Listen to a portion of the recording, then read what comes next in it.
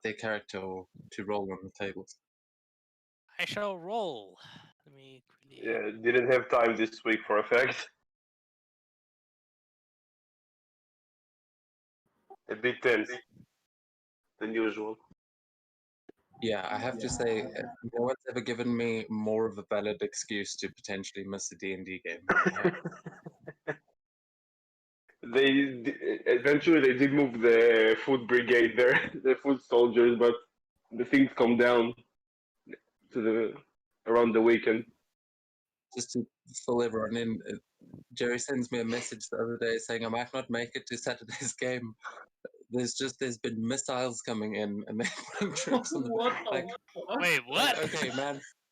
Usually when someone says they have to work this weekend, it's not quite as intense. What the fuck? Wow. Are they still coming in? No, nothing like a little bit of aerial superiority in the region to calm everything. What the fuck? Well, please try not to die. Just slap them on the wrist with the air superiority guard. Oh wow. You know it's not good when you see that the DMs roll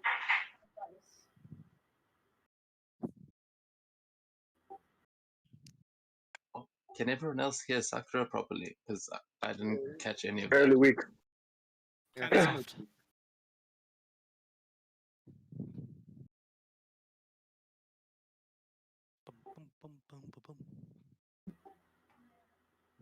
Okay, so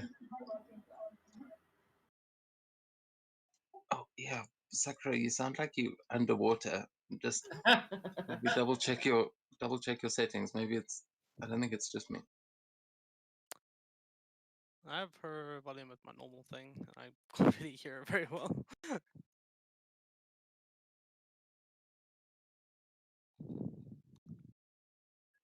But while she's having a look at that, June, what are your characters' hobbies outside of your class? I mean, I don't think we've actually seen all that much bardic stuff from her yet. All of these questions keep it's like we haven't really had a chance to delve into it yet. Yeah, it's a really good question because like I'd say instruments, but that's her class, so it's like not really. I actually don't really know if she has any hobbies outside of just being a bard. Besides performing, the shamazan and playing other different instruments. Yeah, I suppose you've taken the bard is the one class that you can take your hobby and turn it into your job, Essentially, yeah. She entertains people back home, and that's kind of her hobby. She's an entertainer. Okay, cool. Who else knows what their characters' hobbies are outside of their class? Well, Sakura does like to make tea. She also does calligraphy. She's actually quite autistic. Your mic sounds horrible. I don't know. Yeah, great. Works up with either. I think the cables. There's a lot of interference.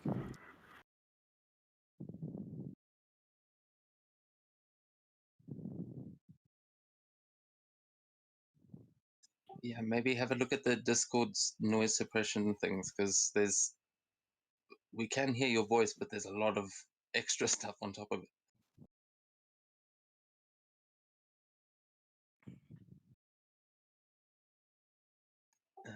But yeah, I mean, I think Sakura's proven her joy for tea making. Who else has got one?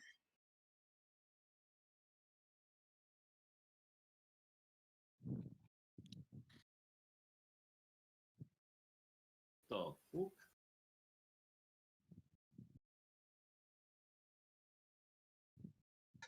Yeah, just ignore the fact that you guys are all swirling it through this. Yeah, I was like, what's going on? I don't want to say anything, but we are kind of falling out of the sky. Yeah, you're still mid portal after the end of last week's session. Does anyone have any more facts, or shall we just get to the recap? Well, Jerry likes animals. He's good with animals. At least he hopes he's good with animals. We didn't encounter too many animals in this campaign, and he killed only one. So I count it as a win. Is that better? Yeah, that's a bit better.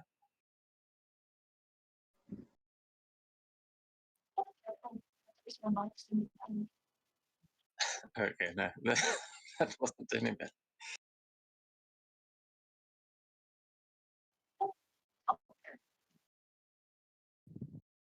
I think it's starting to get worse, to be honest.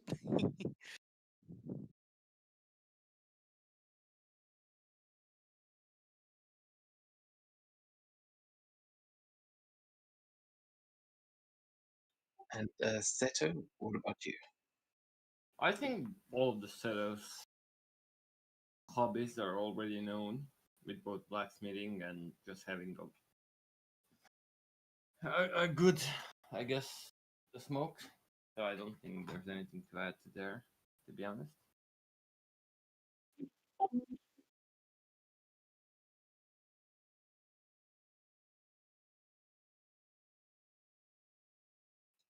You're welcome to roll for another question if you like, or add in your own. But while you do that, Estrella, what about you? Man, I'm about just like June. I'm like,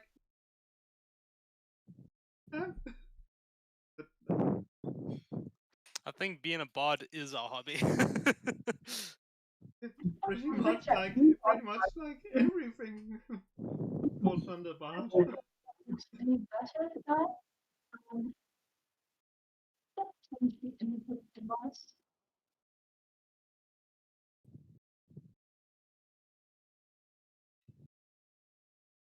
Yeah, I think you might have said input device, but I don't know what else you just said.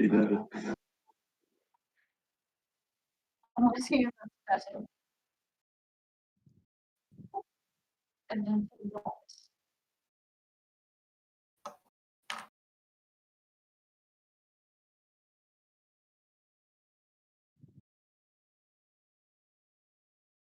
Oh, that's a really interesting question for Seto. Can he die? Hmm.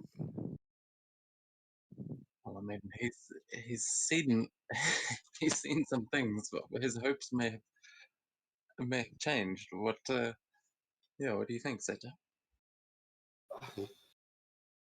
I mean, before everything happened that happened to him, he was just hoping for, I guess, peace. But right now, well, I think he just hopes that he can have. I think that he would just hope that he could see his mom finally, and just spend some time with her.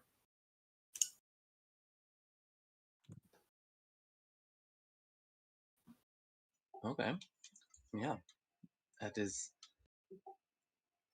yeah. So with that, yeah, I want to just before we actually jump into the game, yeah, I want to see if we can help Sakura get her mic set up, but I don't really know what we can do.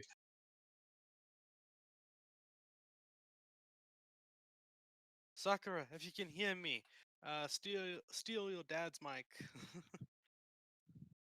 She's muted, but maybe she can try to share the screen with us. And then we can see the settings. Both mute if a sec. And if she unplugged the headset and found another. Yeah, maybe. Well, yeah, because she's deafened, so I guess we'll just give her a minute to sort it out. Does someone want to give us a recap in the meantime?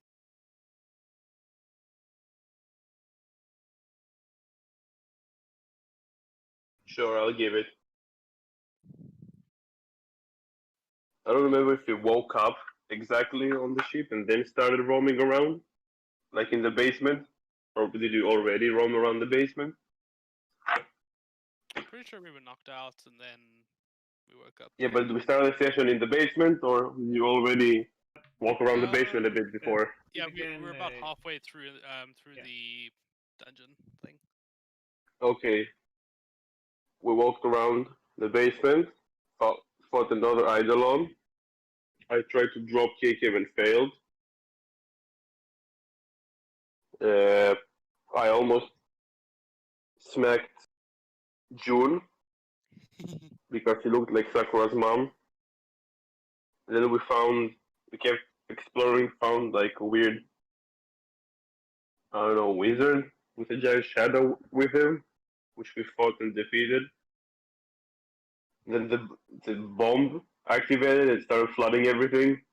So we spammed the arrow key, to try to escape, and we did. We found ourselves where the blood portal opened, and we went towards the, what is it called? Teleporter thing. Remember seeing it.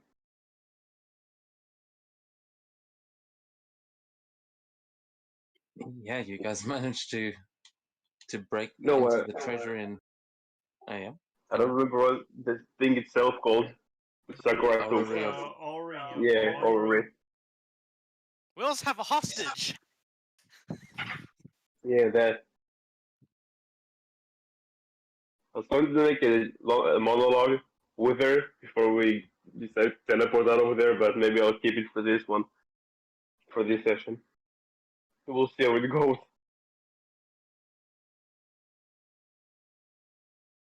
Yeah. Now she rolled the one on teleporting, so where the fuck we are now. Yeah, it wasn't just a one on on the teleportation. There was another percentile dice rolled, which was another one. And I should tell you that behind the scenes, I rolled another one for the next outcome. So, yeah, it's a very interesting turn of events. So what Debbie is The trying dice to is tell broken. us is that we are teleporting to the one above all. Yeah, I mean, you guys are definitely ending up somewhere interesting. Sorry, Sakura. Let's see if it's working. Not any better. In this quest. It's slightly better. I don't think you're gonna get much better. Ah, now it's good. You got closer to the mic. No, I sound like. I think cables got a bit fucked up while we were moving. But this mic really does need to be replaced. What are you using as a mic? Like a headset? No, like a plug-in mic. And are you on a laptop? Yeah. And does the built-in mic not work? I'll swap to it quickly. You can see. That's better.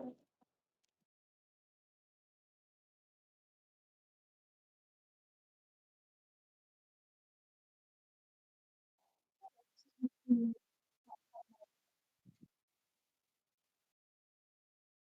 think Sakura's gonna have to use text for this session.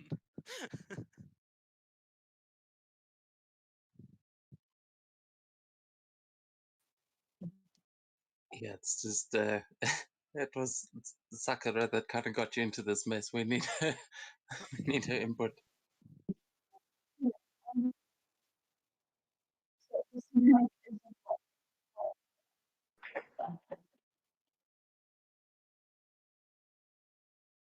Okay, yeah, that definitely wasn't any better.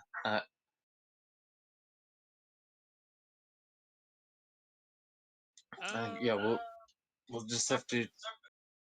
Yeah. Yeah, sorry. Kate, you're on a laptop, right? yeah. Can you try use the laptop mic? Maybe Oh, I it's just did. using. That was probably in the time, well, right before you said, I think we'll need to use text, so that's when I swapped to the laptop mic to use.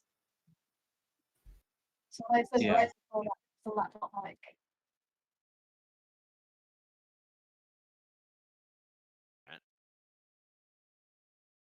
And your dad doesn't have a spare one lying around. I think I'll check, but I think it's online. And he uses his laptop mic. That sounds quite So-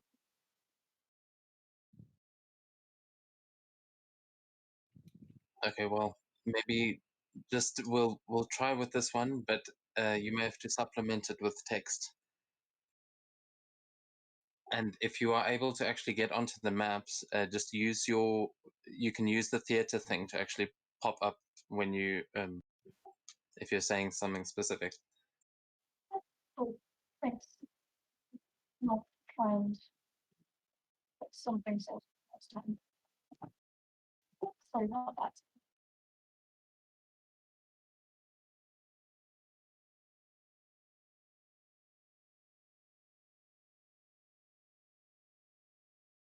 Yeah. Okay. If just please bear in mind that we're not ignoring you. If we don't understand something that you've said, I think it would be better to try and stick to text as much as you can, because it's really buggy.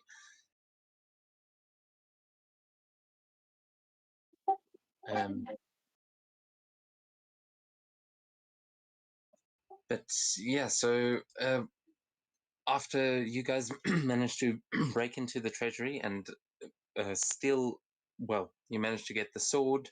Estrella was about to get the bow, but Anaki had just walked into the room. You managed to get a hostage as Sakura just kind of gave it a go and tried to teleport you all away with the orrery, which seemingly worked as you all were bamfed out of that room and you have been swirling through just strange colors and space and time as you now find yourselves landing back on the floor. And just give me a sec. There we go. Okay, so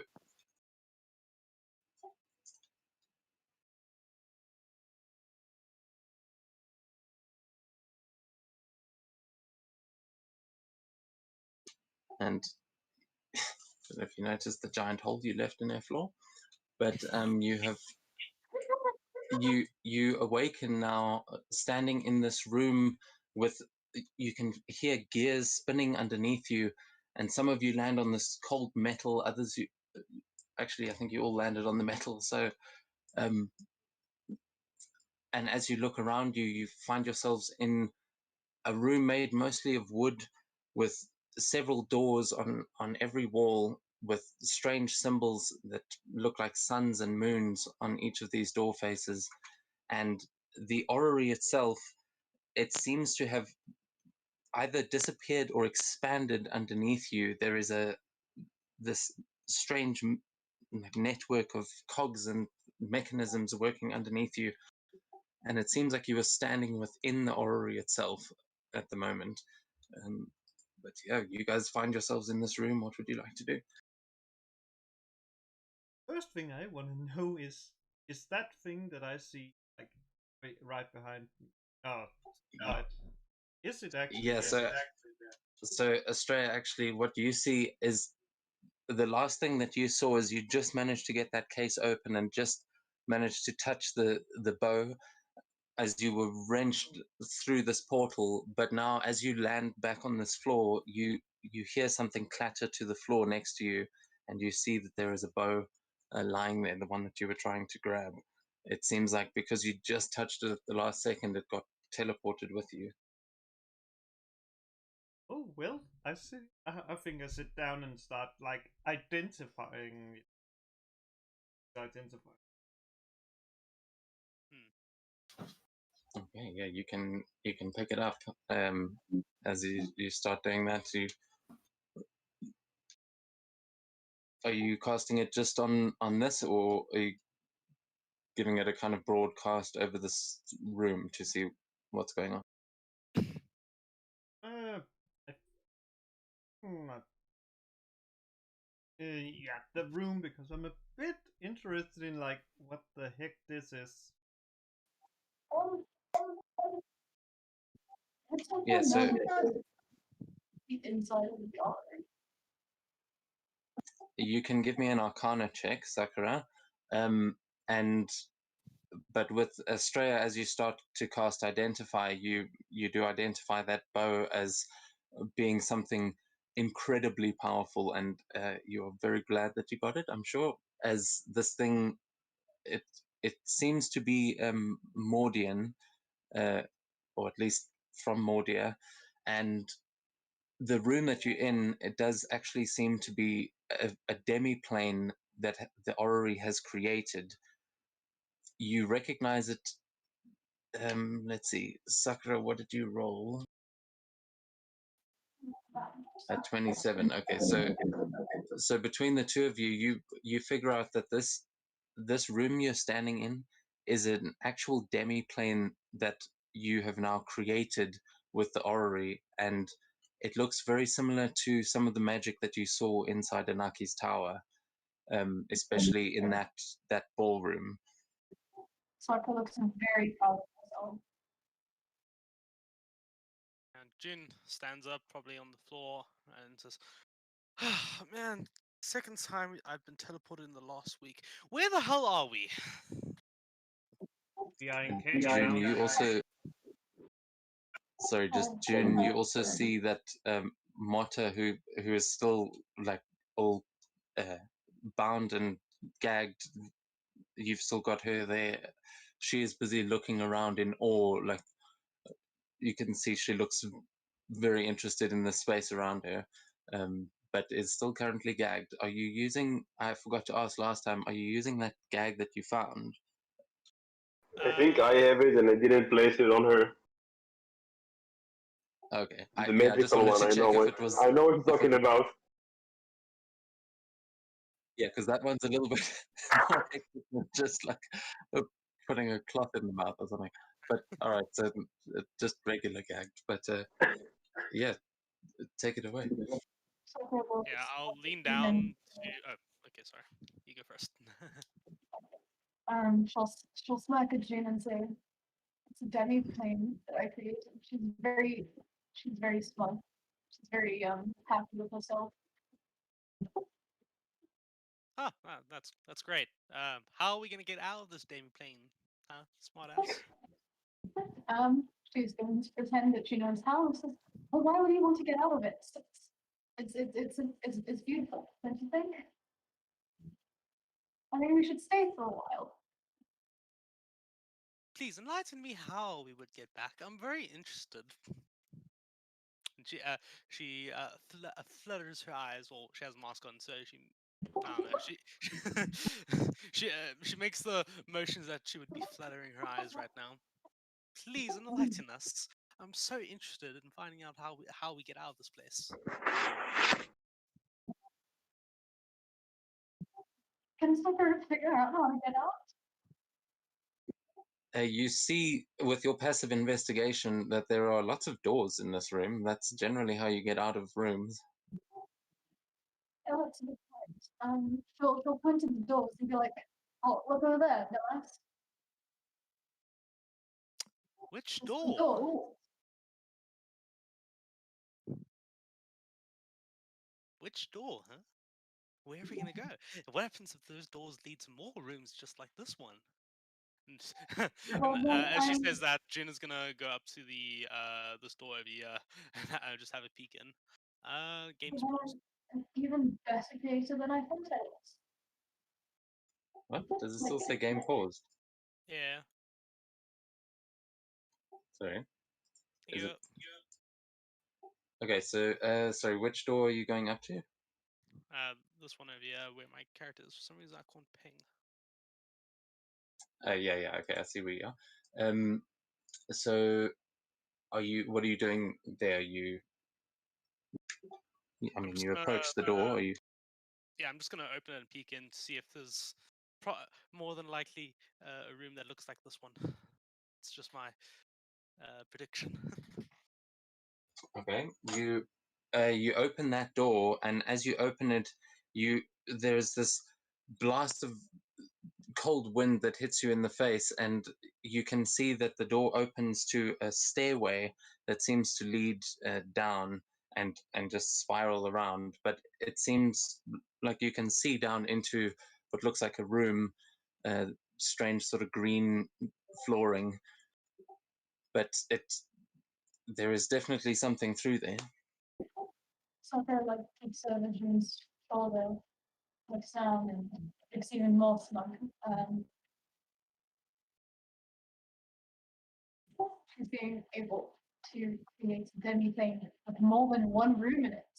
She's very proud of herself. First time she's achieved something like this. You hear in your mind, Motoneko starts telepathically trying to communicate with you again, Sakura, as she says, "You did it. You actually stole it from her. Oh my god, I never thought I would see it like this again." Sakura says telepathically back. What do you mean? She replies, "This is what it looked like when your mother got the orrery as well. This before she built the library. It was just as simple as this, but different."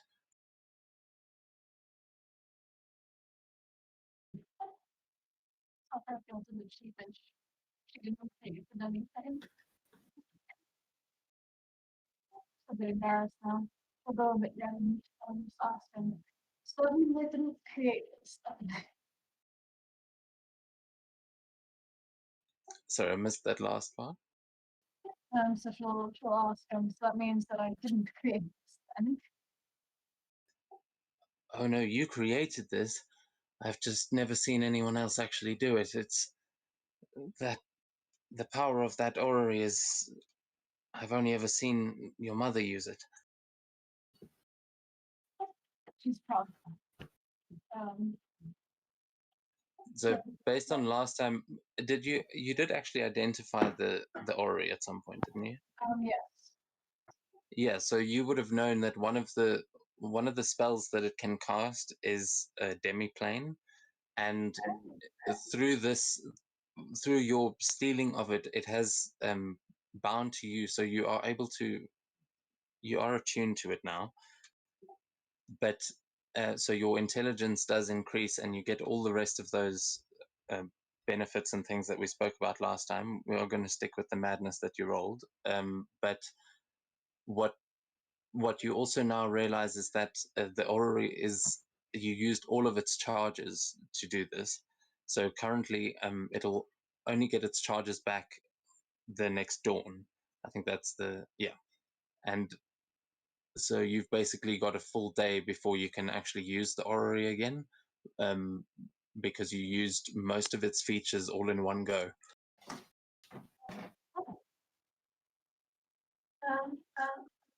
She'll say to him, this is my demo thing, and I'll let everyone else after tomorrow morning. I'd like to spend some time with you. I don't think I can trust you to be safe without you. She's very convincing.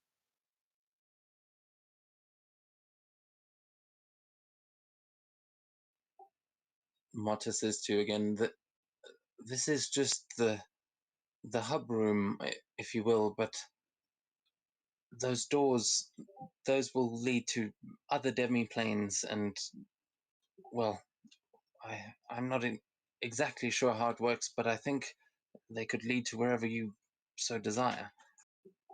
That's how Anaki built the staircases throughout that tower. They were doors similar to these, I think, as she's looking now through the door that June has just opened. What is everybody else doing?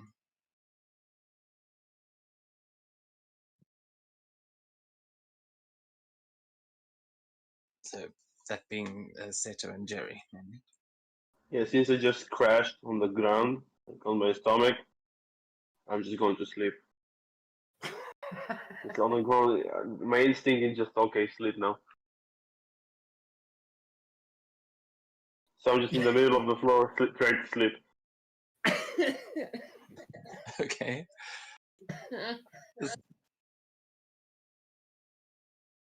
Yeah, the rest of you see Jerry seemingly unconscious on the floor. He's just lying there. He hasn't gotten up since you guys arrived. But Seto, what about you? Seto will still be staring at the sword. Will still be confused and have lots of inner dilemmas about how Anaki's mother. Oh, Jesus Christ.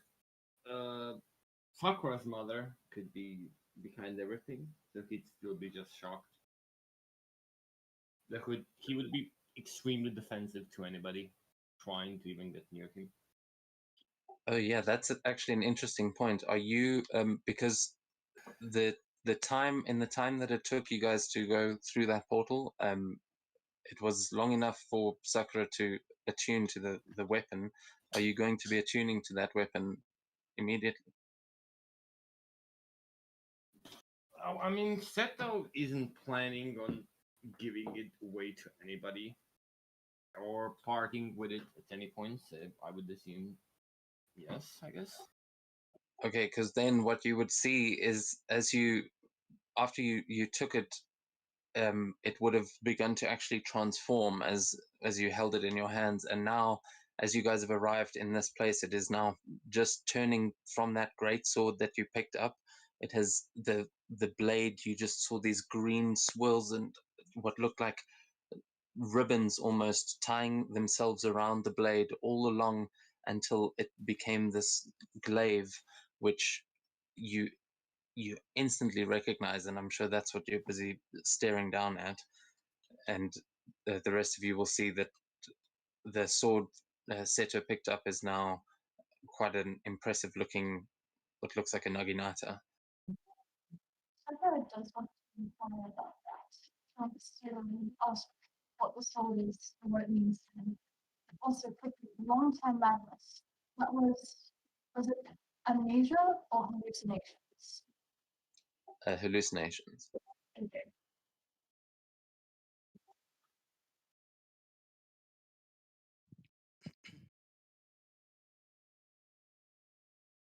So yeah, feel free to add in that as just role play stuff, but there will be, I will tell you if you, it'll be mostly on like perception checks and things like that that you actually, that it comes up. Oh, yeah, want to roll because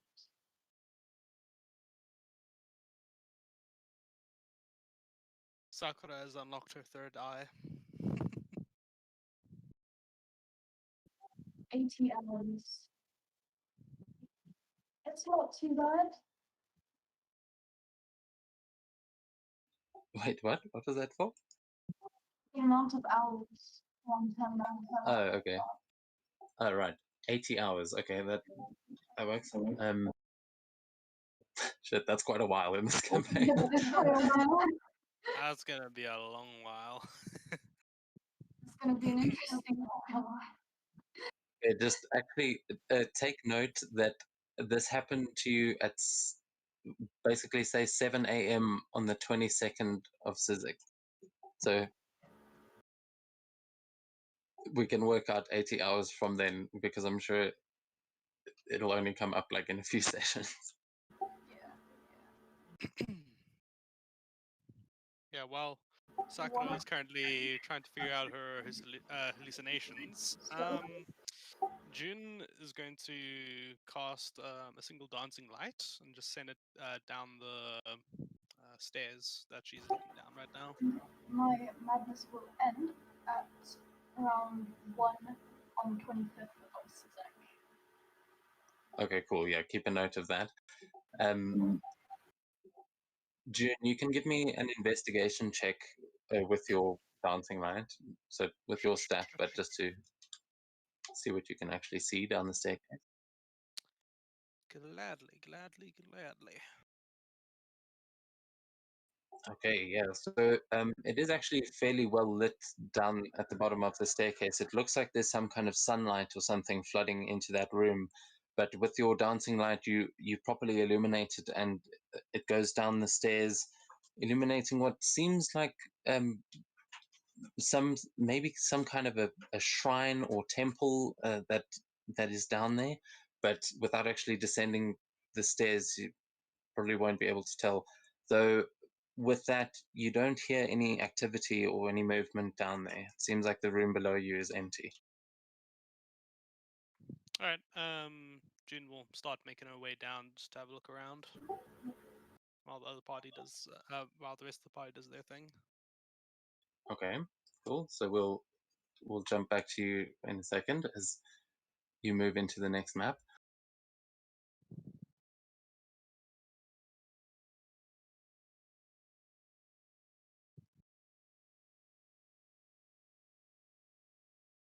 Are you, by the way, are you leaving Marta up at the top, or are you keeping her as your hostage? No, she can do her own thing. I don't see her going anywhere when she's in a demi-plane, so...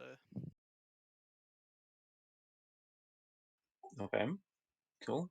And as Jerry is starting to snore a little bit, Estrella, what are you up to? Well, have to like identifying the bow, start grabbing the book and starting reading it.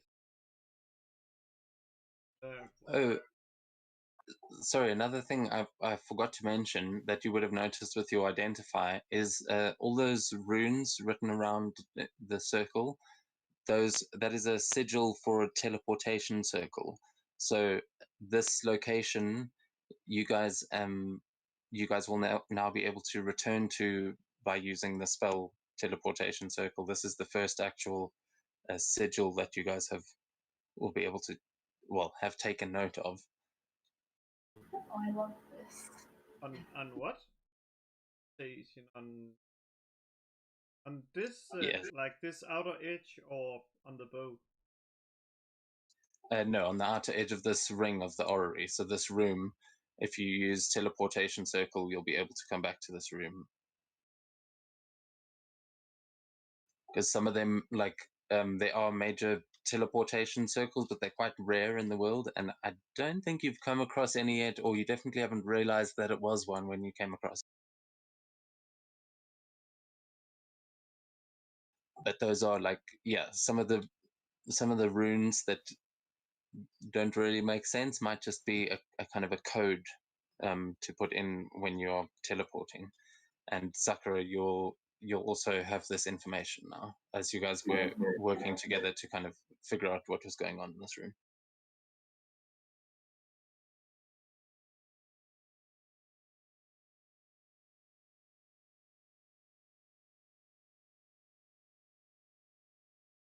Just a question. It's been 4 hours or just have a nap. No, because you were rested when you woke up in the stair maze.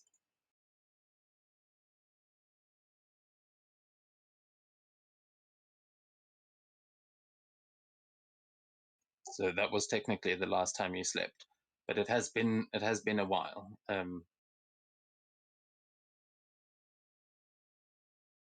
So you guys are probably feeling quite relatively tired at this point. I know some of you might be a little bit more hurt than others, but I think some of you are still pretty much okay. I'm okay since I don't need.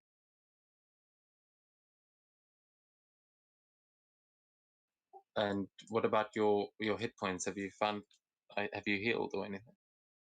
I haven't healed. Okay.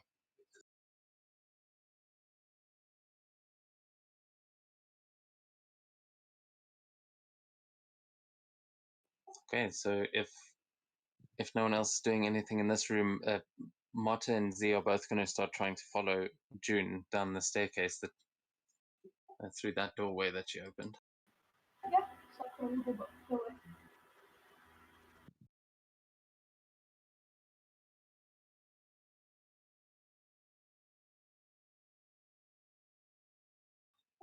Okay, hold on. So let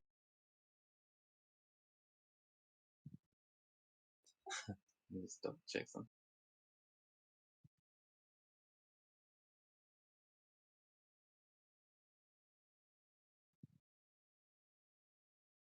So so as you guys descend the stairs, June, you see this first as you see through one of the windows as you come into this room.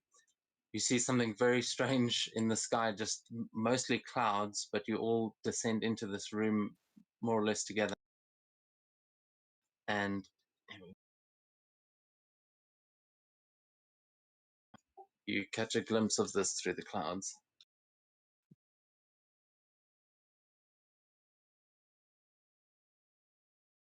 Oh, that didn't stay up very long. It's really cool though.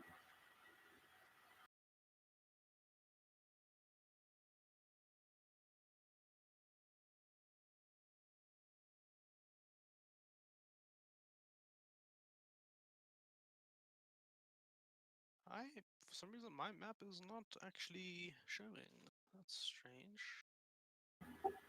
Maybe it's just it's Hold on. There we go. What? Oh, okay, never mind. It's working fine now.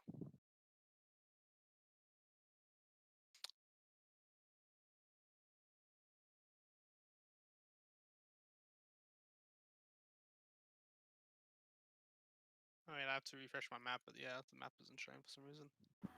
Yeah, but just refresh it. Yeah. So, what did I see again? Okay, yeah. So so as you descend, you walk into a room which it seems like some kind of a temple or a shrine. There is another staircase across from you that also spirals upstairs. But as you walk into the room, you look to your left and you see on this large, what looks like some kind of an altar or a like sacrificial table or something. There is a small pseudo dragon just sitting there, like cleaning itself. That is on one side, and then to the other side, the doors open and it leads down these. You realize now that the ground underneath your feet is made of what could possibly be jade, and there are actual stairs leading down into some kind of a garden. But everyone else, you are descending down into the room as June is looking around and seeing this. Yeah, I'm definitely gonna go interact with that pseudo dragon. I'm gonna walk up to it and say, "Hey, little guy," and attempt to pet it. Okay, so Sakura, as you follow down behind June, you see your pseudo dragon sitting there as June is busy starting to pet it, and it's you can tell me how it reacts, but that's definitely your familiar.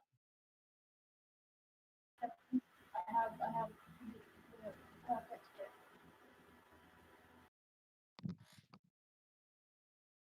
I didn't catch a word of that. You can also give me an animal handling check, June. Okay, so that's what it's doing. I will still attempt to pet it. I'll quickly roll in the on my character sheet. I rolled a 15 for animal handling.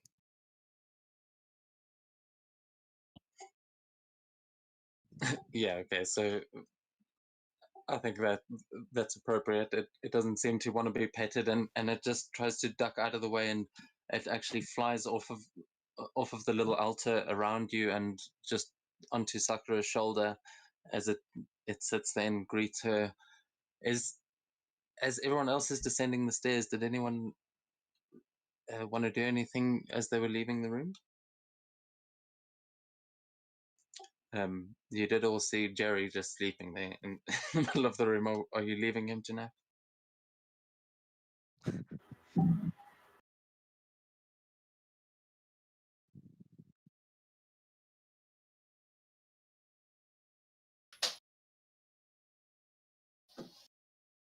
There's so many pseudo dragons. It's so cute.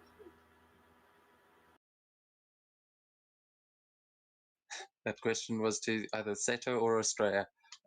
You guys are the last ones leaving the room, so did either of you wake Jerry, or are we taking that as a no?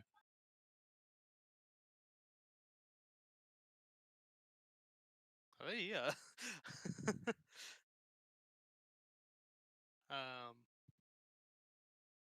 Seto, Estrella.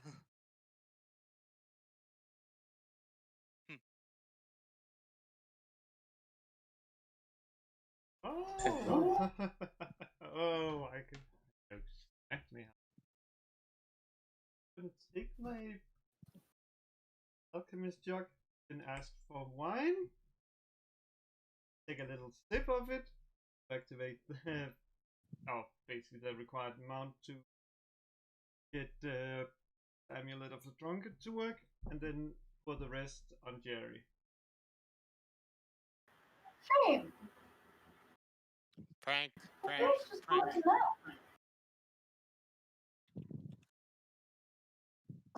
So yeah, Jerry, as you're lying there, starting to drift off on this kind of cold metal underneath you, wine is suddenly splashed all over your head, probably instantly waking you. How are you reacting? I just get up quickly, trying to figure out what's going on. I look at Estrella.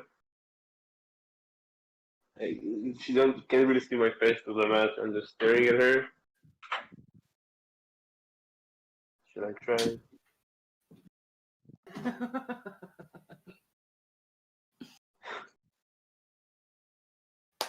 I just shake my head, take the hammer and toss it to her. I'm not attacking, I'm just tossing it to her and just say catch.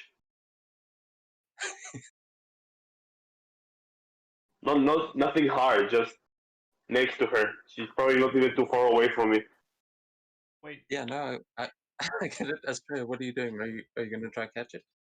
easy to catch it. I just lift my right hand and just cast levitate on it, because now he don't wear it. Qualified. So yeah. Oh, and actually, with that, the loophole actually works. The levitation picks it up just midair, and it kind of hovers there, dangling in front of her.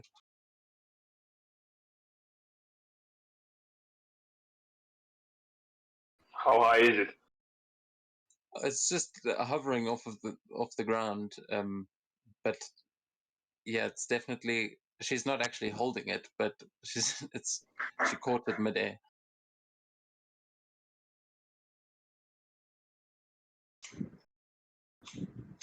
I just take it, I just pick it up and look around, try to find the others.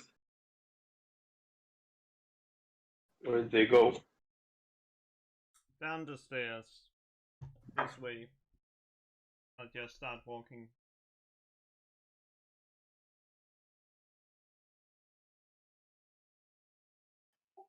Okay, I'll so just you guys, yeah, you rejoin everyone down at the bottom.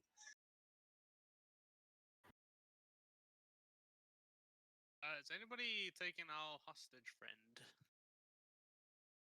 she followed you down. I think she basically dragged her like a cow.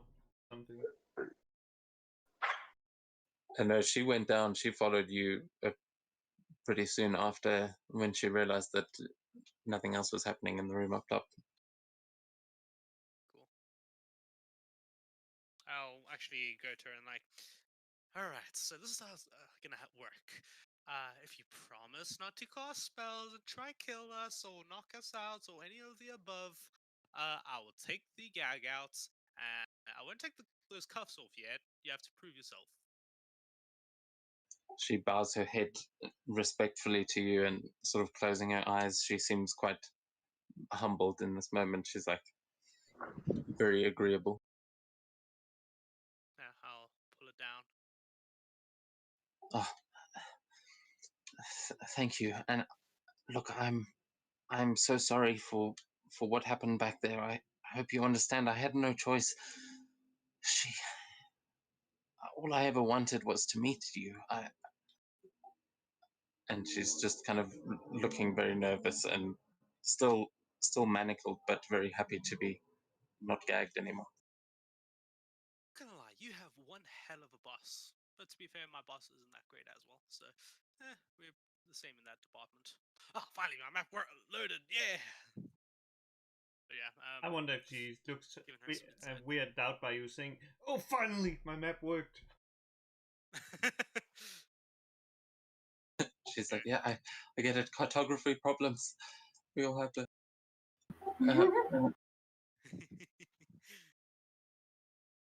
Okay, so she's no longer silenced. Nice. Okay. And as she says that, she will look around and she goes, "Holy shit!" She's just kind of in awe about what she sees around her. Sakura will look to her and ask, did I really make all this? She's a bit in awe as well. She goes, "Well, I don't think you made this part, but well, I don't really know what this is." And June, as you're walking outside, can you give me a perception check, please? Thing.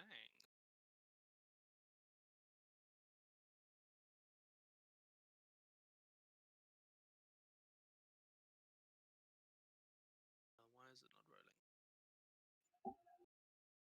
rolling? While June is doing that, Sakura, also with your passive investigation, you will see in the ceiling, you can actually see through the rafters. There is another smaller room just above you, and it's not the room that you just walked out of. It seems like these staircases actually do lead to a room, but there's what looks like a gong upstairs. This definitely seems like some kind of a shrine or temple.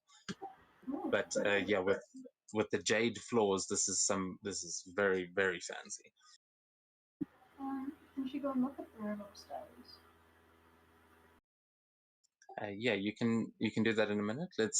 We'll see what everyone else is doing at the moment as you're kind of looking around. You've just walked downstairs, and June, as you walk outside, it's hard to miss really, but you immediately realize that you're walking out onto a couple of what look like kind of floating islands, and that there is a massive dragon busy holding them up and seemingly floating in the clouds around you.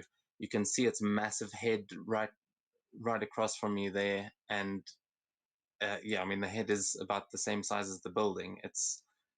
This is one hell of a dragon, and you can see all around there are smaller, there are pseudo dragons and fey dragons flying all around in between these little trees, and a path that seems to lead through a torii gate into a little um, another little hut shrine type thing. That is what you see out here. Is this dragon that's holding up the temple alive? Oh yeah, it's definitely alive. Its head is moving slightly, but it seems to just be the tongue seems to be panting almost like a dog. If June's jaw could drop to the floor, it would have just done that. She's gonna just be standing there completely stunned. I think this is the first time she's seen a dragon that's not the one that she talked to earlier. All this big.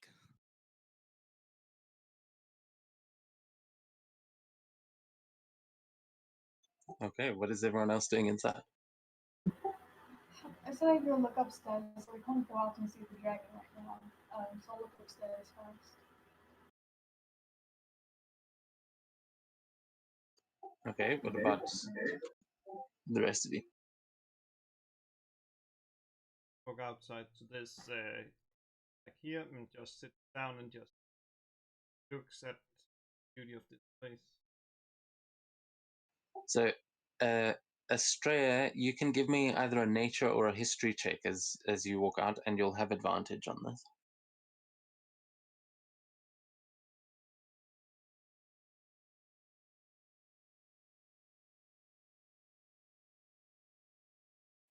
Okay, yeah, with the 21, as you walk out and look around you, you instantly recognize where you are.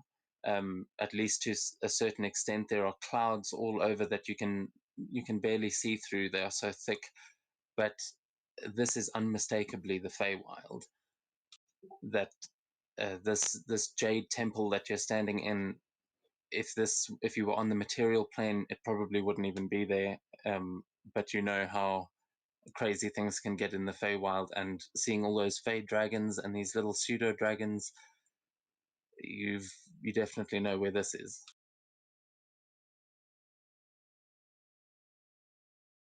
Hmm. 20 times in here, or maybe it hasn't.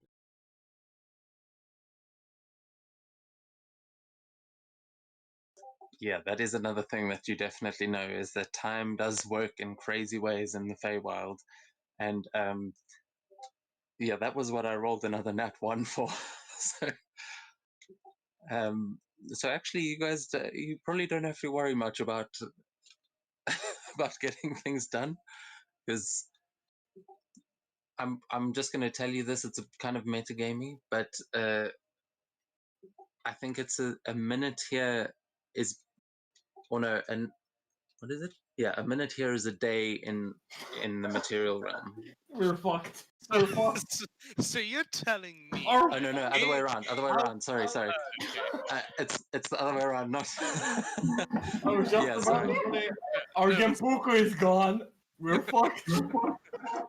So actually, this is the one time that a nat 1 works out for you, because that would have been on a nat 20. That's the other end of that scale. I said it backwards. It's a day here is a minute in the material plane. Oh, be happy. So- It's not the one from the I can't recall what this, but it's the Wild Hunt, where basically one day or one night is 300 years in the outside world. Yeah, if I really needed to fix the timeline or something, I might have gone that route. But no, in this case, it's kind of worked out in your favor. Does it also have the usual thing with the Feywild there, where creatures not of the Fey has to, I can't recall, is safe, or they basically forget their time here? Yeah, that is a thing, that it's hard for non-Fey creatures to remember their time in the Feywild, but we'll get to that if you guys actually manage to make it out, or find your way out of the Feywild somehow. So DM, you're telling me that the game that progresses at snail's pace has even got worse. Yeah. Oh, Look, you- time is an illusion. Okay, the progression of your characters is a little bit different. It's yeah, but yeah. I mean, if you wanted to, well, for instance, if you want to wait for that thing, that orrery to reset, it's going to take a lot longer now. Alright. Time is a social construct. Yeah, but for now, Jin is just completely mind screwed at the moment.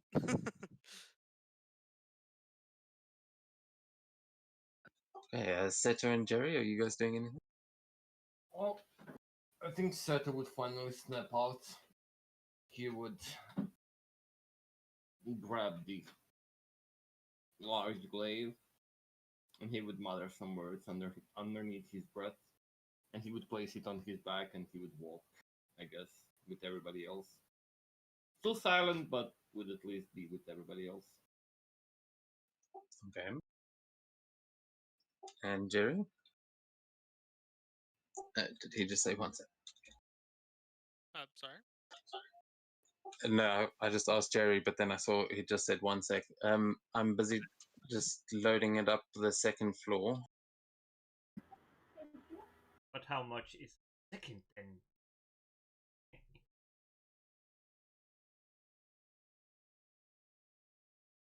Oh, that's a millisecond. What? No, fuck it. I'm not working it out.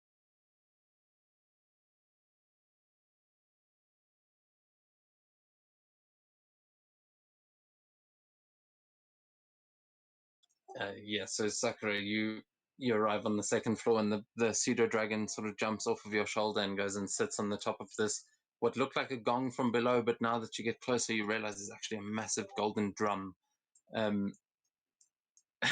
which may have been just more my mistake than than anything. But yeah, you guys also can now see the roofs of the structures out there. She's not gonna bend the drum, but she's gonna take a look at it. It's very interesting. Yeah, and sorry, if you'll just give me 1 second, I'll be right back.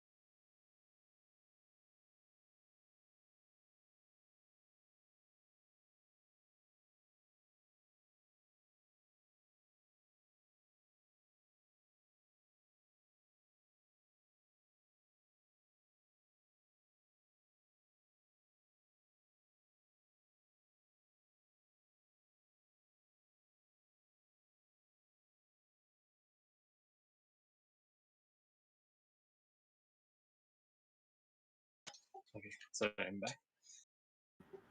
No problem. Okay, yeah, where were we? So you guys have all just, Sakura's busy investigating the top floor, and you can see there are also windows from the top floor through which you can see all of this as well, Sakura, and you can't quite see your comrades sort of leaving the front steps, but you can see the dragon, and you can see that there are a couple of pseudo dragons and fey dragons flying around the space. She gets very excited. She does love dragons.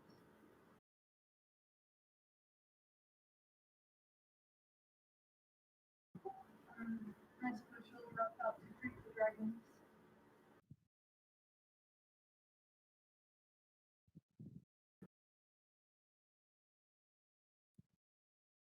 Sorry, say that last one again. She'll get very excited and she'll probably end up rushing out to go and greet the dragons. Okay, yeah, so you rejoin everyone else outside, and yeah, you can all now see, some of you may know that familiars are often summoned from the Feywild, and these you've kind of, actually, some of you might have seen Fey dragons in the material plane. You've all definitely seen pseudo dragons. You've seen Sakuras, but you can see there are quite a few flying around here. It seems like this is like a little Fey home for dragons. And Jerry, as you say that, as you start looking around, you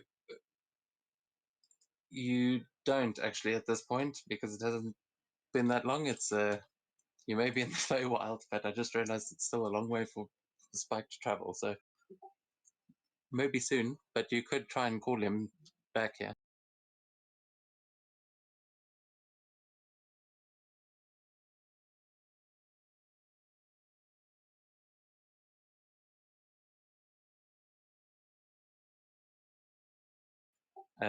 Motto is going to speak up and say, "Holy crap, kid, where were you trying to take us?" She'll look around and like, well, I kind of wanted to meet my father, so I tried to take us to the Sakura Forest. It didn't work out, it seems. But you know, this is even better. And she'll like bow to the dragon and be like, Ohayo gozaimasu, hajimemashita. Like very, very like rushed and panicked. She wants the dragon to look at her. And June pipes up and says, "Yeah, she totally intended on bringing us to this specific place. Totally." I didn't know this place existed. If I did, obviously I would have come here on purpose. But regardless, we're there. Jerry the roast.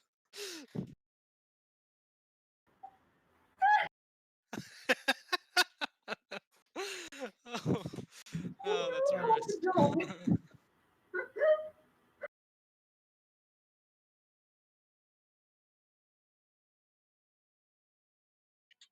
So as you guys are busy speaking, and as you've greeted this dragon, Sakura, you see it lifting its head, and this massive eye just turning to look in your direction as it moves its head over, and you now feel this hot breath breathing against you as it is just panting like a dog, and looking down at you with these massive eyes. And Motto kind of takes a few steps back as well. Chris stays. She decides that this dragon might be a bit thirsty. Would you like some tea? You look a bit thirsty, a bit parched. Are you saying this in common? She does speak Draconic. Yes, she says it in Draconic. Okay. Yeah, then you see it responds to you in Draconic. It says, "Ah, thank you, little one. I would love some." And you see it looks very happy, as if it almost recognizes you. I may. And she'll sit down and make some tea. It just turns slowly and looks over all of you, and you realize now, looking into this dragon's face, it does not seem nearly as well, I want to say terrifying, but as vicious as the other dragons you've seen. This one really does just look like a dog. It's kind of unsettling, maybe, but it's up to you guys how you react.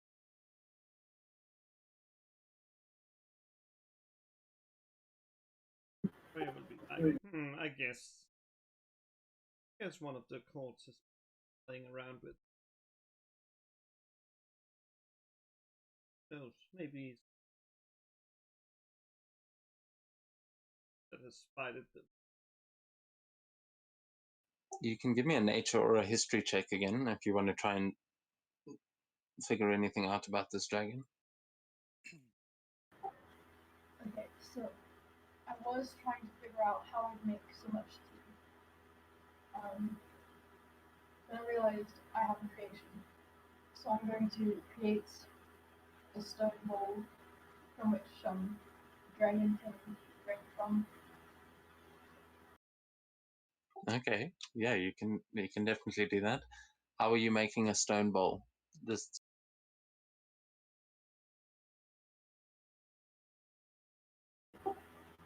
Well, it says I pull this shadow, so I suppose I'll start waving my hands around. I suppose to me it looks a bit more interesting. Like, oh, I didn't know it looked like this. Hallucinating, obviously. I don't know what she's saying. She doesn't know what she's saying. Does anyone know what she's saying? Not really. But she's saying something very interesting, and she's pulling matter out of the shadow belt to create this stone bowl. It's a bit wonky. It's not her best work. okay, yeah. So as you're doing this, you see this the dragon kind of rear its head back slightly as it's watching you, and there are, as you create this stone bowl in front of you, you see strange blue cracks forming through it that are they seem to be glowing slightly, but it it seems to be having a very strange effect in this world, this thing that you're creating. But yeah, you successfully managed to create a stone bowl for this thing to drink out of. And yeah, you'll see this giant, what looks like it should be part of a fountain, start to rise up as Sakura starts just pulling on the weave. What's everyone else doing? Jin is going to attempt to try make a pseudo dragon call to try get the pseudo dragon over here to come to her. Oh, She could probably do a pretty good call because she has, I think, mimicry. Oh no, she has the act feat. Never mind. But she could probably still do a pretty good call with that. Yeah, doesn't Actor let you mimic voices and things? They've heard them speak for So 1 minute. yeah, I can mimic the speech of another person as long as I've heard them for a minute or longer. Yeah, I mean, I'll allow it. You can hear them busy sort of cawing and things at each other. In this particular tree, there is those are both fairy dragons that you see there. But you said you're trying to call the one at the top. Yeah, You this can one see over that one here. looks a little bit older. And yeah, you can give me let's see, just a performance check for this one. Performance, gladly.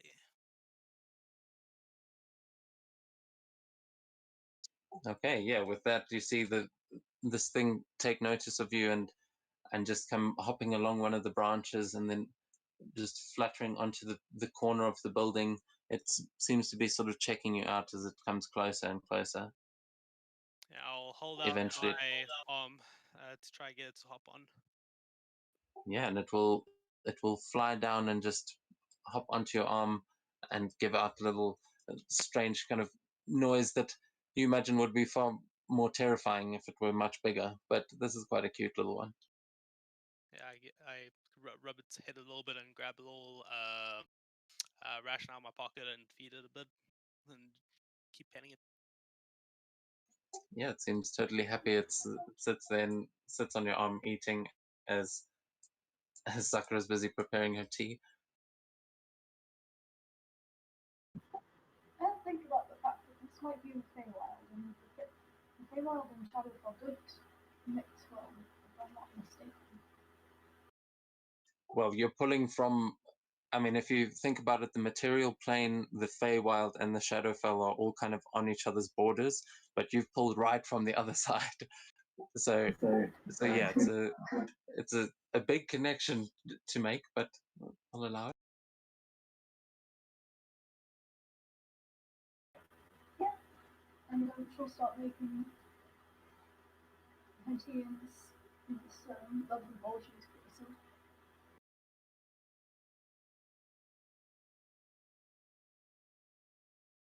Yeah, no, I'll say you are easily able to make your tea. It'll take you a little while to make so much, but you are getting into the process.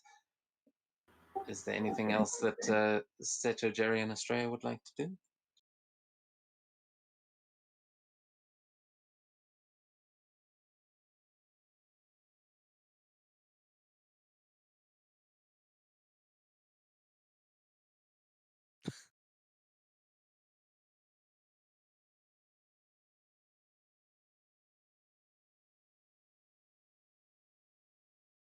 Try to call out to one of the fairy dragons. Come. Hold up like a ration. Like that hand. Okay, you can give me an animal handling check, but because you're a satyr, you can do it with advantage.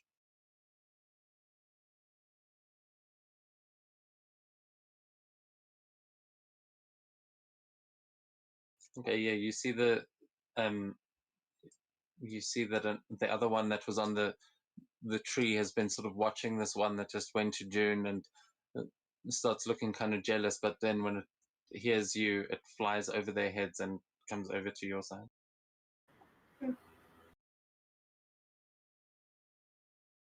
Marvelous creatures.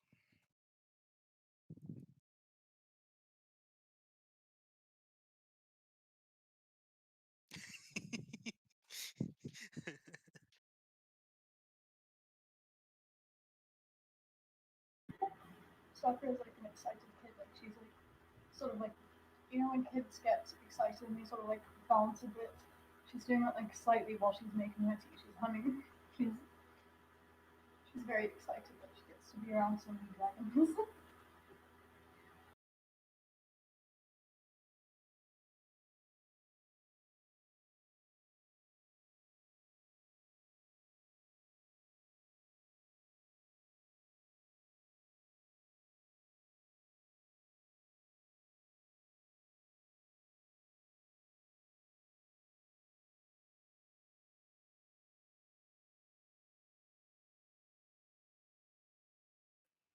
And yeah, Jerry, were you about to say something?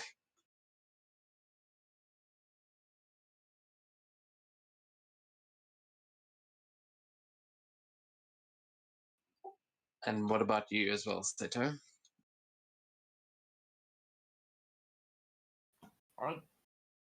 Well, I don't think Seto would do anything except maybe just appreciate the sight for right now. Okay. Yeah. So as you guys are all doing this and just taking in this beautiful landscape around you,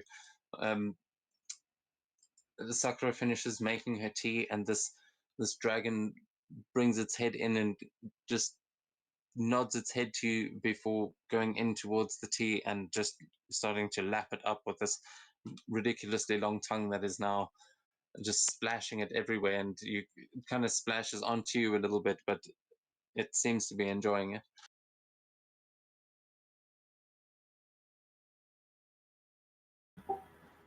Sakura's very happy. As it keeps drinking this, it kind of stops and rears back and goes, You have quite the talent, little girl. Tell me how you all came to be in my temple. It has been a long time since I've had visitors.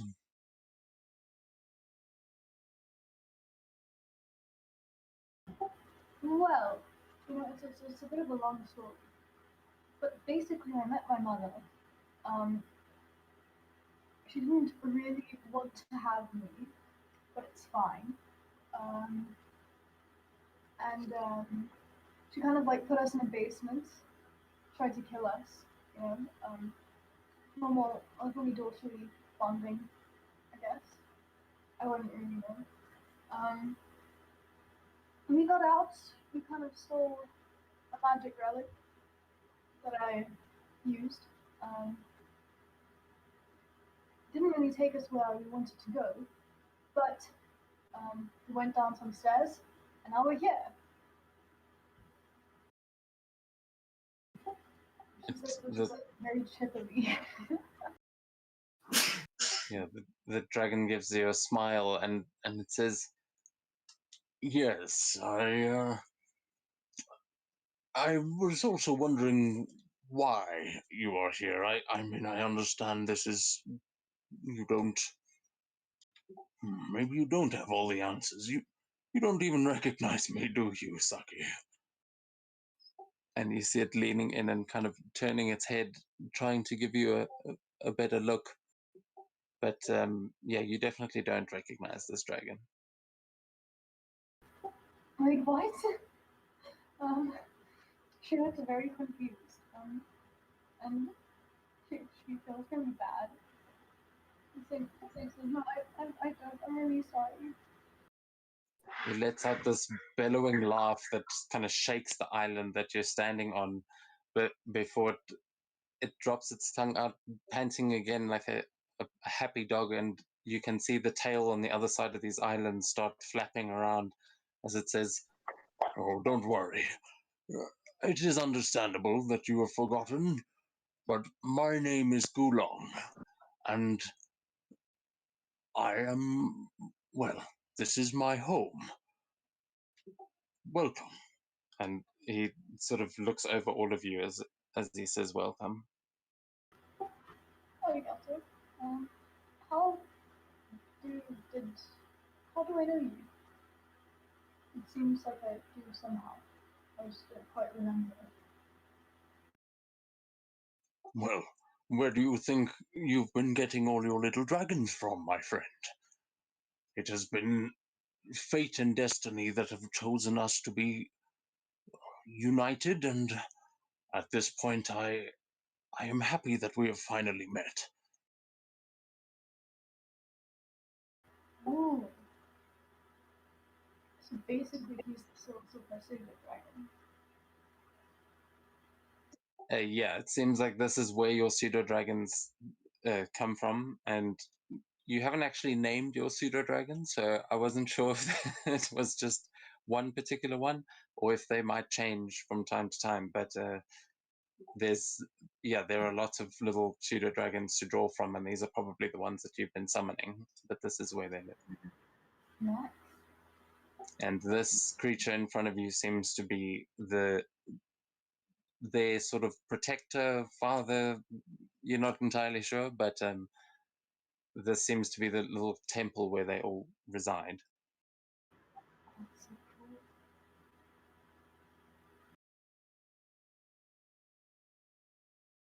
cool. Marta at this point also she kind of walks up to you, June, and she goes, "Okay, I mean, call me crazy, but that looks a lot like the Shogun's dragon, right?" The what now? And I look closely at it, see if it looks like that one. Wait, do I actually even know? Yeah, I was gonna say you can make a history check if you want, but it'll definitely be at disadvantage because you of all people would not know. But if So anyone else wants to give me a history check that hasn't already, you're welcome to. Yeah,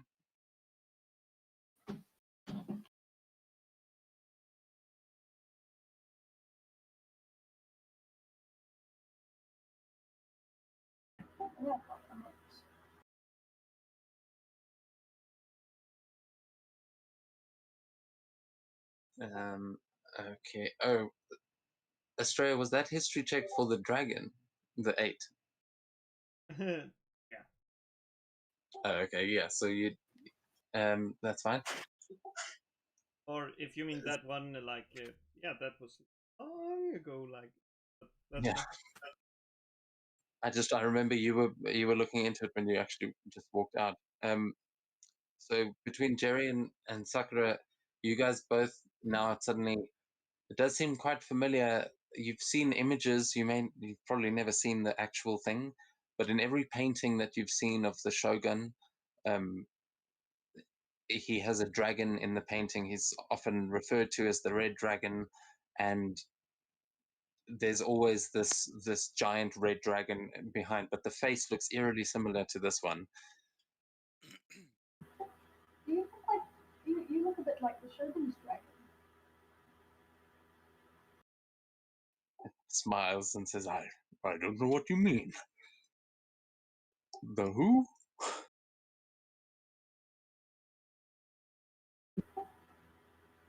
She shrugs it off. I'm like, never mind. Yeah, you can give me an insight check, but I think, what is your passive insight actually? 17. Yeah, okay, you'll get the impression that it doesn't seem to know what you're talking about. Okay. She'll shrug it off. And say,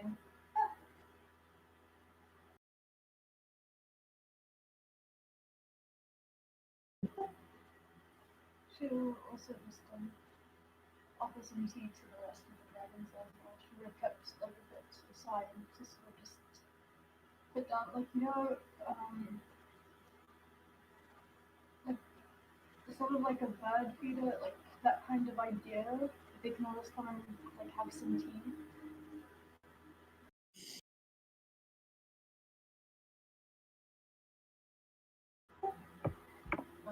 She tries to let the other dragons have some tea too.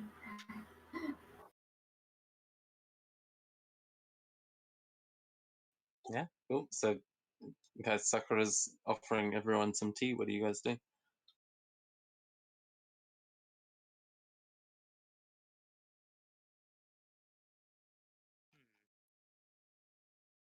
I'm gonna look up at the big red dragon, and I say, as I walk up to the body over here, I'm gonna say to him, "Hey, can you feel this?" And I just try rub that area. You kind of feel this gust of wind coming from as on the other side the tail starts wagging even more, but it says it just lifts its head and gives a grunt of approval. I start vigorously rubbing him like a dog. Yeah, the tail starts going mad. It's like it's just smashing down on the island at the end. Awesome. Yeah, I do that for like minutes. Yeah, it seems like you're probably scratching an itch that hasn't been scratched in years. And as you're right at the edge, you can now see that the dragon's body is actually sort of crushed into the island underneath it. And as you're standing on the edge, you can also see that there are more islands through the clouds that you can just barely see as the clouds are drifting around. And it seems like below you there are more like floating islands, though not held up by dragons. Damn. Yeah. Once I finish paying him, I'm gonna ask the rest of the party. So, where do we go from here?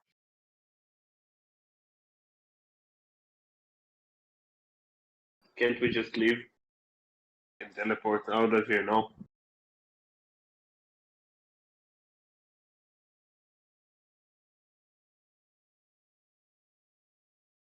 I don't see any other way.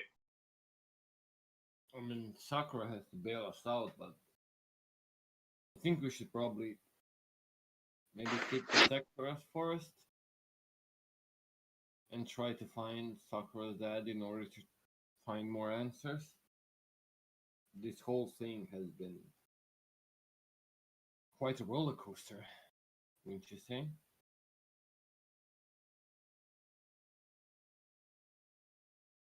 Does she even know how to do that?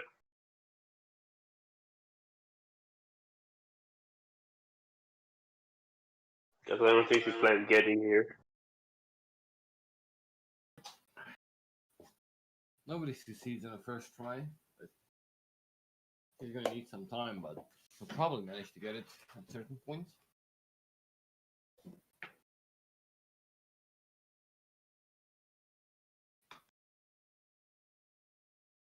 Can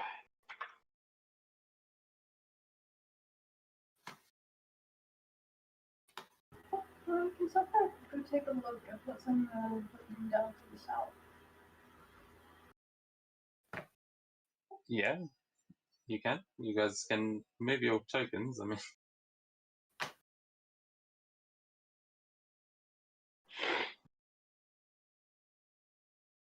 yeah, you see on that second island there's a little Torii gate with a pseudo dragon walking on the top of it, but yeah, nothing all that interesting about it.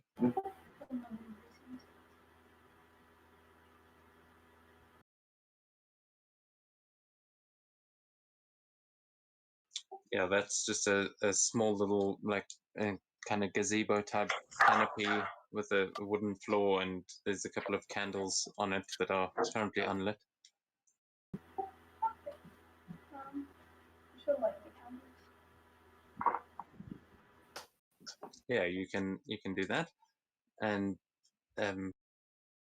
as Sakura's busy lighting these, it's the same as the kinds of shrines you've been to around Kiga. But as everyone else is walking around, I'd like Seto, can you actually give me a perception check, please? No problem.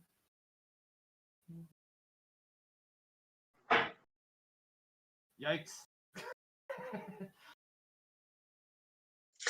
Okay, so yeah, with a 12, the clouds around here are really thick, but as you're sort of looking up into the sky, you see just for a brief moment as the clouds part and you see through them into what looks like the deepest night sky you've ever seen in your life. And some very strange colors, You're not sure if that's just the sky in the Feywild, but you definitely caught a glimpse of what looked like some kind of giant ass moon. You're not entirely sure what it was though. Just a brief glimpse through the clouds.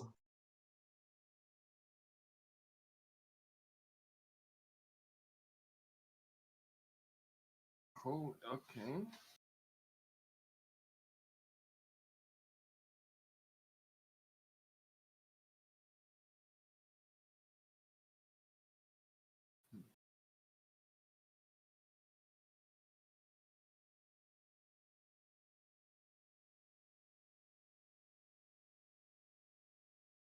Do we see anything?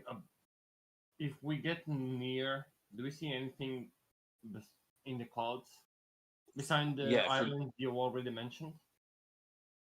well, if you look over the edge, you can give me an investigation or a perception. Sure.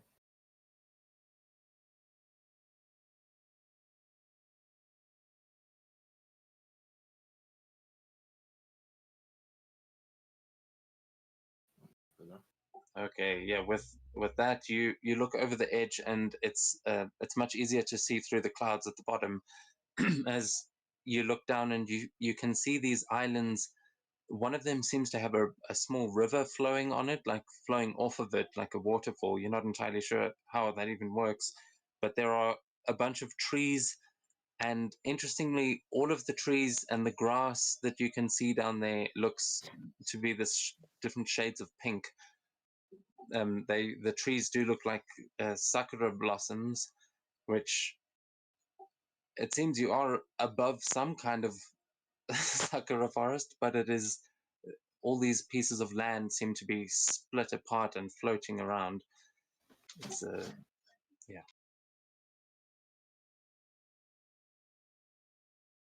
Could Seto make a connection if the Feywild is actually connected to the material plane, or is it in an entirely different dimension?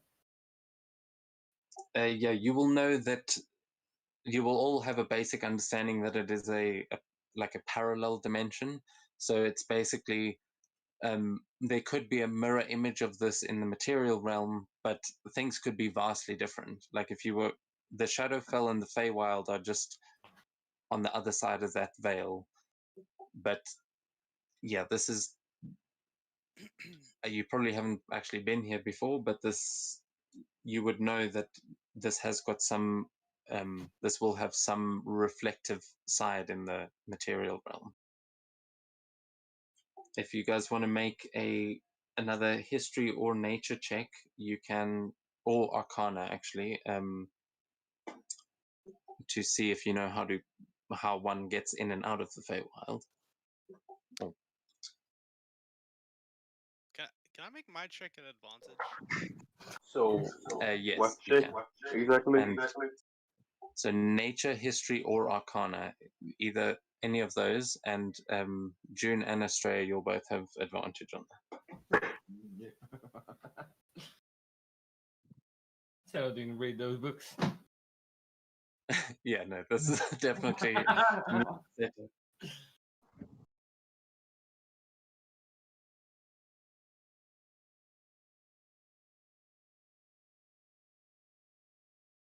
No clue. okay. Yeah,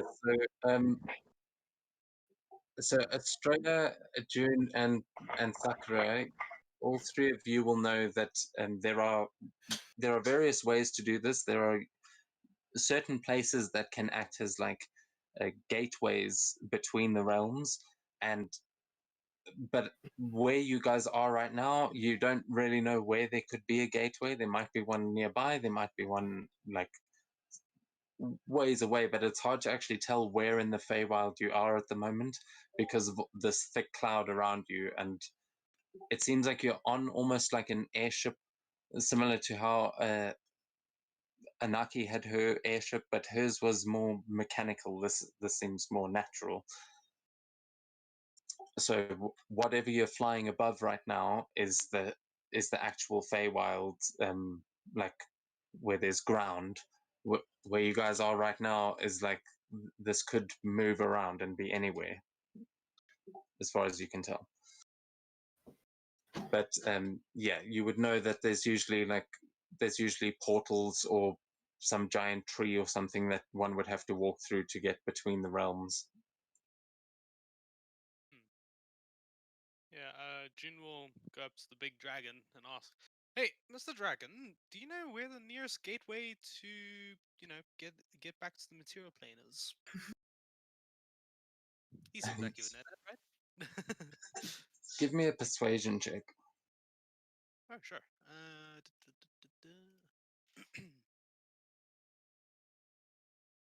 23.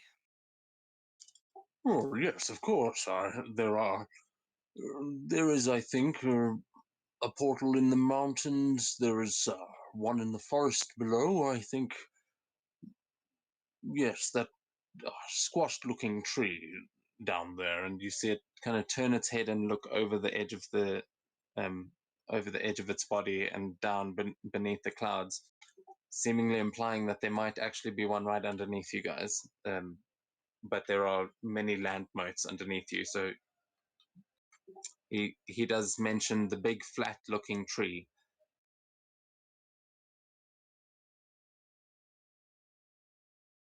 Cool. Now we know the way out. That's good.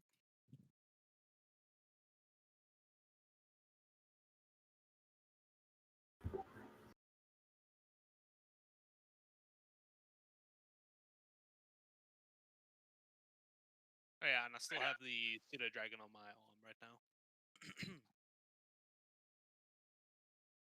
I can show you what that one actually looks like.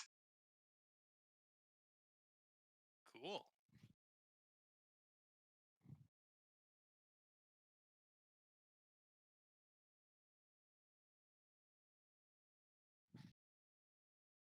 That's a really cool looking dragon.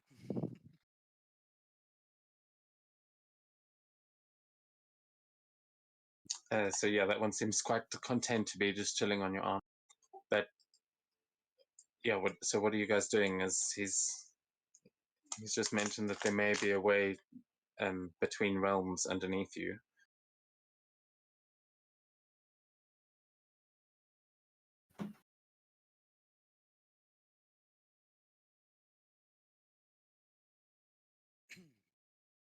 Yeah, I'll say to the party. Well, we don't really need to worry about getting back because there's plenty of exits. So, shall we try looking through those other doors? Only an exit, but you don't know where to. Anywhere.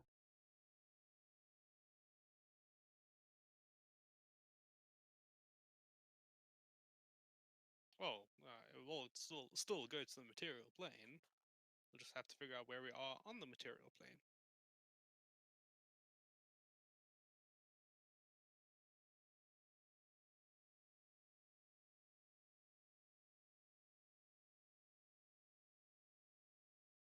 Well, you three are smart one. Can't you just figure it out?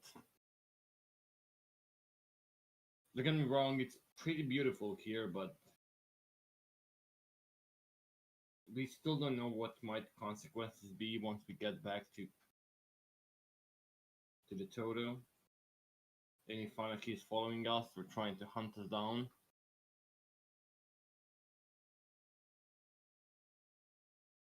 To this, Marta speaks up and she says, "Oh yes, I should warn you. She will definitely be trying to hunt you down. She's not going to take kindly to what you guys have done. And I mean, I understand if you don't trust me, but I must thank you all. I never thought I'd get out of that place, so thank you. I'm happy to help you however I can." Jin nods and says, "Oh yeah, by the way, sorry about threatening to break your wrists. That was likely uncalled for." Wait, you wanted to get out? She kind of ignores you, Sakura. She gives a sly smile to June, and she goes, "Oh, don't worry. she just looks a little bit like sheepish as she does this, but then she shakes her head and she says, well, yes, look, Anaki has her,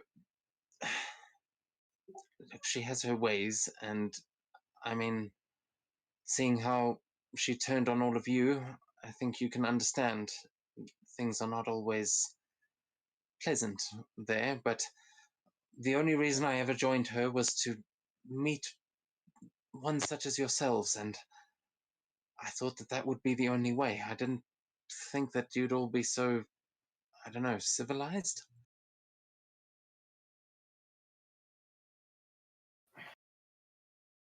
What do you mean, such as ourselves? Well, the elementals, I mean, you are all the elder elementals of legend, are you not? The what and who now? Hannah looks at her with like a what the fuck expression on her face. She's very fucking confused. I Yes, mean, I can change what I look like, but I'm definitely not an elemental, if that's what you're thinking. as she just kind of laughs and looks back at you all like you're all crazy, and she goes, no, but I mean, it's obvious. The faceless one, we've got, I mean, I don't see any turtles or turtles among you, but we've got the river spirit, we've got the phoenix, and then she looks at Estrella and Jerry and she goes, I mean, I haven't quite figured all of you out yet, but I mean, at least some of you. That's why Anaki was trying to capture you. As soon as we realized, I mean, as soon as you showed your powers, and she's speaking to you now, June, as soon as you showed us what you could do, we knew who you were, and I mean, she knows about Sakura, so Which one am I? Sakura's very interested to know. when she said the river spirit, she was gesturing to you. As far as I know, I'm not in any other spirits. I think. Yeah, June pull backs her head and just goes, "Oh, you're so funny," and looks at her closely and is like, "Oh, you're actually serious about this, right?" She leans in and she goes, yes, I'm serious. What the fuck are you talking about? Listen, I've been spending the last few years of my life hunting down your kind because Anaki told me that you were bringers of the end, signs of the apocalypse. I mean, she's been hunting down artifacts of the elementals as they are reborn throughout the ages, and I mean, look, she was pretty upset that her own daughter was one of them. I'm sure she didn't mean to hurt any of you, but how the hell else would you have even found your way into her tower? And she's like looking at all of you as if this is an irrefutable fact that she knows for sure. But you can give me an insight check if you like. I think Sakura trusts Hell yeah, I'm that gonna insight. she really believes this will all out. But she has just come to the realization that she can probably answer the question that has been preying on her mind. What her mother meant when she said, "I should never have created you." So she asks about that. So she's like, quick question. What did my mother mean when she said that she should never have created me? Because that's really been bothering me lately.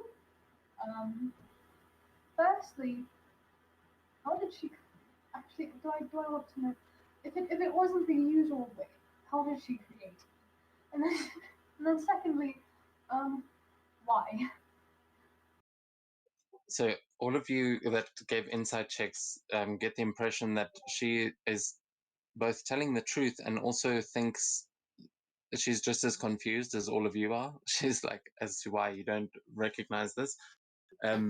But she will respond to you, Sakura, and say, well, I don't know all the details, but from what I understand, your father, I think he might have been from this place.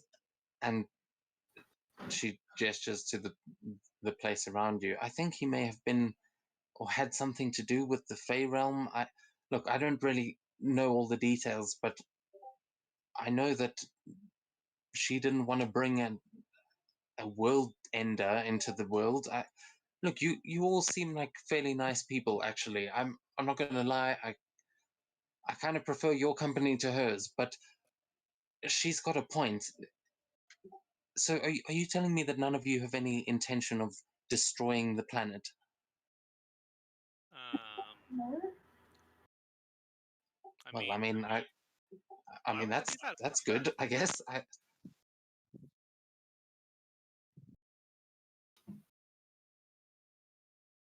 mean, there's a few people's worlds I want to destroy, as in, their lives, but the entire world, nah.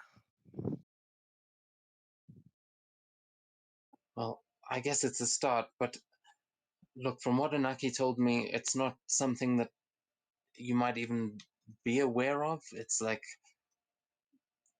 that these elementals are reborn again and again and again. And look, from what she told me, whatever you guys did in that mountain to create those plumes of smoke, it awoke something. And I guess we thought that it had awoken you.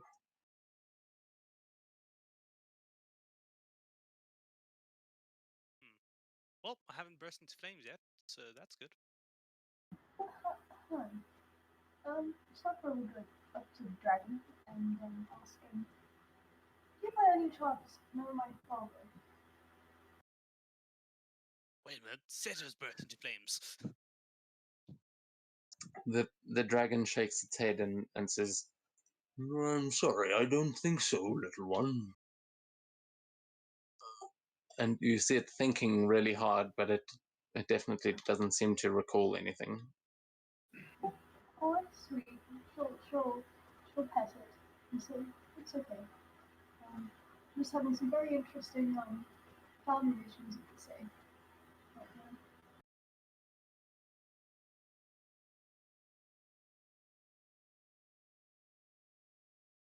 The party. Mata will speak up again and say, look, well, I don't know. Look, I don't have all the answers, but I'm happy to help you find them. I must say, though, I doubt that Anaki's going to be far behind us. We need to figure out where we are if we're to defend ourselves against her. She has more means than you realize. I've seen her summon some awful things to defeat her enemies, and I don't want to be on the wrong side of them. Yeah, I think it might be best that we don't think it. But actually, quickly, can she get inside the den thing? Sorry, say that one again. Can she get inside Sakura's den thing? Can Sakura sort of like put up wards warding against her getting in? I mean, you can. Are you asking this to Mata, or are you just trying to figure this out yourself? Well, if she doesn't know it's just random, then she should probably ask herself. Well, yeah. I mean, I just mean you can either ask her, or you because she's seen what it was like for Anaki, or you can give me an Arcana check and try and figure it out yourself. Yeah. So as far as you understand, probably not, unless she had those specific coordinates. But that room is an entirely new plane that has been created, and if what you assume is right, you could probably continue to open more and more demiplanes and create more and more rooms and more floors, and basically create an infinite tower of rooms. And I'm actually going to send you a link to a list of maps that I have got prepared. You can you can basically open a door to any of them from that room. The door that June opened happened to be the only one that is actually active and is leading you here. The other ones at the moment will just lead you into an empty white room until you've created something there. But yeah, the one that June opened was actually linked, and I think that was just blind luck. So basically, Sakura can sort of like design her own sort of tower. Yeah, so you'll be able to use. You'll see I've got a bunch of maps that you can choose from, and you've basically got every variation of a thing you could need. Oh, that's fucking awesome. So it'll be up to you which ones you actually create, but I hold on, I will send you the link now. God damn it, Jerry. But Very, do bear in mind that there are no charges left on the orrery at the moment, so so you won't be able to use it until the following dawn. And I think each demi plane uses like 6 charges, I think. But that you'll have to just double check the item.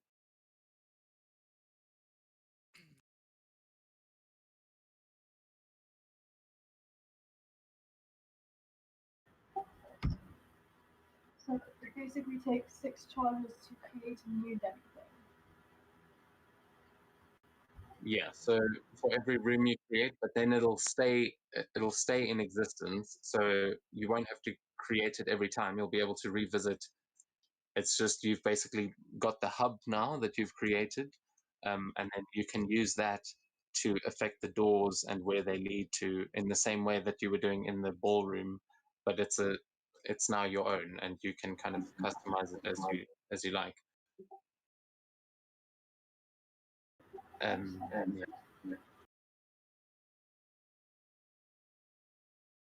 So yeah, and then also just bear in mind, obviously, some of those rooms have got items and things in them that, like, you wouldn't be able to just create the item from scratch. But if you needed a place to store something that you'd found, or something like that, you could use that.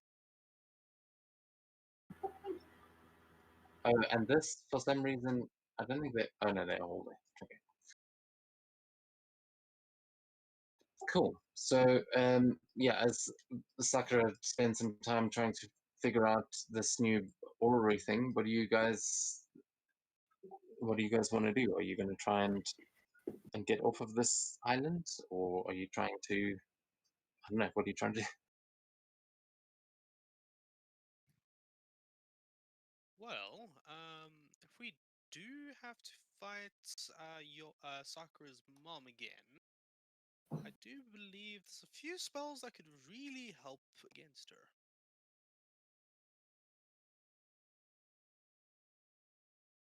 On that note, Sakura, do you know the spell Silence by any chance? No, she does not. Repeat that, I didn't hear that.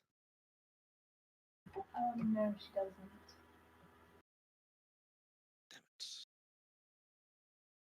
And I look to our new friend. Do you know the spell Silence?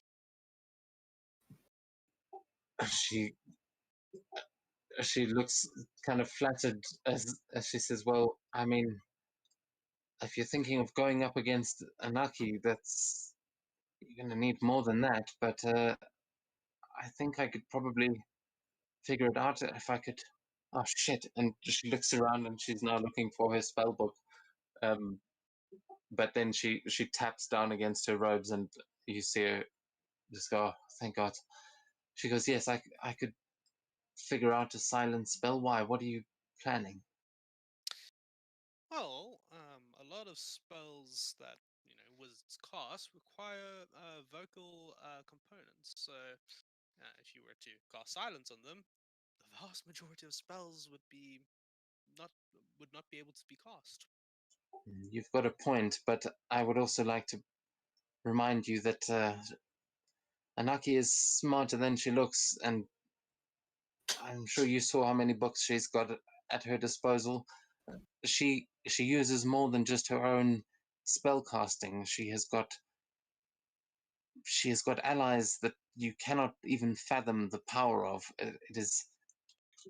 I have seen star spawn that are, and she just kind of trails off as she kind of has a bit of a PTSD flashback from whatever hellish thing she's clearly seen being used in battle.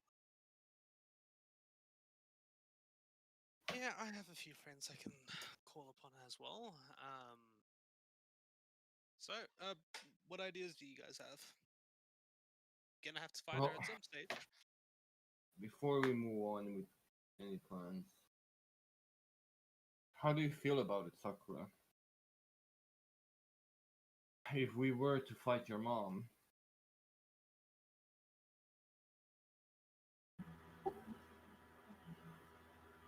Well, she doesn't seem to like me much. I never really had her, so I can't really lose her.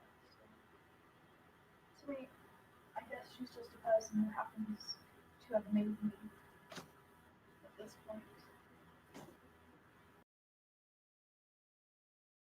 And she can't really call herself a mom. She was never there, you know.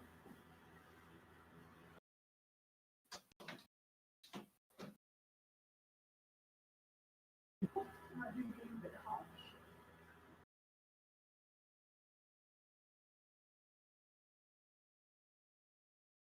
I mean, if Sakura don't mind, I would like to have a word with that specific individual sooner or later.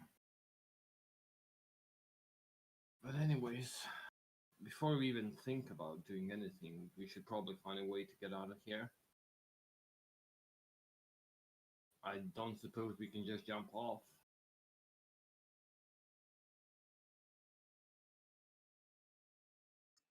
I don't see why not.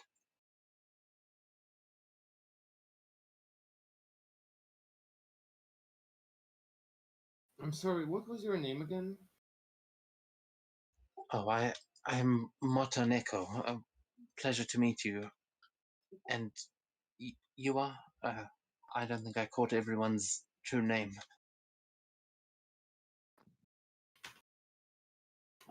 Well, my name is Seto, even though I have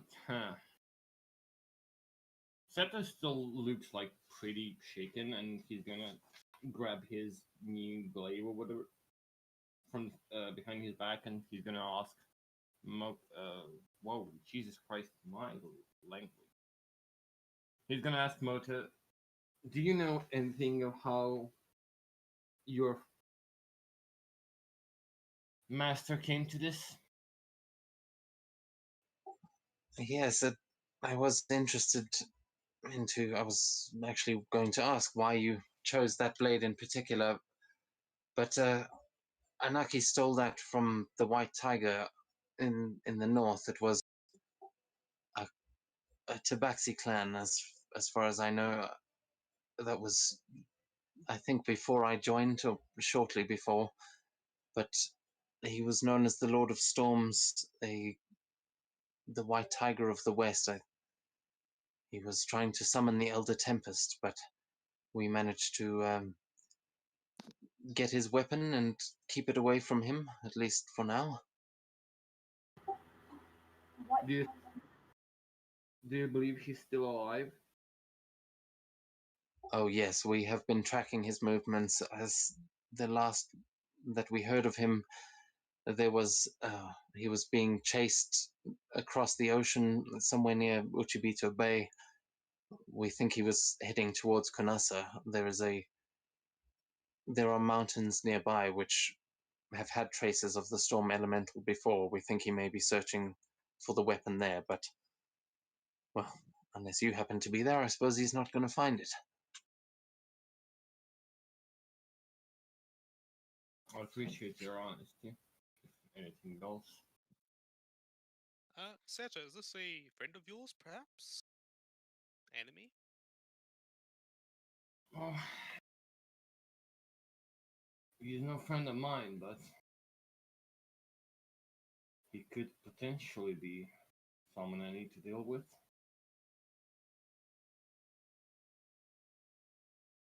I think I've told some of you, but I have been looking for things that were stolen, and this is one of them. It belonged to a friend of my father, someone that I looked up to, someone that I've become what I have at this point. Too bad Aneki wasn't the one who stole it, because it would make a job easier, but it was my goal to retrieve them. Not to specifically revenge them, but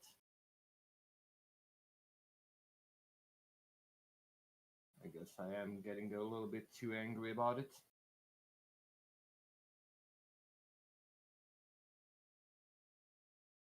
I'm sorry, I don't know any more about it, but I'm sure Naki would. And quite frankly, I feel like I've been misled so much that I'd be happy to beat it out of her with you if you'll all allow me. And she kind of gives a bow again. She seems like she's, well, not necessarily slowly, but turning sides. Could we determine if she was just playing with us, or would she be sincere? You can try and give another insight check. The last time she seemed like she was being sincere, the last you checked, but now it does seem like, oh, with a nat 20. Yeah, Yeah. you get the impression that she may just be um, doing what is best for her in this moment. Like, you get the impression that she doesn't fully trust you guys yet, but there's also clearly some history with Anaki that she's happy to be away from.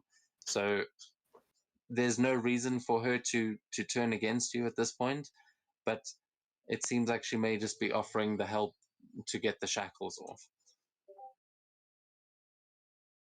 But there's also, I mean, just the fact that you guys are where you are means that she's probably doesn't have many more options of getting out of here than you do. So sticking with you guys at this point would probably be her best bet as well.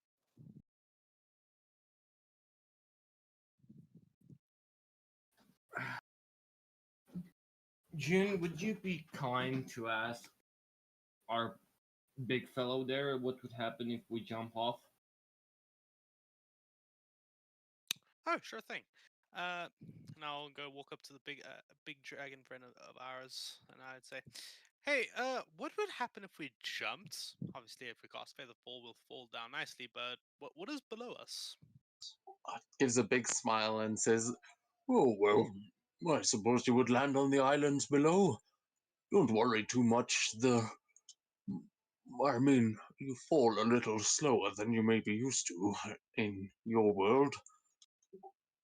Here is you'll feel a little lighter down there." Thank you very much. And I gestured to Seto.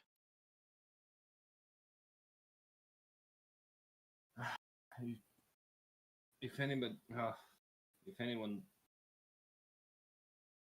isn't up against it, I mean, from what I saw before, it seems like we're right above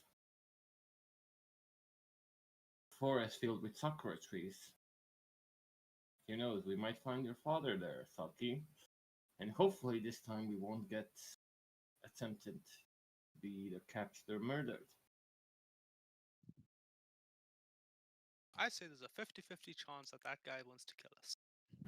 And actually, what if, if my father is from this realm and he lives in the Sakura Forest, what are the chances that we jump down there and find him?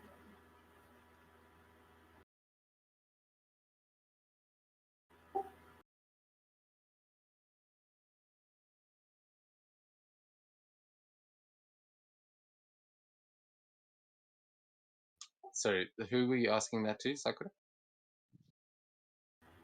Just like in general, like the probability.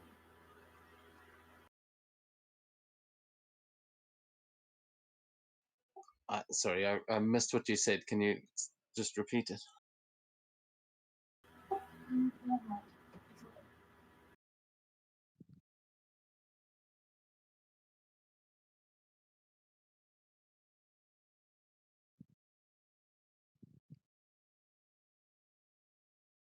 It's okay. So what are you guys doing? If you want to, yeah, I mean, last you saw the islands down there, they seemed like it was more or less directly beneath you, but you couldn't see all that much through the clouds.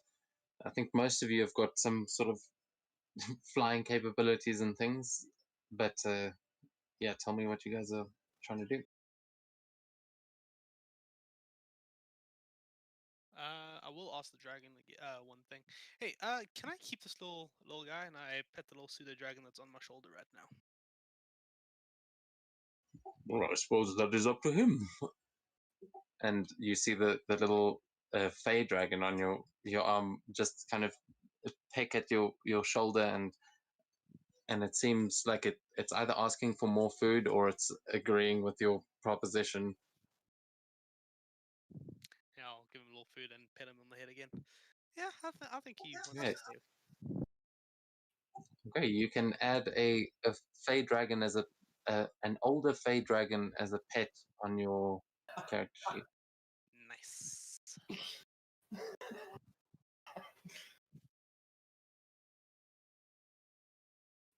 But yeah, this one is a pet. It's not a familiar. So if it dies, it dies.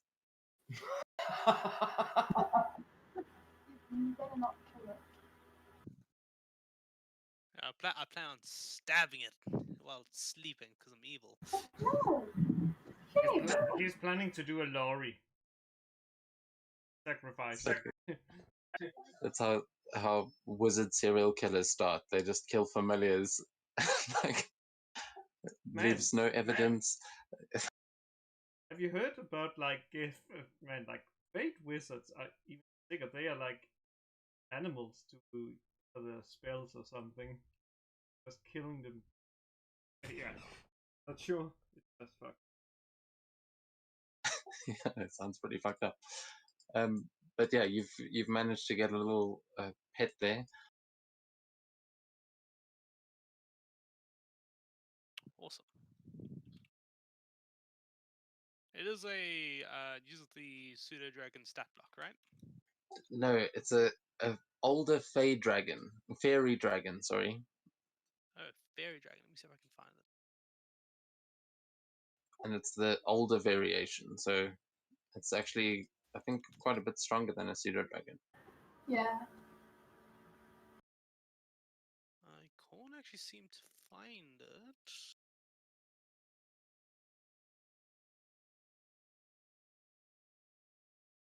me see if I can find the stat block so I can add it. Okay, well, you don't have to worry too much because we can just put it. I can just put it into the scene with you in the maps, but Okay, cool. so we can just I'll just make a copy and then you can actually name it and stuff if you want, but I'll give you the. Just write this and you should find it. Oh yeah, you might be writing fairy the other way. That's probably the issue. I tried Fae and I tried Fairy as only. I was like, nope, I'm gonna look up Fairy Dragon. And it is there you there. And as you guys are obviously going over this, Jerry, how are you trying to summon him? Are you just giving a whistle, or are you actually are you actually trying to use the spell?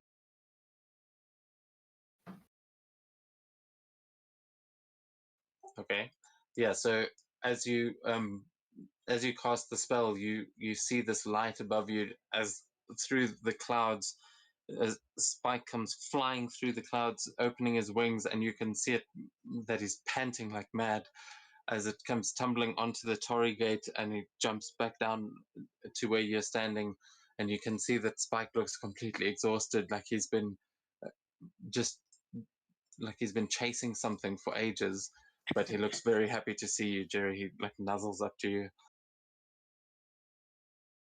and you get the impression that he's been trying to fly to you, but he's been traveling this entire time.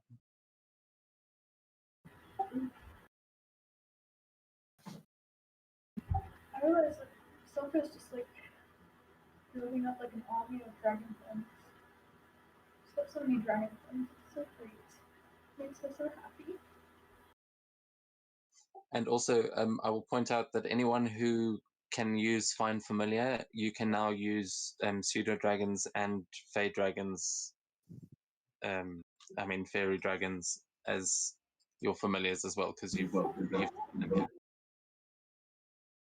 literally know exactly where to draw them from. It's like, oh yeah, you can just pluck one from that island. What I plan on doing next time I level up. Wait, how do you cancel out of access? The warlock does actually have access to it. Oh, level you're gonna 3. chain. Yeah, Pact of the Chain. Oh, so awesome. I never see people play that. Oh yeah, that could actually be really cool, especially seeing as you've been right here. Oh yeah.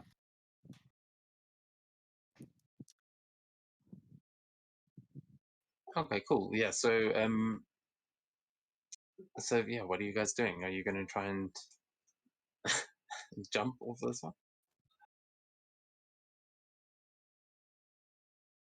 Well, unless anybody else has a smarter plan.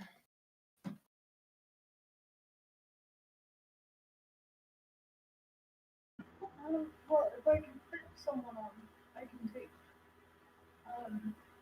someone with me on my cloud friend. Yeah, that cloud, just for reference, it is quite quite a squeeze to get more than one person on there because it's quite small, but I will say that you could get 2 medium creatures onto it.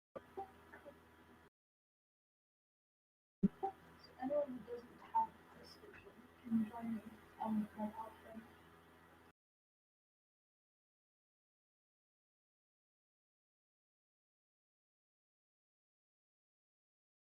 Okay, so who's getting on the cloud with Sakura?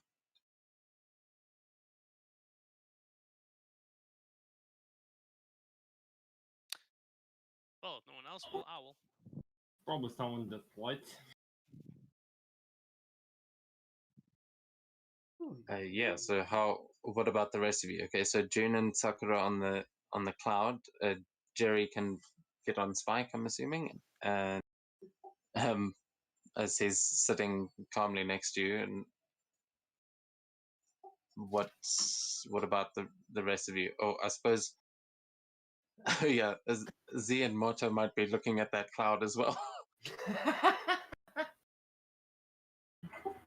Or actually, Moto will say, I can get myself down, but you'll have to remove these things. I could help all of us."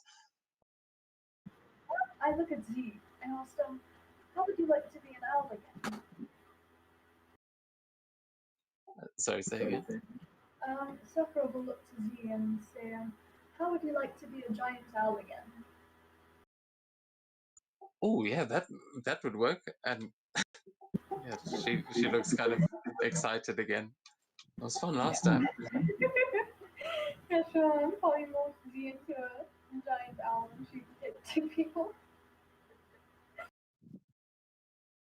Okay. Of course, that changed. Oh, no, I didn't.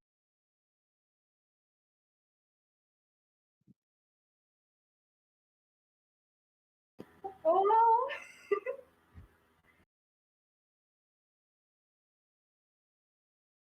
Okay, so yeah, Z turns into a giant owl and just sits there now, sort of puffing out her feathers. What about? Okay, so we got June and Sakura on the cloud. Z is an owl. She can carry at least 2 people, but yeah, Jerry's on Spike. So what about Mota, Seto, and Estrella? What do you guys do? Mothra can be carried by Z. I mean, I think Seth already saw Astrea. Oh, wait. Who had the wings, Astrea or Stesnia? Yeah, that was Destiny Thursday. God damn it. and Gog has it. I mean, Okay. Seth can survive the fall, but he doesn't want to take damage. The dragon did say that you'd be lighter, so you might not fall as hard as you, based on what the dragon said. So you can take you and Motta. Yeah, but then Astrea is out of anything, so. Nope. I have exactly what I need. Have an idea. I see like Jerry summoned some like bring find the steed hat. I'm like look then I look at the ring on my left finger and sees a Pegasus and things like oh and summon that for heroes. Yet basically sits down, prayer, mentally like pictures a Pegasus and then basically like channel the spell and cast Find Steed. And as you cast that, you see again in the clouds this bright light flash, and as from above, this great white Pegasus comes flying down through the clouds, and it just lands on the island next to you and next to the owl as it just rears back up onto its hind legs and clops down onto the grass, moving in towards you, Australia, as yeah, you now have a Pegasus steed. Yeah, and it's like just so happy, dancing. I think Okay. for random had a token flying around. How? Sorry, say again. I love how you randomly had a token in wow. I really like Yes, as soon as he said find steed, I was like, quickly search Pegasus. I knew it. That's when you know your players well enough to. So Oh, relax, man. Like I have one that could have been worse. Been the one that is never used. well, yeah, I didn't have time to actually pull up the stat block, but I'm doing that now. So you guys all, yeah, okay. So that's pretty much everyone. The owl will be able to grab Seto and Mata, and you will be able to all make your way down to the island. It Are could you have all? been a Periton. That creature never used. That. Oh, I've got a token for that too, though. So, Perfect. I literally uploaded another 1,500 tokens today, so I think we're probably good on tokens. Of course, it's never the ones that I want. Like, I still can't find a decent token for Seto, but Fine. at least with the players, I've gotten used to these round ones now. But yeah, what are you guys doing? Are you all jumping off the dragon? Yeah. I guess so. Okay. She'll say goodbye, give her the last pet, and say that she'll see him again soon. Hopefully.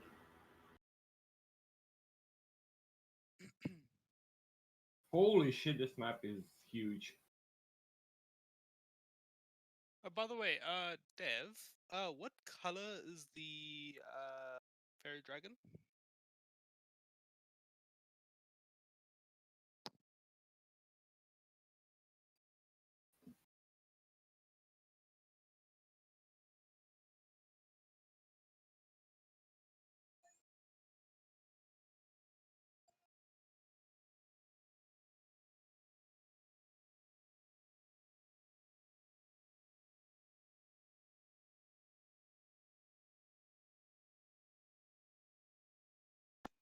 Oh, sorry. As loading that map just lagged the shit out of everything. What color is the dragon? what Yes. do fairy dragons have specific coloring? Yeah, so they start off as a red fairy dragon. That's when they the youngest, and they progress Oh, until no. violet. Yeah, this is an older one. This one would be violet then. Violet. Oh, awesome! It has a lot of spells that it can use then. It can use I think. Tantalizing. Let me just double check. Let me see, because I did. Let me just double check.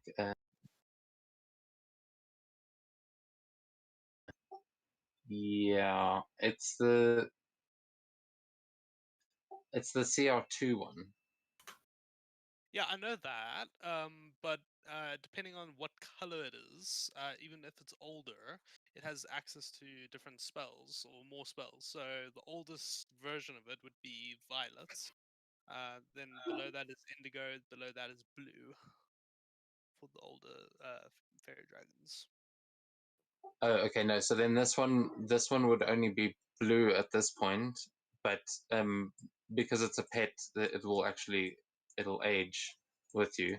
But if you wanted to call a familiar, you would be able to call any stage. Awesome. But this one that you found a particularly small one, and so that one's blue, All right, cool. as it looks like the one in the picture. So it's probably getting close to its next stage. All right, awesome. Yeah, sorry, I misunderstood that one there. But you all arrive. Okay, yeah, just give me a minute. 'Cause I'm gonna have to.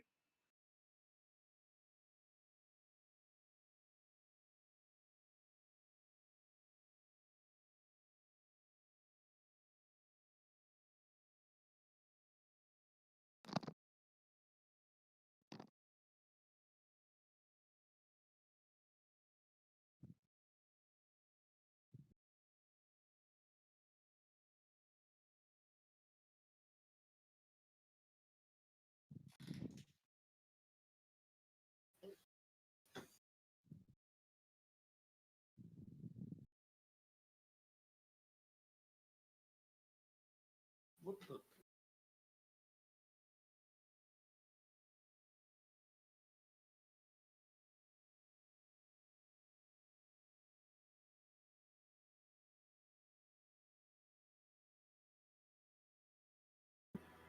Oh, this is so cool.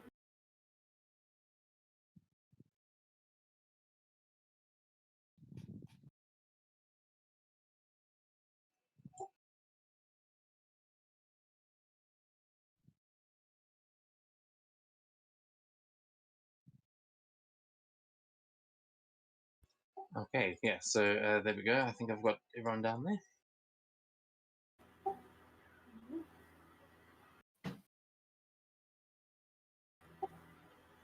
Fuckers. Where the hell we are? Oh, this is so cool.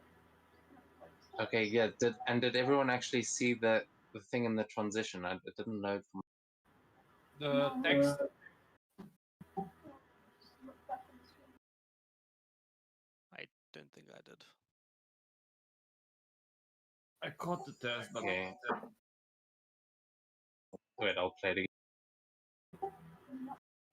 So as you guys fly down, you see this what looks like a giant body floating in the sky around you, and as you realize you are surrounded by these floating islands everywhere, and with this pink grass, you are clearly in the Feywild, but as you look around you, you are in this giant, like swirling sphere of these little islands, and everywhere you look from this angle, you can see them.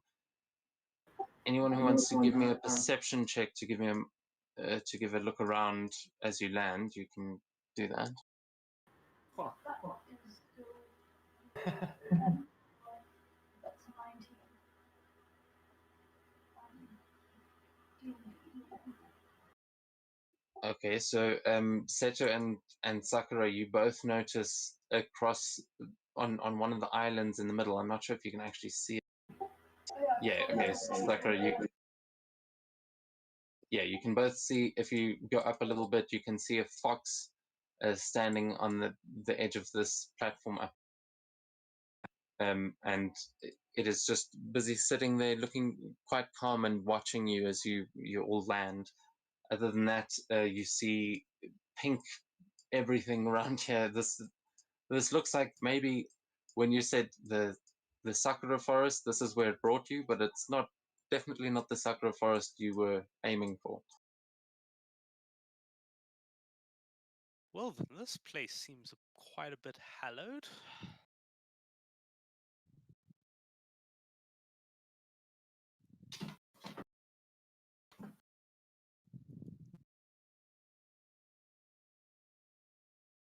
I got a 24. Okay, at 24, yeah.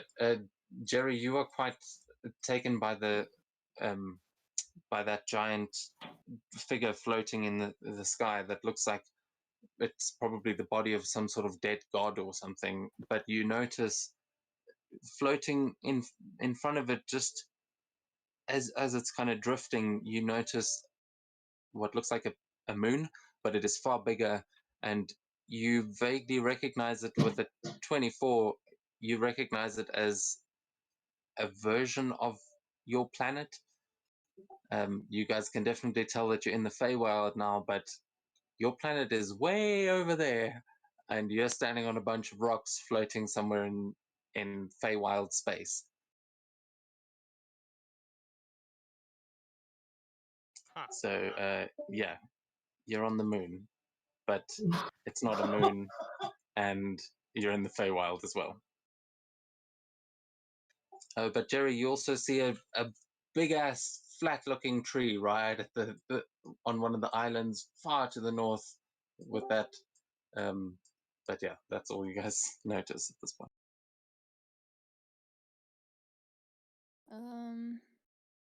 So I missed that.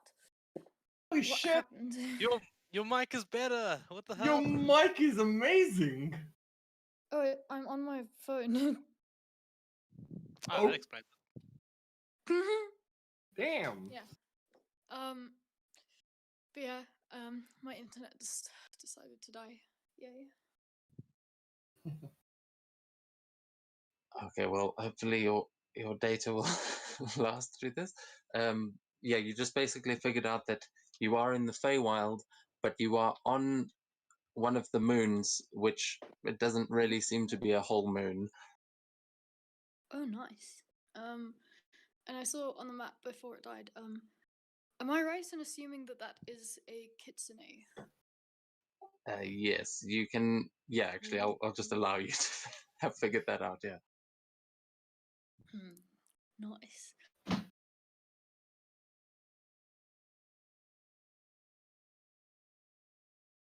Cool. So yeah, you guys arrive on these floating islands. What do you do? Are we a lot lighter than like the dragon said, so we could probably jump further? Yes, as the dragon said, you are lighter. In fact, you are at half weight. Your jump distance is doubled, and things do seem to get a bit weird as you get closer down here. It seems like while you were on the dragon, it had its own kind of artificial gravity almost, but as you get down here, it seems to get a little weird. June will attempt to jump the gap over here.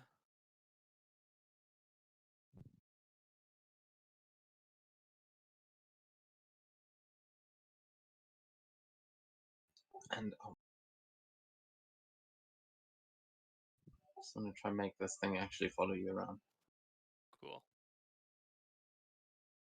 Hey guys, I think we lost a lot of weight.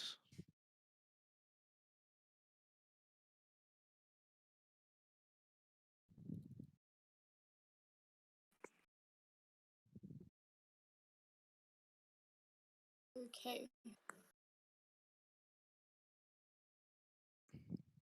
Can you still hear me?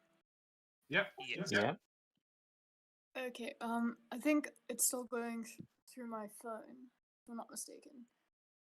Yes, it is. Yes. Awesome. So I've managed to hook it up to my speakers. So that's fixed. Now we have a solution for my mic problem. Yay. Okay, nice. Yeah, so June has managed to jump the gap with relative ease as she just sort of hopped across. And sorry, I'll move you up that little wall. Thank you. Yeah, actually, those walls are annoying as hell. Why are those even there?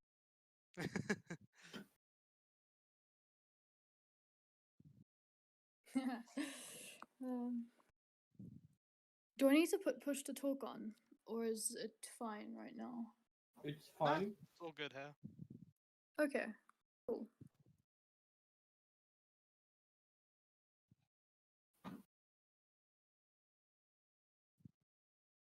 Awesome stuff.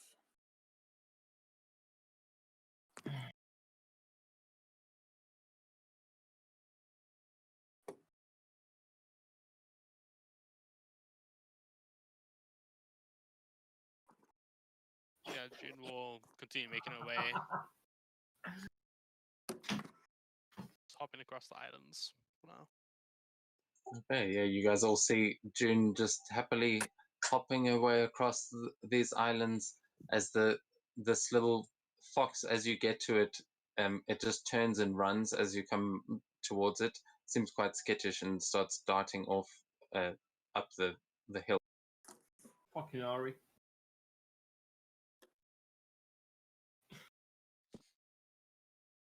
I'm just flying to the tree I saw. You're flying all the way up to the top, okay?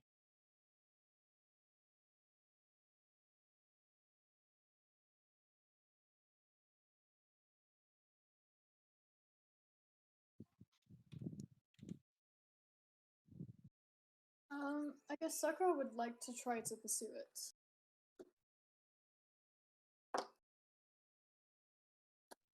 Okay, yeah, you can give chase. Oh, God, okay. Awesome.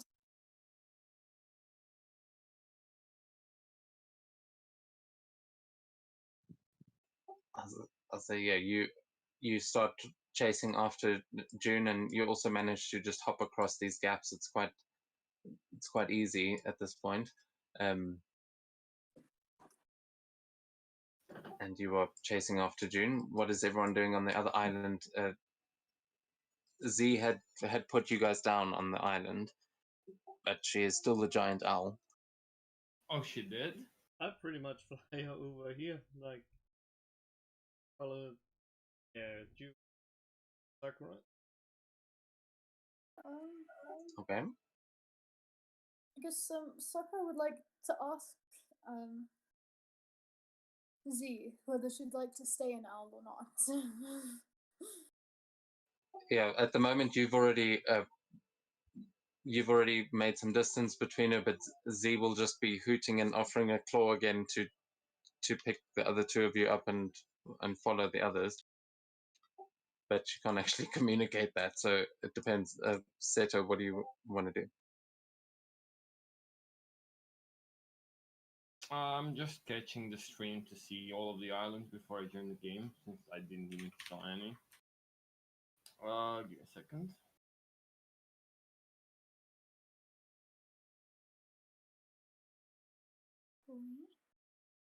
Yeah, I guess I would look at Z and ask her if she can just not split up away and just follow everybody else, if that's fine. Yeah.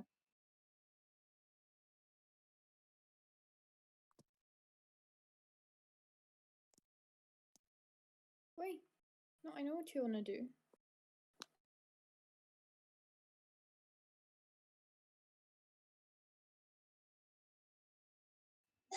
What?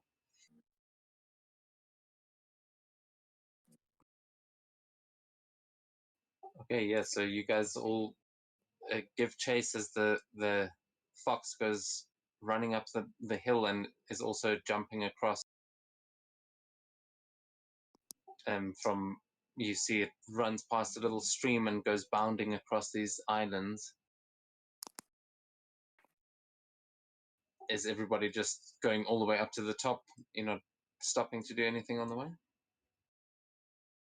Well, I guess right now Sakura's just chasing after it, but she does have, I think, 80 feet of movement at the moment, so she should be able to catch up. Oh yeah, I forgot you were on the cloud. Yeah, so you can easily keep up as you actually start gaining on June a bit. Oh, wait, if I dash. Okay, I'm gonna be dashing, so that'll be 160. Okay, yeah, you managed to catch up to the fox up on the top hill. Everyone else that is flying.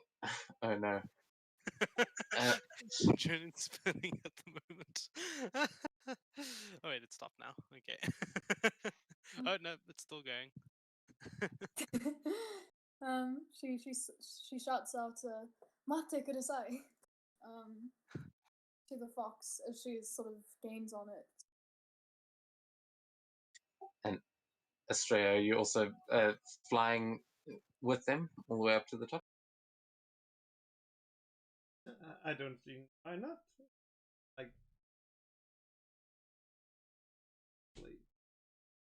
just flying and basically like sightseeing, like look place like.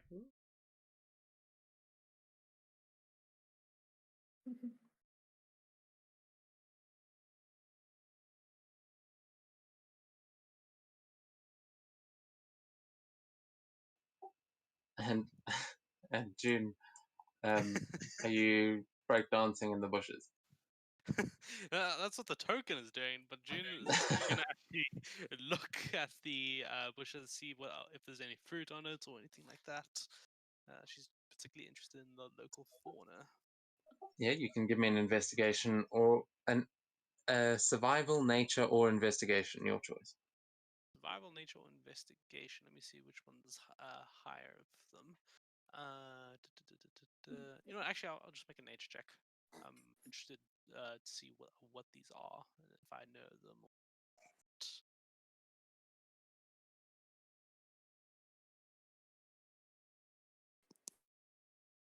It's just taking a while to roll.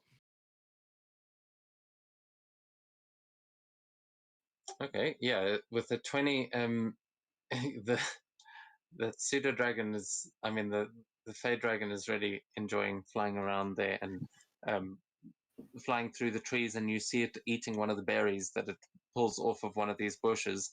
The trees look like cherry blossom trees, but the bushes have got good berries on them.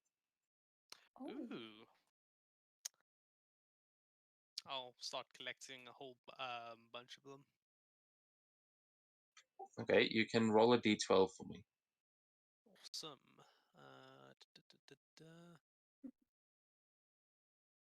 D12 and roll. Oh, nice. Okay, you get 10 good berries. Nice. Ooh, nice.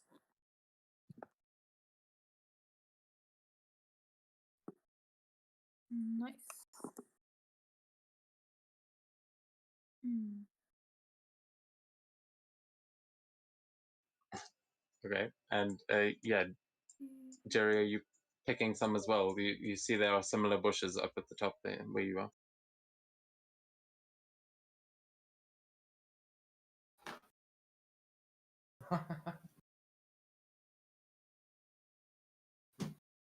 Cool, yeah, so you can add 7. I think, can you just add good berries to your character sheet as a... I can check.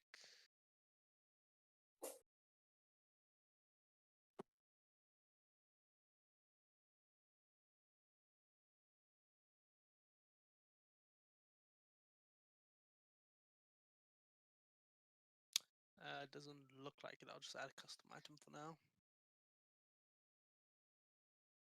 Okay, yeah, well, you might have to look that one up, but Okay, yeah.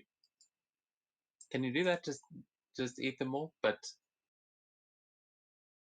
sure, why not? That is bait, but a good.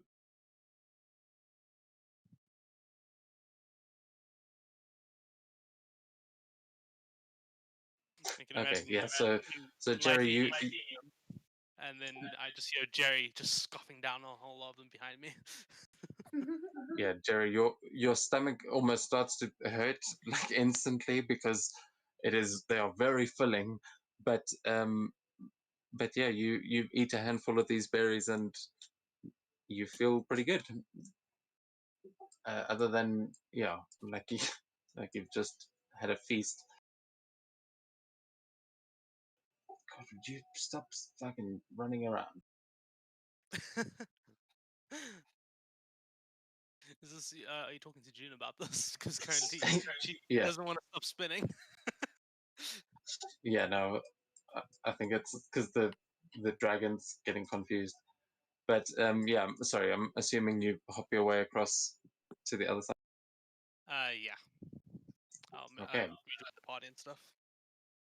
cool. So yeah, all of you arrive not long after one another as this fox has come running up. Jerry kind of gets there first because it was just going straight there, but the rest of you chase the fox up the hills, and you see that it comes to rest on one of the branches of the tree, and it's gone all laggy again. But you see it turn around, and it just lets out this little yip as it is kind of looking towards all of you, and you notice in the base of this tree that it is kind of hollowed out, and there is the path sort of leads into the tree a little bit, like deep into the trunk and into the roots underneath it. Sakura bow for the fox, but like deep bow.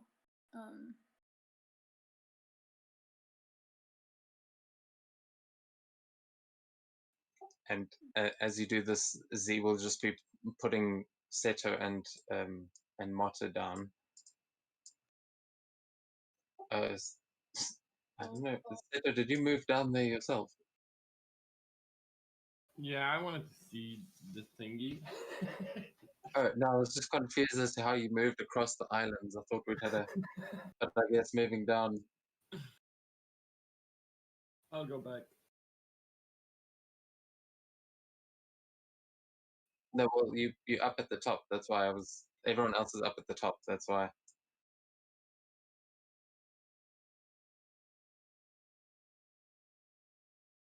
So I'm just sticking it back. But sorry, did you want to go down there and do something? Or are you also trying to pick some berries? No, no, no. I was just trying to follow everybody, but it was blocked by the wall. I can't get up. Yeah, that's what I'm trying to fix. Okay, just hold on. Thank you. Oh God, June Sakura's is just flying around. June breakdancing in the bushes there. I have no control over myself. I'm affected by Otto's irresistible dance right now. Oh, when is it? Sasha's When is kitty it is you can dancing. get that? Yeah. Anyway, First I'll was the crab Louder. and the orc. I don't think anyone's even questioning your dancing at the moment. It's just like, yeah, we've seen June likes to make things dance. Wait, your dragon dances?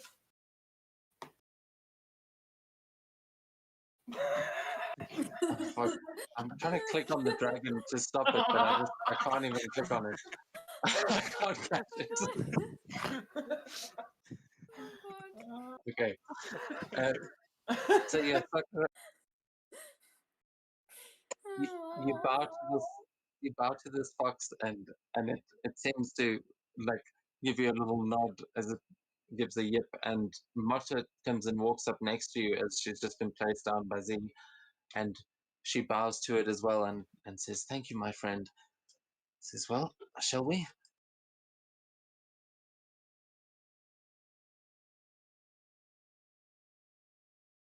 Hmm. Go into the tree, you mean? Well, do we have the kitsune's blessing to do so? Well, it seems like it led us here. Can Sakura try to? No. It's basically a symbol of one of her kamis. She won't try to pet it. Jerry's a troll. Well, that's a good alright. thing because then he can't get killed unless he's hit by fire or acid. Oh, Jerry, man. This is one of those Ghost of Tsushima moments. Following I the just- fox. She'll bow again to the kitsune. Arigatou gozaimasu. She'll follow Jerry into the tree and just hope that he doesn't destroy anything. Okay. Yeah. The fox looks quite happy for you to be walking in. It seems like it's quite welcome. Marta will follow you in as well. As she does, she looks up at the fox, and you just see her give it this subtle nod, as if like knowingly. You don't know what, but she seems to also have a kind of connection to these things.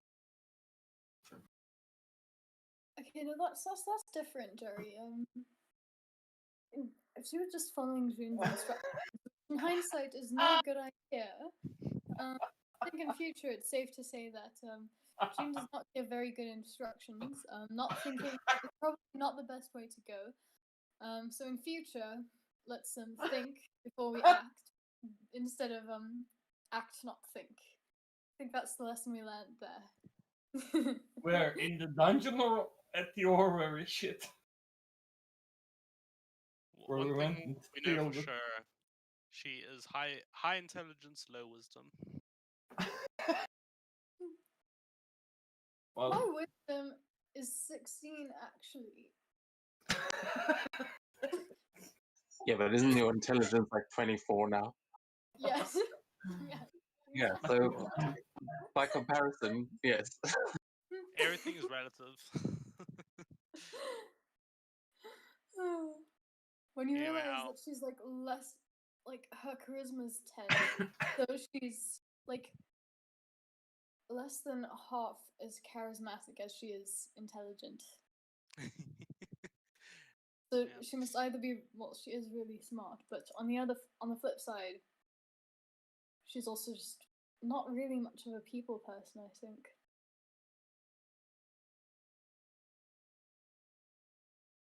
Anyway, Jin will pat the kitsune with mage hand, just give it a nice rub on the head, and jump down the VTuber rabbit hole with everybody else. Okay. Yeah. It seems to appreciate it. Doesn't seem to mind. Really?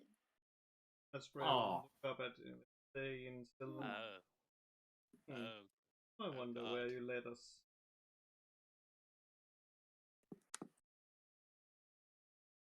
So as you guys all step through the tree, and you step out on the other side, this tree, it feels like you've just walked in and out like in the same motion. It is a very strange sensation. Feels like you got turned around, but as you come out the other side, you see green grass in front of you, and above you, the sky is much clearer. There is not nearly as much cloud, but you can see instead a shimmering field of color that is containing all of these floating islands, and they are not just floating islands, but you can see floating airships flying between them now. And many of these airships, some of them look like regular sort of sailing ships that have got weird devices on them that are clearly helping them to fly around. And many of them look like almost like shells with tentacles reaching out of them. And you can see one of those ships coming in closer and landing at one of the bottom islands at this point, as it starts moving in. and just coming to a close, you all see that there is a small group of creatures on one of the middle islands as well that is busy facing that ship as it comes down to land. You all make your way through the tree and find yourself back in the material plane, however, far from home and somewhere deep in space on what from Arania would probably look like a moon, but anyone that was in the herbalist's underground lair that looked through that telescope, you would make the connection that this is probably what you were looking at. Oh. And yeah, so as you guys all walk out here, what would you like to do? Would I know what a mind flayer is? I was also gonna say, are those fucking mind flayers down there? Yeah,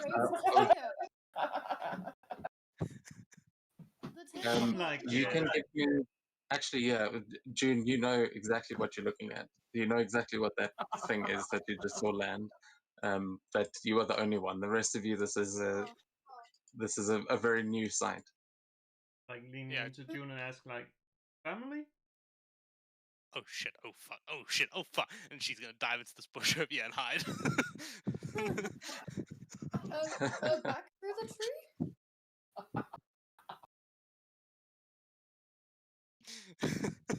She disappears into the bush and she whispers to you guys and says, "I suggest you do the same."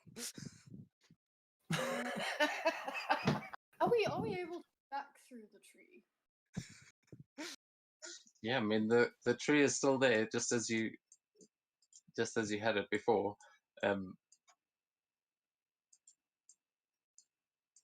Sakura's like, nope. Oh no. She goes back through the tree. I like that. Hold on. Well, she also just asks why we didn't just stay in the Ori in the first place and just take a long rest. Because she would have gotten them out in the morning. I mean, it was your job to. Oh wait, we lost DM. Oh yeah, fuck. So mind players, guys. Let's just fuck him up. What the fuck are you being bitch at? Do you like having a brain? You may not use your brain a lot, but you. Okay, I'm sure no, you but might like Sakura it a lot. really does. Sakura uses her brain a lot. She needs her brain. Okay, it's then her you best don't want to quality. mess with that thing. You do not want to mess with those things. I've met them before. They are not nice people. They will eat your brain. Going back through. That's why Sakura's going back through the tree. She doesn't want, like, her brain is her best quality. Okay, she's smart. She doesn't want to become like Yuki. That's like probably at this point one of her greatest fears, becoming like Yuki. So she just goes back through the. She's like, fuck no. I'm going back through the tree. I'm not becoming like Yuki. Okay, so you're fine becoming like Brian. I don't know who Brian is, man. Like.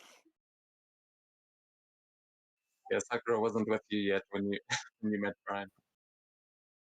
Sakura looks at you and she's like, "Who's Brian?" I mean, we have to get. We have to yeah, find but a way. Sakura doesn't know that. Yeah, but we have to find a way to go back. I thought that our way back was to jump off.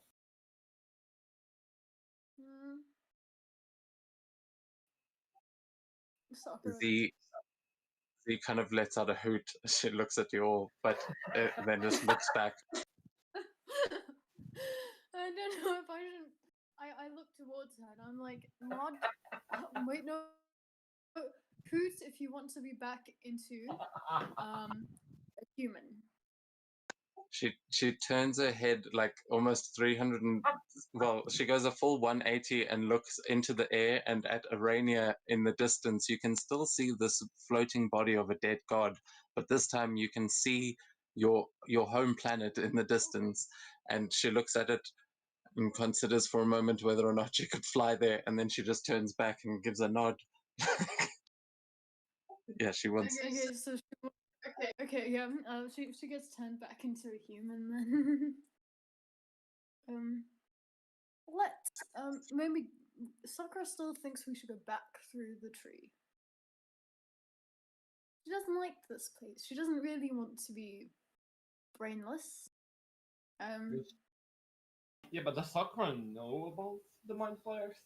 Yeah, June I haven't just actually given you that. I haven't given you Oh. much information. I was just, talking while the DM was away. Yeah, you can if you want to give me a nature check to see if you know anything about what you see in front of you.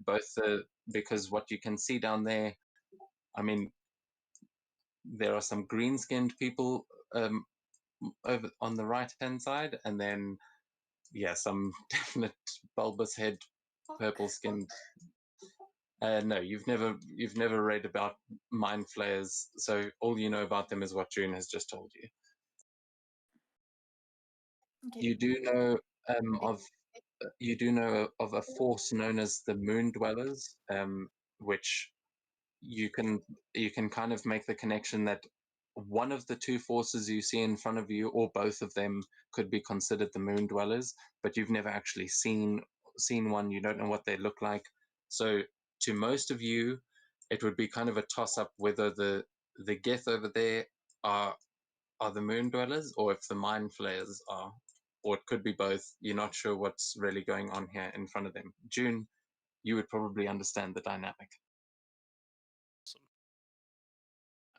Can I try get the idea of what they're actually doing here right now? Why there are friggin' mind flayers at this specific place right now with these Githyanki and stuff? Sure, you can give me, let's see, I think that one a nature check, Nature check, sure thing. and you'll have advantage because you have at least some understanding. I have prior knowledge. Okay, so what it suddenly occurs to you that this tree and all of these, the environment, particularly, this doesn't look like the moon necessarily. This looks more like the material plane, and it looks more like the Kiga that you've actually seen. It's very strange that there would be mind flayers don't need this kind of environment, but the fact that there's a entry to the Feywild right here, you suddenly get the impression that this is some sort of a feeding zone, that mind flayers are probably eating whatever's coming out of that tree, and that's why it's here. It's like that this is, you're basically in some sort of a feeding pen, but those Gith down there look like they are planning to they look like they're busy planning an attack on that Nautiloid. Ah, very nice. So what do you guys want to do? We can try partnering up with the Gith over there. They seem to be well, not on this. They seem to be opposed to the side that we are opposed against, which are the mind players over there. Well, here's an idea. Why don't we go back through the tree? I mean, that would be smart, but we're not smart people, are we? So you say to the person with 24 intelligence. Sakura is very smart, excuse you. Very smart indeed. And she thinks it's a good idea to go back through the tree. She has a bad feeling about this.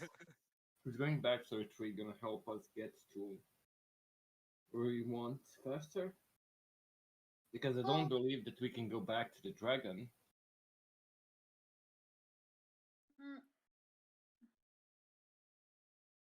Well, we could. We have means of flying.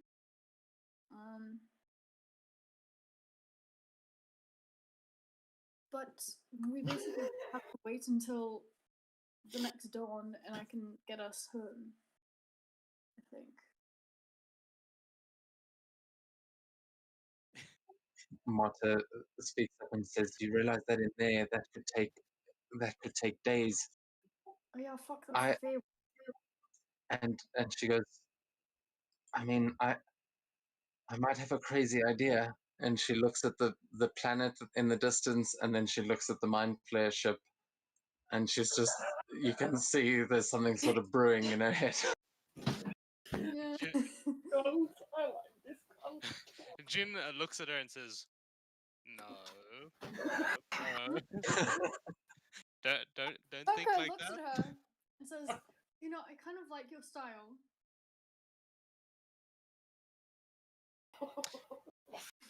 We're gonna die. And at this point, as you guys are all standing there wondering what to do, one of the guests turns and you can see it busy saying something to one of the others. Seto, with you can see this happening with your passive perception and read the lips, but you can't understand what they're saying because it's in Gith. And I somehow doubt you speak Gith. They're speaking something. Have they noticed us? I don't think they have noticed us yet, but I mean, we can just. You said you know those giant tentacle things, June? I beg your pardon? You know about those whatever the hell thingies are with tentacles? Yeah, they're like eating brains. What about it? Yeah, do you know how to fly a ship?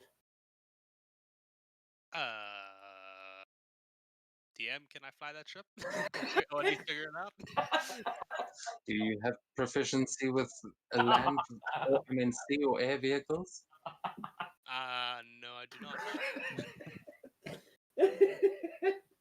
Then, I mean, you can certainly try. Sakura Jin will ask looks. Mata how to fly the ship. Did you just ask Marta if she knows? Yeah. She looks back at you and with these wide eyes, and she goes, "Why the fuck would I know how to fly one of those?" well, you She's, suggested that we you sail see a it. look of fear in her eyes that it's like, she goes, "Look, I mean, I was thinking, it looks like a friggin' spaceship. I don't know how to fly one. I've never seen one of those either." She looks just as terrified as June. Yeah, but Jin looks directly at Seto when he asks if I can fly one of them, and Jin looks dead in his eyes and says, "Yes, I can fly it with full confidence." I mean, sure. If you can do it, why the hell not? I mean, it's gonna get us quicker to where we need to go. Do you know about the other party? Wait, just hold on 1 minute. DM, did I hear that Mind Flayer speaking? Give me a perception check. I Because think I do he's actually got. understand that language. I know. I think he's got a bigger passive perception than me. Wow, they're just speaking of. They're basically just talking about the deal about that one of the mind flayers want to marry one of the gifts, the female gifts. They're just talking over the agreement of what the deal is. The fuck? Well, while Estrella's writing her fan fiction about what she sees in front of her, you guys hear this clicking noise as coming from the ship as you see a couple of mind flayers emerging onto the deck and floating down off of the ship onto these islands, and you can see their tentacles just twitching and moving, and some of them look like they're almost sniffing at the air, but yeah, you hear these clicks and echoes sort of echoing across these moats, and you do hear them, June. Yeah, Yep. Sakura would like to ask June, how do you know about this stuff? That's a bit fishy. That doesn't matter right now. You know something that I don't. Sakura, shut up. They can smell us, so if we we need to make a decision right now, or we are, our brains will become their food. What are we doing? I'm gonna look at Jerry and I'm gonna say, "You scared, Jerry? That's all like you. I thought you were brave." Oh,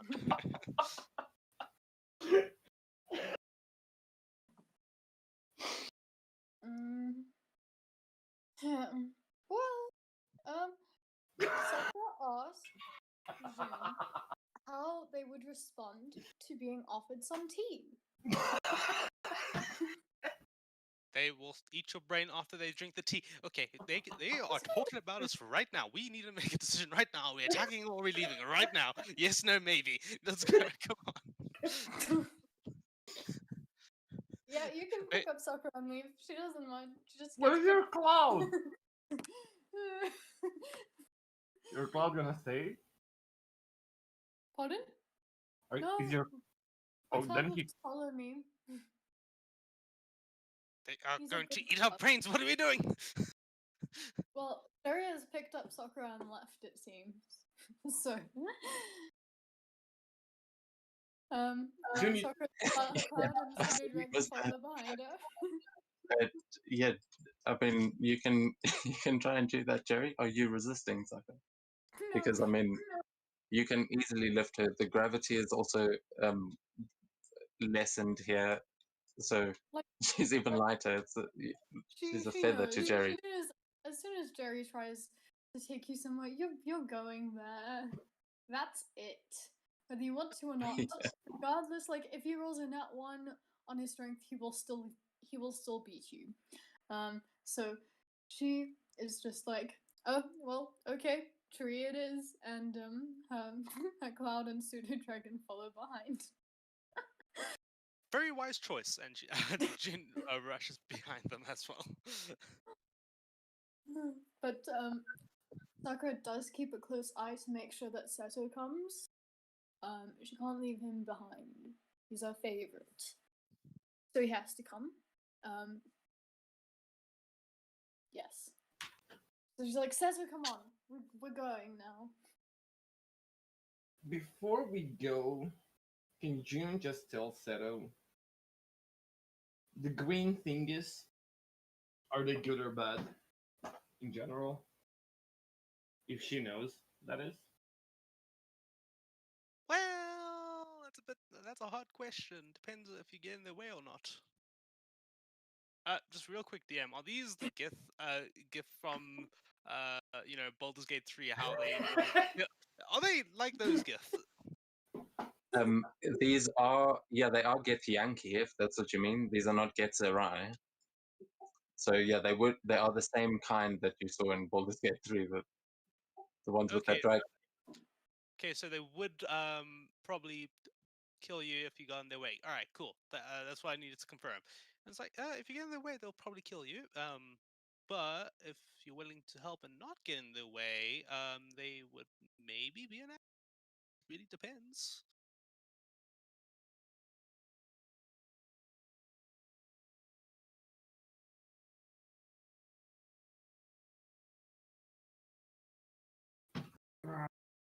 You and Seto are being pushed by a very, very weak cloud and pseudo dragon. Like the cloud is pushing Seto, the pseudo dragon is pushing June. I don't know. It's probably not very effective, but it is definitely annoying. So it's sure to do something. It's like a get the fuck on with it coming from them. They're being like nudged very aggressively to get into the tree. Yeah, June was already walking through the tree, so don't worry. Well, the pseudo dragon wants her to go faster. Yeah, fuck it. Seto first said that never split the party, so I guess he'll also. Yeah, as you're turning down towards the tree, you see one of the Githyanki jump up into the air and start moving onto the islands, making its way towards where you were. But you can also see that a couple of the others, they draw their swords and they start running down the hill towards the mind flayers, who are also now making their way up towards them. It looks like those two forces are about to clash as you guys just disappear through the tree again. You know, sometimes it's better to just not meddle with other people's affairs. Did the Githyanki that jumped on this island, did he had any intention of speaking to us? You're not sure. You can just see, I mean, as everyone else has moved through the tree. It's basically just I think you and Z still standing there. I'm not sure. Estrella, did you go through already? I was basically looking, and since it seems like half of the party went, so I was like, better retreat. Okay, yeah. So then it's just Setter and Z still outside. You can see this thing is moving in towards you, but it's up to you. If you're not sure if it is coming to attack or if it's coming to talk, you don't know. You can try and give me an insight check I mean, to. no need. Seto will hold his ground until the Githyanki comes into range, or whatever the hell he wants to do. No, you're being like pushed by this very Yeah, weak. but it's very weak cloud, and it's very sturdy. Yeah, It's a slippery monk. the pseudo dragon joins in. So if anything, it's very annoying. You're being like bombarded by like headbutts from a cloud and a pseudo dragon. You should Yeah, the probably dragon's get just going. holding at the rope, trying to pull you back desperately. But yeah, I'm afraid at this point they can't do anything to move Seto. Soccer says, "Wait, Jerry, we can't leave without Seto." I mean, you already left, so Oh, you're still Yeah. just waiting for me.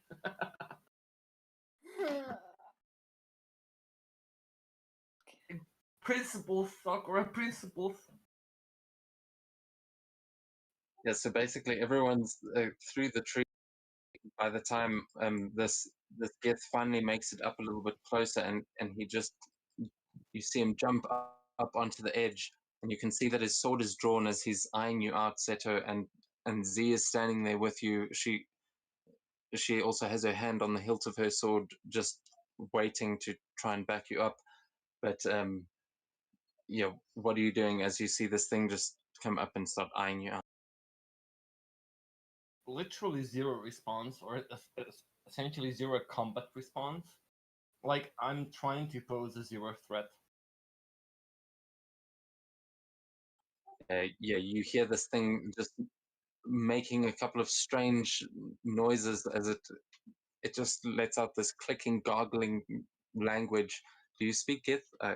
Nope, not yet. Okay, yeah. So it is saying something to you, but you can't understand what it's saying, and it seems to be gesturing with its sword, like it's just pointing at you with the sword and saying something. Zeta will raise his hand and just try to speak in common, just regular, and tell him, we pose no trust. We just want to go back to material plane, and just holding my hands high.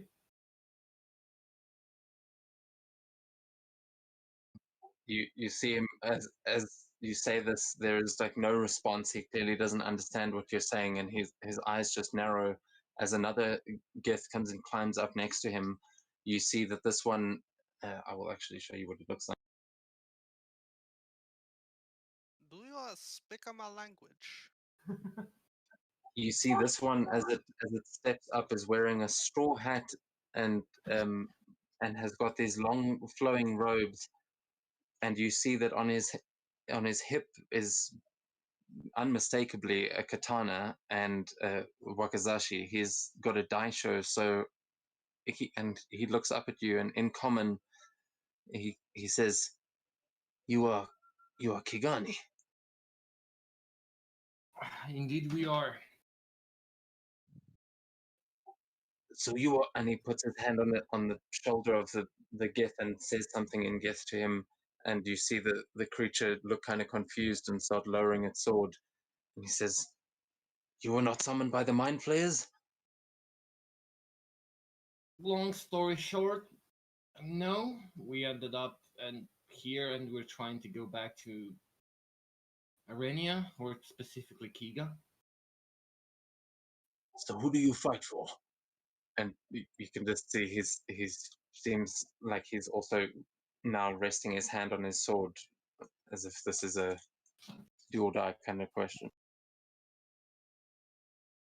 We serve the daimyo of the dragon clan.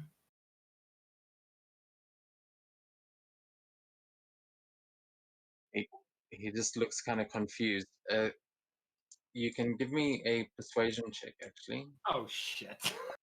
with, and you'll have advantage because of the guy you're talking to. I don't think it's gonna matter. I'm still shit at persuasion.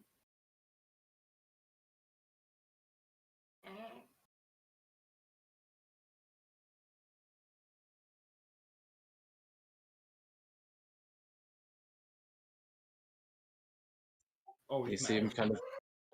he kind of leans his head back, and then he says something else in Gith as the other one nods to him, and then just turns around and jumps back down.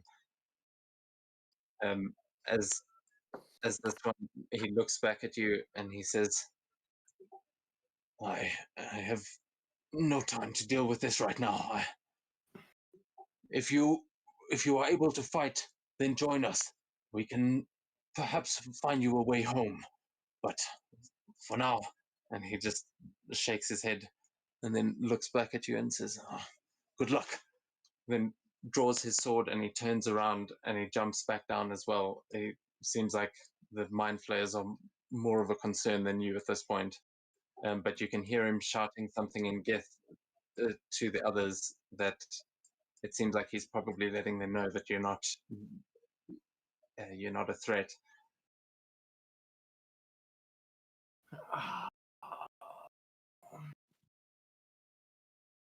But yeah, everyone else, you are back on the Pink Islands. We're not going to move back there just yet. Just depends what Seto does. Z is still there with you.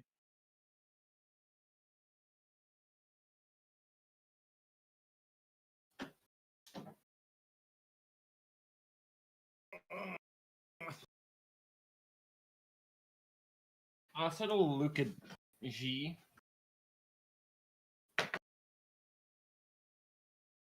And tell her that she should also go. But that you should probably go. I don't plan to leave them alone. If there's a greater evil to fight, I mean, if we run, and if they win, who knows what happens.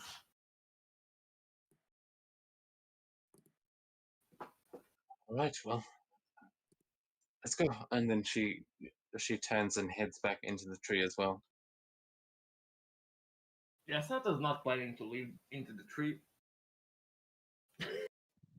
I'm planning to help those motherfuckers.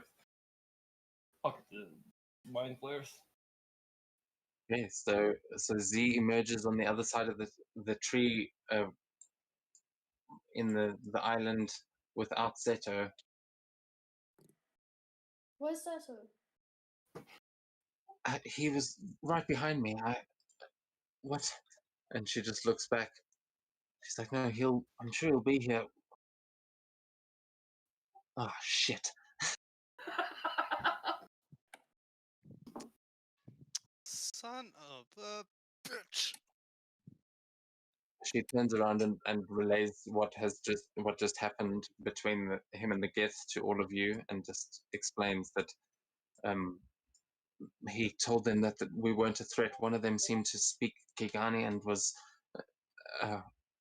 he called them off, and they went off to fight the flares. They said they're going to steal that ship. Yeah, that seems like they already had the idea, but I don't know. I think Seto might have gone back to try and help them.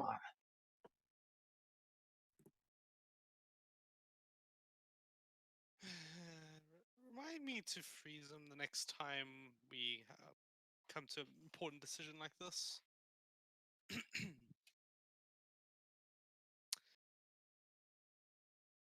So how loyal are we? Are we going to go through that portal and fight mind Yes, flares? Sakura goes like right back through. Okay. Yeah, I thought that He's might like- be the case. Also, what's the best friend? She's not leaving him. Okay, well, because of the time discrepancy, you basically, as Z walks in, everyone else starts walking out immediately. So, yeah, it's barely any time passes as that happens, and you see Seto is just busy walking away as you all Flies down. Woo.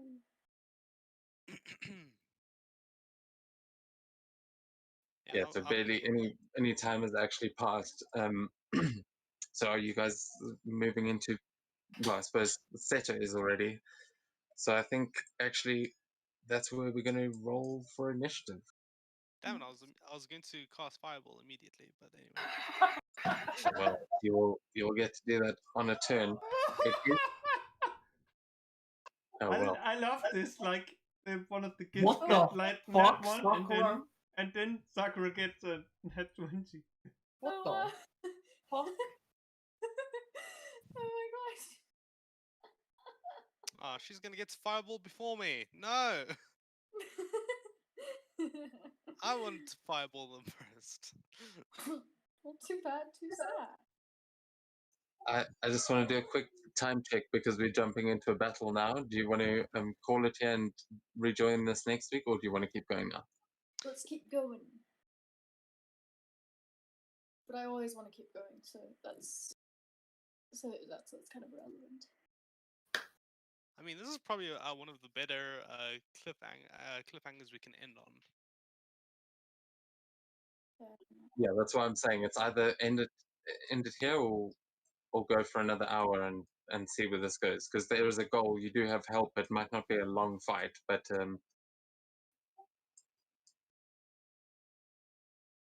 I mean, it's if up we to you. go, I'm down for another hour, but I wouldn't really prefer to go more than that. But if that leaves us in like middle of a battle, I don't know how people feel about it. I'm It's down fine. with It's not the first time we have lived in the middle of battle. I know, but it's still a pretty cliffhanger if we end it here. But what majority decides, I guess. What's the worst thing that can happen? That we end on a cliffhanger where one of them has like its teeth around your head. I think we're all down for an hour, I guess, more. Even Jerry. Yeah. Cool. Well, yeah, I was actually going to do side initiative for this. I kind of forgot, but it's fine. That's how we will play it. Oh no, forget we'll do it.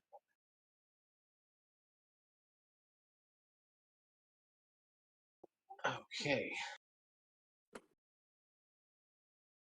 I think that's all of them. Yeah. So you guys can now see that the Gith are making their way. They seem to be charging in towards them, and the mind flayers are spilling out of that ship and moving in towards the Gith. Sakura, you've just managed to catch up to Seto when we get to initiative, so you are going to be up first. What do you want to do? I will allow you guys to speak before you actually jump into battle. But Wonder how. She's gonna say, Sato, you were supposed to come through the tree. What are we doing? I guess Seta would just look at the big glaive or halberd or naginata, if you want, on his back, and he would tell you that one of the things that he was taught as a little one, and pretty much gonna quote that if the heroes run and hide, who will stay and fight, so he can't just leave them alone when the fate of the world could end on this. She nods. That makes sense. Yeah. Not really, but sure. From a tactical point, it doesn't, but still. She's being understanding. She's like, okay then. I guess we're gonna do this then.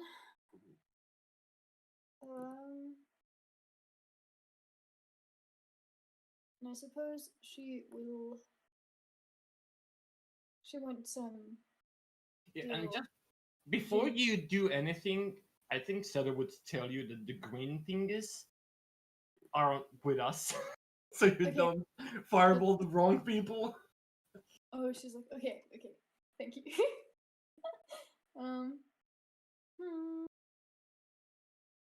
Ooh. Let's do Sickening Radiance. We love it. I think the range is quite good as well. 120 feet. Yeah, she can cast it from there.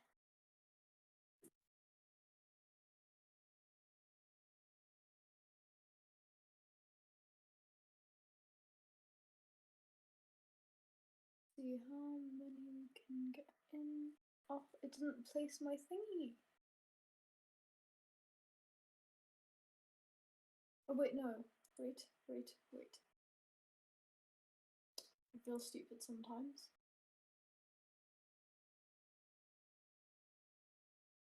She's gonna put it like that. Nice. Okay. Yeah.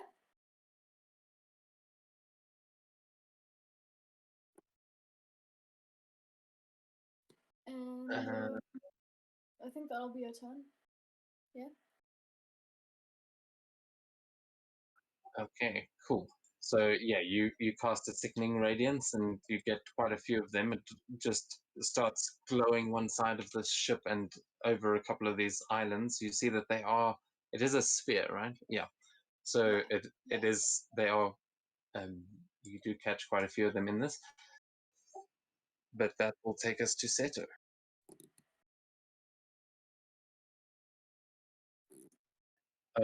Although.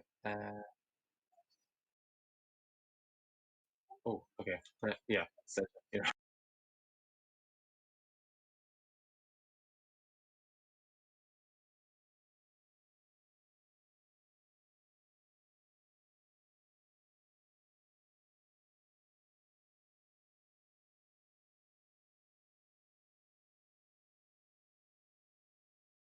Would you rule the tiny wines as bridges, or we would have to jump between the each island? I'll say because you are at half weight, you can try and use those vines as bridges, but you'll have to give me. Yeah, actually, for that short distance, I'll say you'd be able to run across it because it would basically only be one step. Okay. I don't think I can make it through the battlefield, anyways. But I'll use my feel and agility, and I'll move as far as I can, possibly, and that would be 100 feet. I don't generally know where would that lead me, to be honest. Alright, so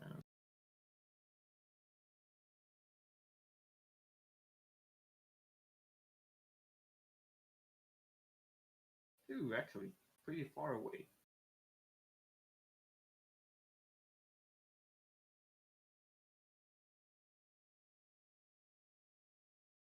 Holy shit, I can actually move to all of them. God damn.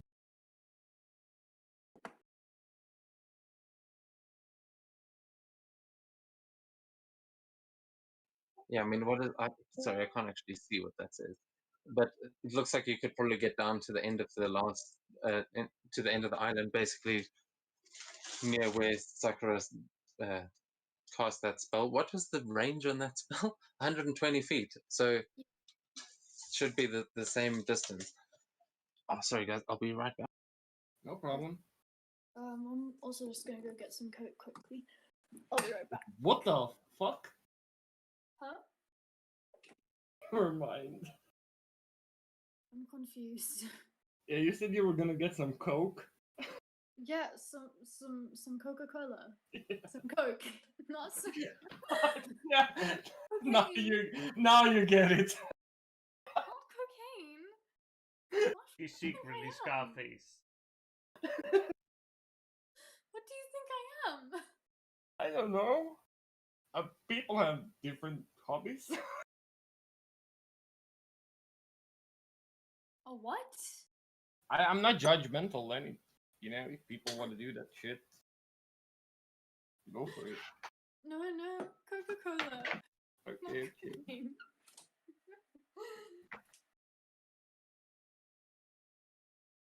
I mean, Coke's fucking fine, but hey.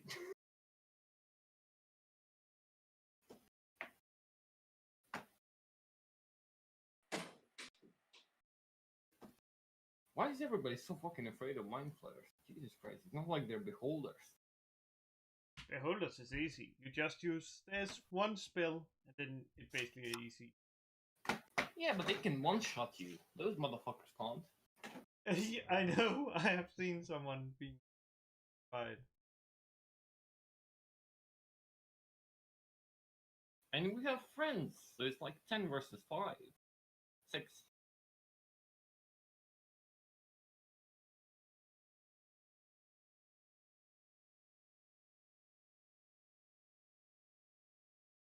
Okay, back again, sorry. Man, that was funny. Did you think Sakura just needed a way to stay awake? I don't know. I was just messing with her. I knew what she meant, but I guess I'll just move. Here. I think I can probably reach that, Yeah, And- you could get there. and I'll prepare an action to hit if anything comes into my range with my fist. Yeah, probably fist the best for now. I can't actually move. I don't know why, but probably walls and stuff. Oh yeah. Hold on, I'll move.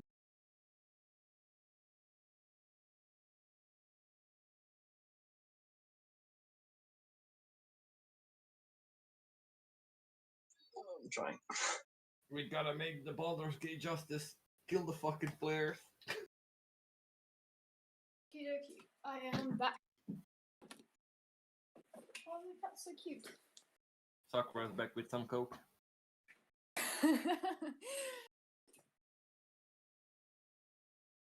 The good kind, Wait. don't worry.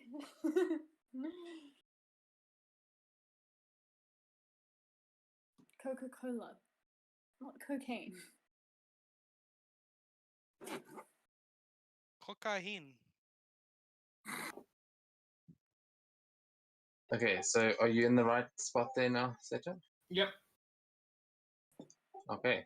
And so that was your dash. Anything else you want to do? Well, that was my base movement, and if I need to dash, that's fine. But if not, I'm gonna ready an action to hit anything else. Oh yeah, it was your feline agility, sorry. So yeah.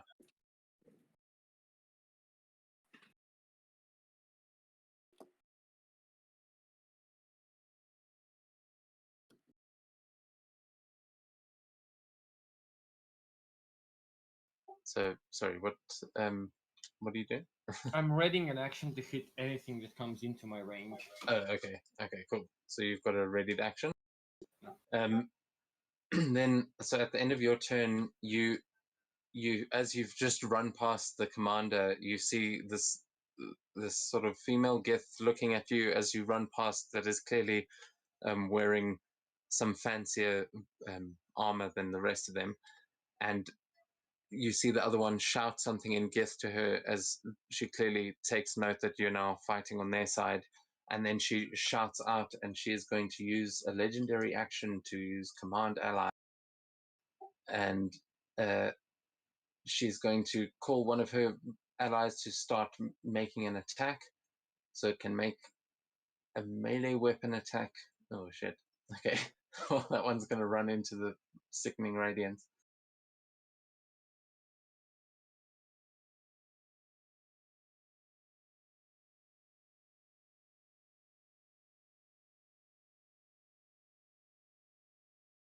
And time to roll for radioactive burns. Yay.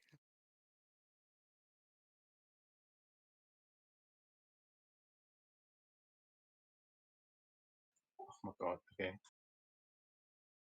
Oh, it's going to be one of those again, isn't it? Okay, and it misses, but it does go running in and sort of collide with that mind flayer over there. That is going to take us to one of the mind flayers' turn, and this is the one that you could hear clicking and stuff before, I think, or one of them, and it is now going to come. You see it levitate off of the ship and start making its way in towards. It needs to do a con save.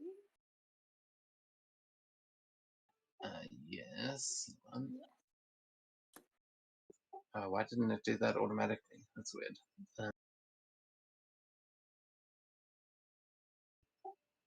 Oh, unless.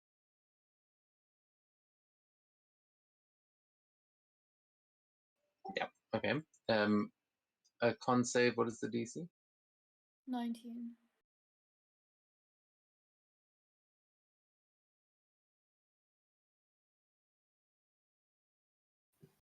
Doesn't this Gith also have to do a con save? Oh, fuck. At the beginning of its turn. That wasn't technically on its turn. Oh, it is all the first time it enters the area. Hey. Yeah. Oh yeah. Okay. So the mind flare made it, and the Gith failed. Oh, Jesus Christ. Well, that's I'm gonna unfortunate. kill the Gith now. That was its commander's fault more than yours.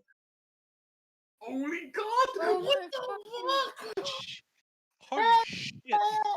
That's nearly max damage. Jesus Okay, fucking Christ! I think let's just say that that's just the damage that people are taking for the turn. I like it. I like it. That guy got some serious damn radiation burns. Holy shit! Who knows? If we're lucky, maybe he turns into the Hulk. Yeah. You gotta stop using gamma for your radiant sickness. But yeah, he's currently, it's not looking good. But you don't know, the other mind players haven't had to make their saves yet. But yeah, the one that is currently flying through the air is not does not seem too phased by it, Holy shit. and is going to leave that area of effect with its last 5 feet of movement. But just that one, as it is now, it is still its turn, and it is now going to use a mind blast. It emits a 60-foot cone. Let me see if I can actually. Holy mother. Yes. So I need Seto. I need you to make an intelligence saving throw, please. As do these two. Minute. Go.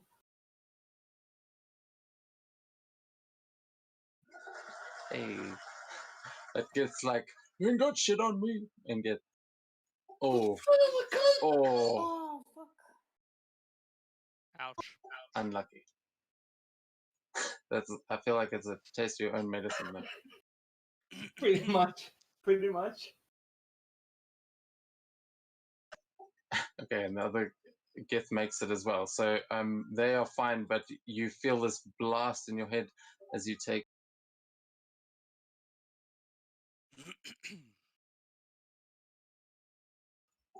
Ooh, What the? 25 psychic damage, and you are stunned. Ouch. What the? Why didn't they count properly? There we go. Okay. Yeah, that's a 60-foot cone. Can I get the other one? No. Okay. Or maybe. Oh, I don't know why you guys are so scared of mind players. They're not that bad. Okay, so yeah, you see it let out the screech, and Seto's kind of stunned, but I think that's its action. So, does it have any bonuses? I don't think so. Oh, wait, Mhm, actually, mhm. I decide to rewind quickly. Yeah, Rewind way time. too late. Yeah, It's 30 God, I feet have- also. I recall. Fuck. I forgot I had that. Sorry, Cecil. no, you're too far away, so it doesn't matter. Hey, it's like me in Counterspell. Yeah, and with a reaction that powerful, I'm gonna have to have you actually react with it. Otherwise, Fair enough. the time will have passed. Okay, but at the end of that one's turn, it is going to take us to the Gith next to you, who's just going to look at you like oh fuck, sucks to be you. But he's used to being in this war, and he is going to. Oh shit! This one doesn't have fuck all. Okay, he's going to then. He's going to go running. He is truly a trashy Githyanki warrior. Yeah, he is fearless and runs into the area of effect as well as he goes for the other one.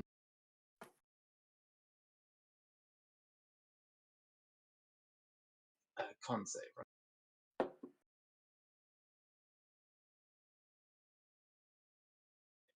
Motherfucker. Okay. Oh god. You can roll for damage again. Oh.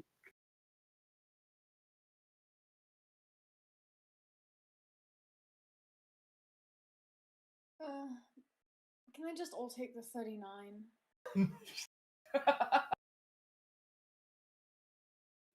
Yeah, okay, we can. All right, fine. Well, just to speed things up, we'll do it like that. But so it takes it almost gets insta kill. But that one runs in and starts going as he starts vomiting over the side. He starts swinging his sword wildly, and oh, he actually hits with both. So at least I shouldn't be fucking rolling for this. Why? I don't know why I was even to begin with. So okay, and he takes 18 slashing and 14 psych. Go get Yankee. Go. Okay, sorry, let's go. And yeah, so this mind flare over here. Oh yes, this one's the one that had started to make its way around. So this one's going to now start floating up. It can smell something so delicious, and it wants to know what the hell that is.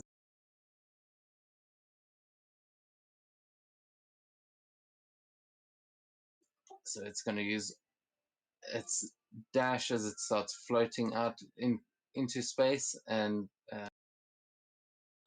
does it have to use its dash? Yeah, okay. It's going to make all its movement to get out there, but that's all it can do. It needs to do its con save. No, it doesn't. Not that one. That one wasn't in the effect. But now it is Jerry's turn.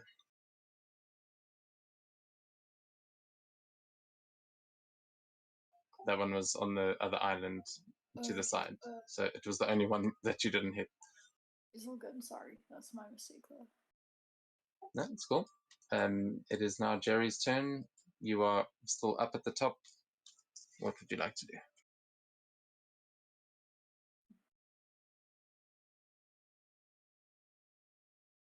Why is the music so freaking chilled?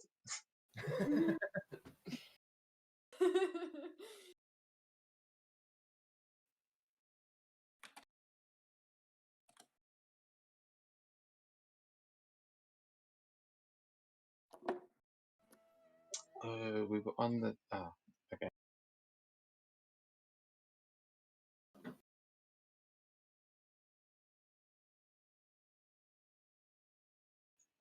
There we go.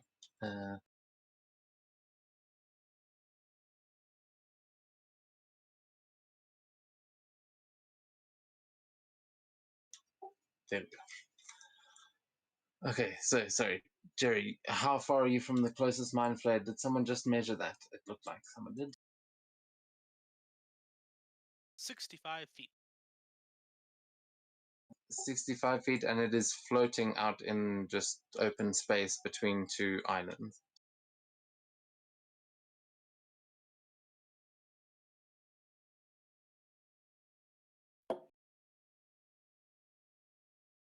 Yes, you are on Spike.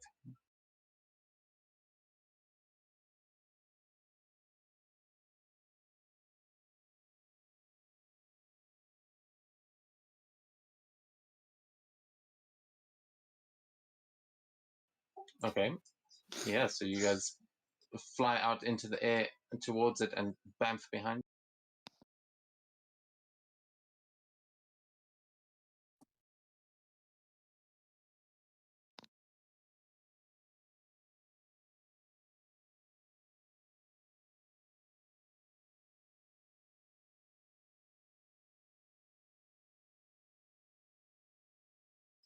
Okay, go for it.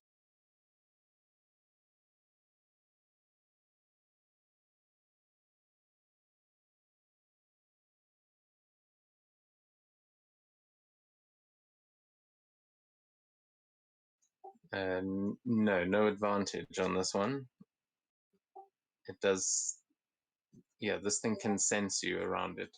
So even though you manage to bamf behind it, it knows you're there.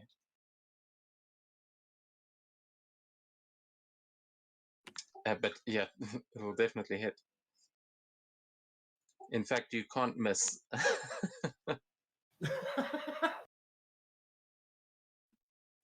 Unless and that one's still a miss, but that's a it would be very hard for you to actually miss these things. So 23 damage, okay.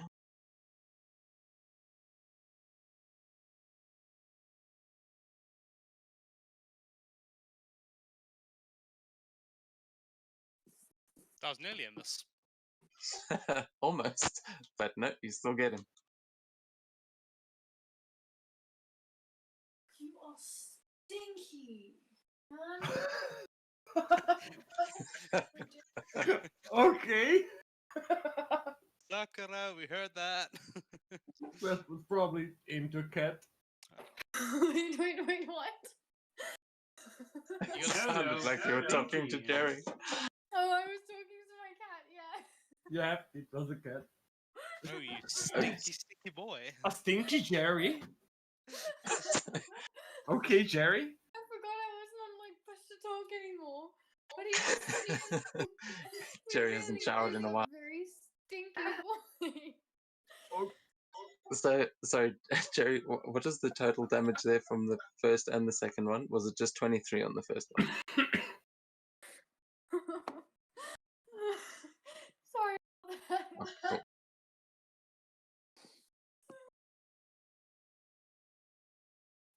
Okay, yeah, you managed to get some good slices in. You can see that you've done some major damage, and just purplish blood spewing out of the wound that you've just opened. Spike still has his attacks, I think, unless, yeah, it's a bonus action to jump.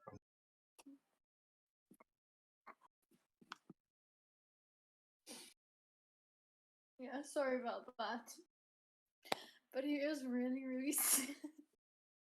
He really stinks. I don't know why. But it's not like we can wash him as a cat. Certainly try.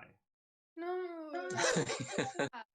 Yeah, that's definitely one of those roll with disadvantage moments.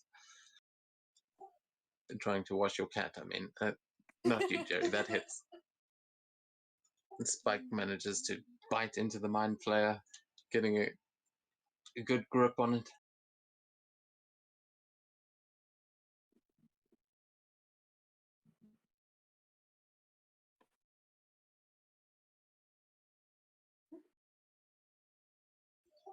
Oh, all right, yeah, just biting into the thing is it only one attack? No, all right, the other one hits as well. Fuck, how does Spike have a plus 11? It's a goddamn dog.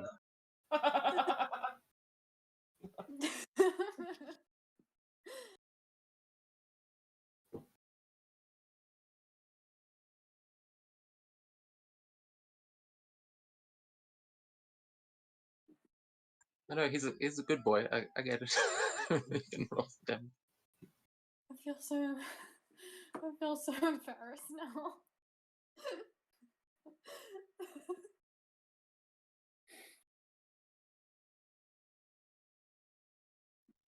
No, don't be embarrassed. Australia's been trying to get Jerry into a bath the whole campaign, so Well, maybe the wine I poured on him had to be like fermenting or something. yeah, that's a good point. He just smells like old wine. 12 damage, all right. The stinky boy. Okay, so yeah, Spike just starts biting at this mind flayer who's freaking out and just kind of like, I'm not sure if it's ever actually seen a dog, but I think that brings us to the end of Jerry's turn and on to June. Yeah. So I'm gonna.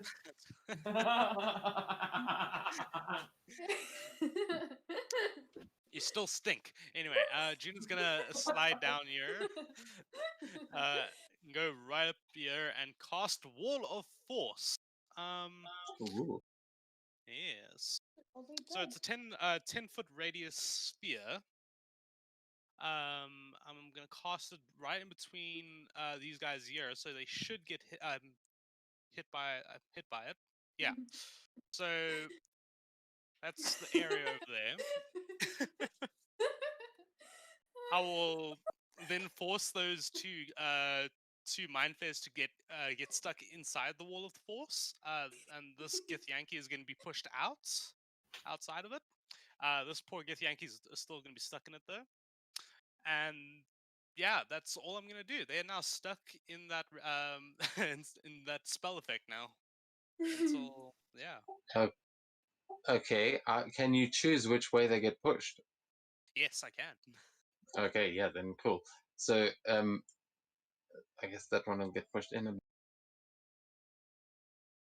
They don't make a save or anything, yeah? Nope, no saves, no nothing. God damn. Cats Wall of of Okay. Force, a great spell. And I'll say you just managed to push this Gith out of the Radiant Sickness as well. Cool. Yeah, this poor dude, he chose to run in. He's unfortunately, he's just gonna melt into a pile of goop, and then I am gonna hop towards this bush, and next turn I will hide in it until combat is over because I've done my part. I've done my Okay. thing. Yeah, you can roll for stealth if you want, but you have successfully managed to trap those three inside your wall of force. I feel like sickening radiance always seems like a good idea until you actually use it. That's with most area of effect spells. It's like, well, Except fireball. Fireball is yeah, always that good. fireball always works out well, huh? Every time.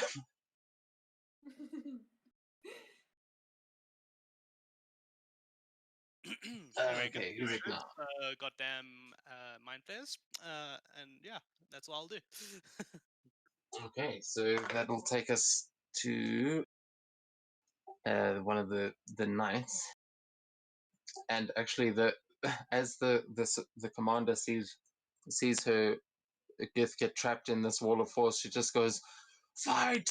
and in Gith, but she's going to use attack. Oh no, that fuck. She's commanding an ally, so he gets to take an attack.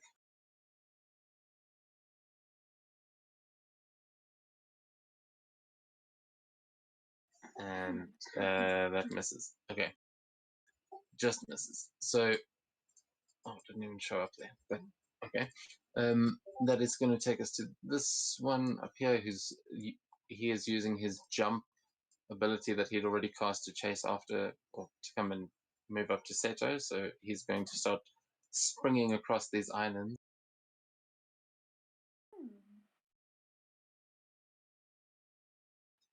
Okay, so yeah, he's got enough distance to clear it, but he's actually going to end his turn in midair because he's still just sort of floating as you just see him bouncing across these things and flying through the air.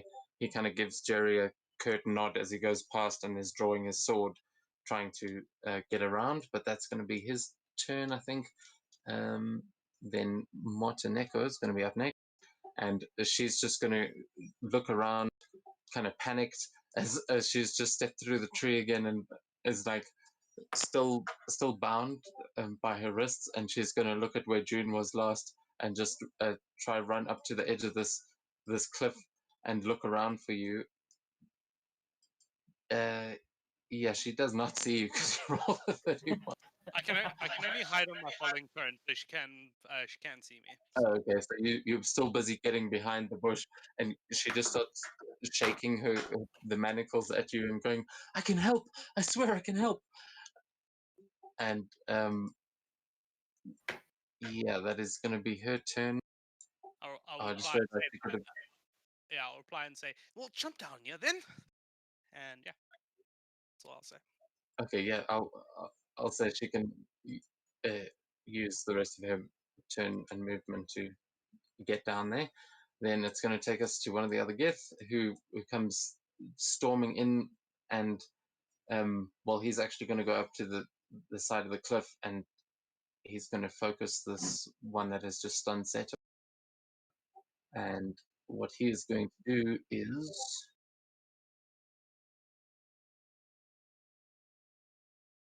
oh yeah, actually, he's going to jump as well, and as he leaps into the air, he goes flying right up to the mind flare and takes a swipe at it.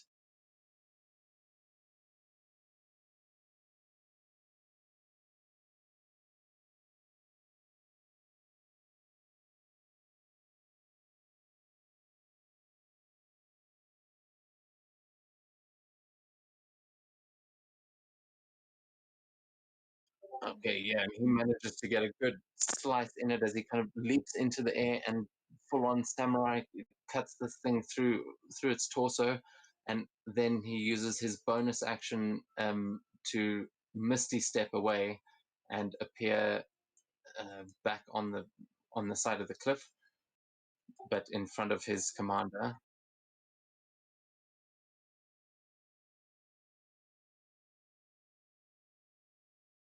And that is going to be his turn, and then it takes us to. Okay, now the mind flare. So now one of them needs to make its con save.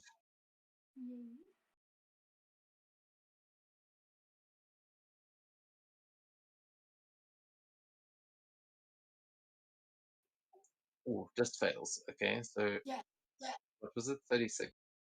39.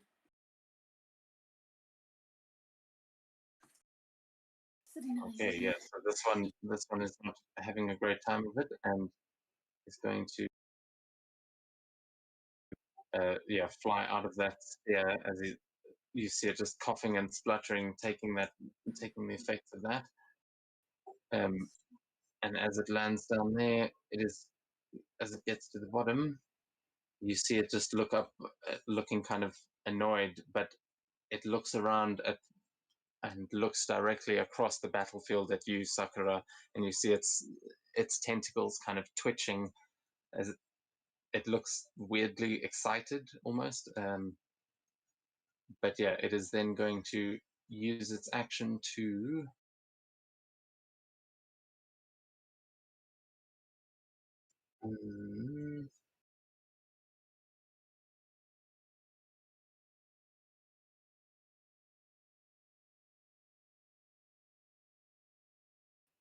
it is going to cast Sanctuary against itself, or on itself, and ward itself against an attack.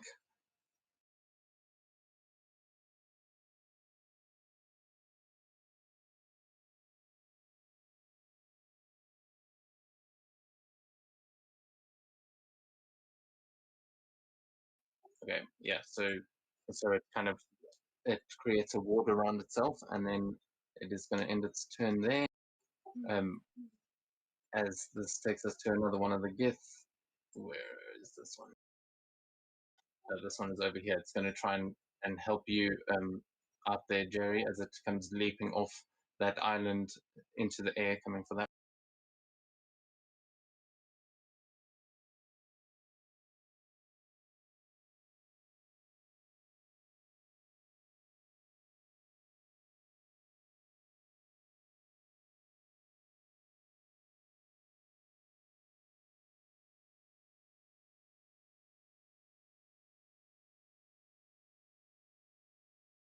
Okay, and yeah, so as you see this thing, you're busy fighting it. It comes running and leaping through the air. You see its sword come slicing through the mind flayer's face, chopping through its tentacles and cleaving its head in half as the creature just drops from the sky, letting out this awful screech as the Gith uses its bonus action to Misty Step onto this island over here, just onto the edge, and yeah, the mind flayer that was in front of you is now dead, Jerry. And that will take us on to Estrella, finally. Yep. I still have my. That means that I should be able to get down there. 90 feet.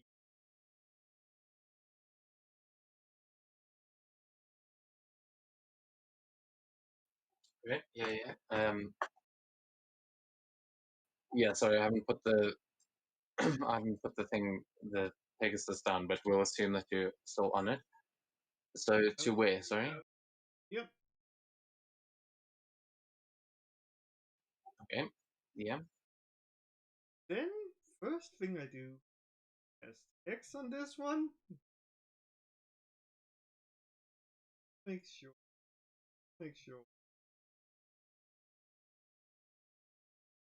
Then, just because it's so nice, I'm gonna 3 Eldritch.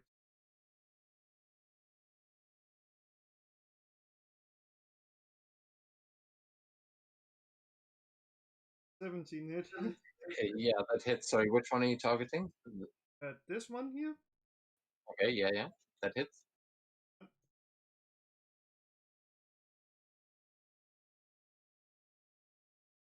Yeah, This that'll hit.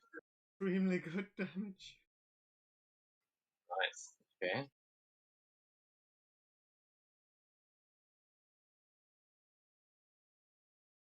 So yeah, all 3 hit. And then what is the hex damage on top of that? 25 in total. Oh. Each hit will basically trigger the hex.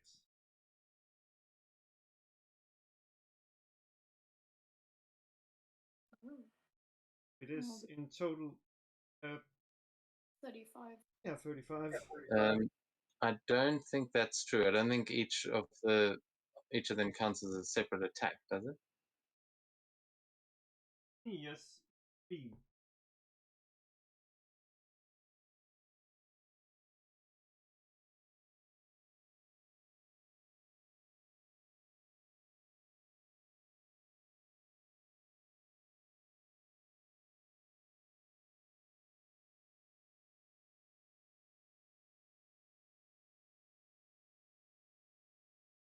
Yeah, I don't think that. I think an Eldritch Blast just fires 3 beams. I think it counts as one attack though. Yeah, it's 3 separate You can. attacks. Does it count as 3 separate attacks? That's what I'm asking.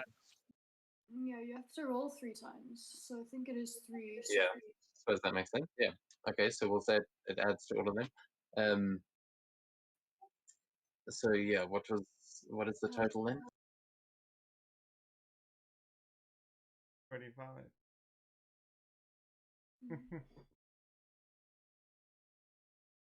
Is that 25 with it added each time? I'm saying that does happen. Yeah, it's 35. If you're Oh, adding 35. Okay. Sorry, I thought you said 25 again. Okay, nice. So you managed to hex this thing and just batter it with Eldritch Blasts as it just takes quite a few hits. Yeah.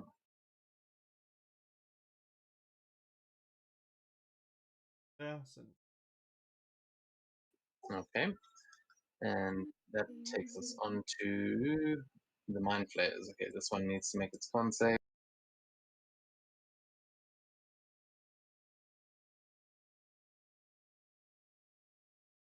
Actually, whoops, it's got advantage because it's got magic resistance. Okay, but it still fails. So 39 to that. Okay, and it is trapped within the wall of force, so it's going to it's going to turn its attention to the thing that's trapped in there with it. Shame. Sorry, as Mr. it's Gift, your fate has been sealed. yeah. Okay, well that one.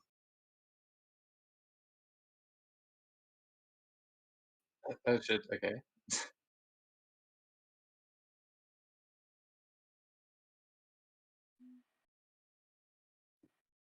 It actually misses because it can't get all the way around in that thing to get the flanking. So that one misses.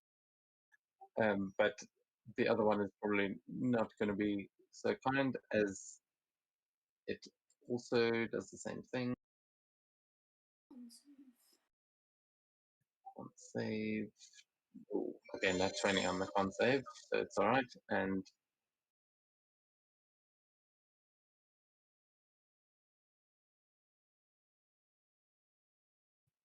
and okay, this one definitely hits the gift.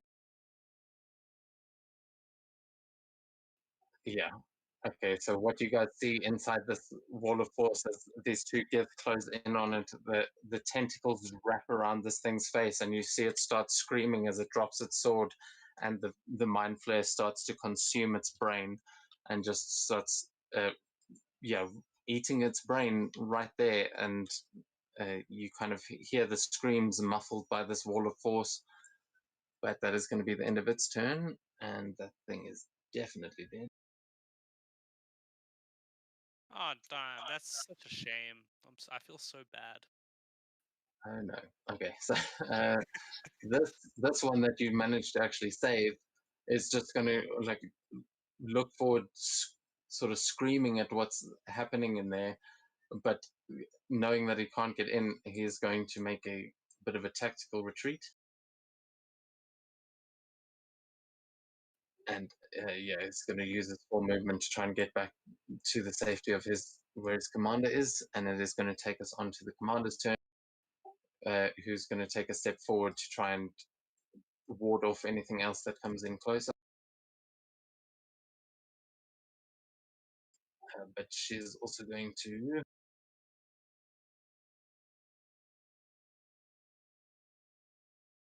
she's going to cast Levitate on herself to try and even the playing field a little bit, as you see her run forward and start floating up into the air.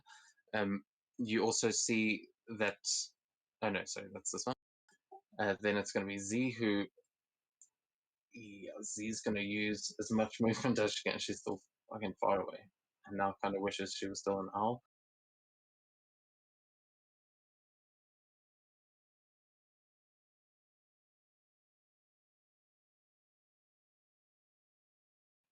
Okay, she's going to use her full movement to go leaping down these things, and that is going to be her turn. Then the Mind Flayers are going to, let's see, which one is this now? Oh, this one, yeah, this one hasn't done its save yet either. Nope.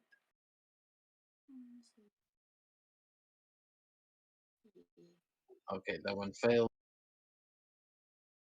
Good 39 points of damage. Okay, and it is going to use its movement.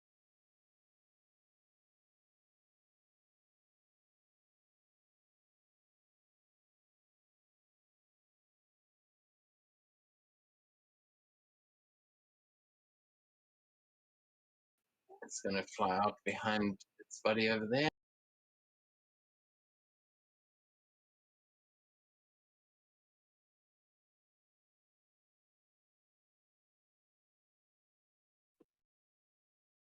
and you see that one start to, as it's flying out of the area of effect, you see it start moving its hands around, and it disappears from view as it casts some kind of a spell, and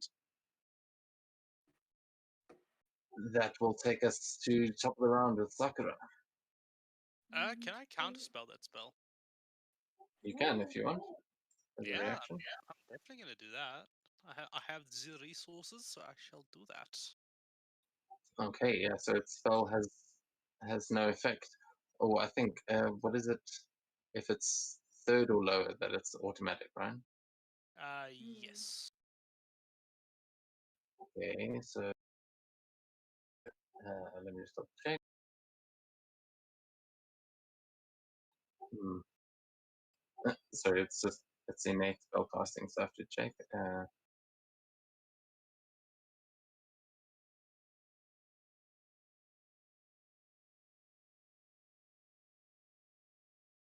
Okay. Oh no, okay, actually you do, so you have to make the check, right? So it's 10, the DC is 10 plus the spell's level. Okay, so wait, who has to make the check? The creature that you're casting it against. If it is Oh, cast no, spell, you make have It's the to spell. It's the counter speller that has to. Yeah. Okay, yeah, so I cast an ability, so charisma. So it's just a just yeah, a general just a straight check. charisma check. Okie dokie. You need like 14, 15?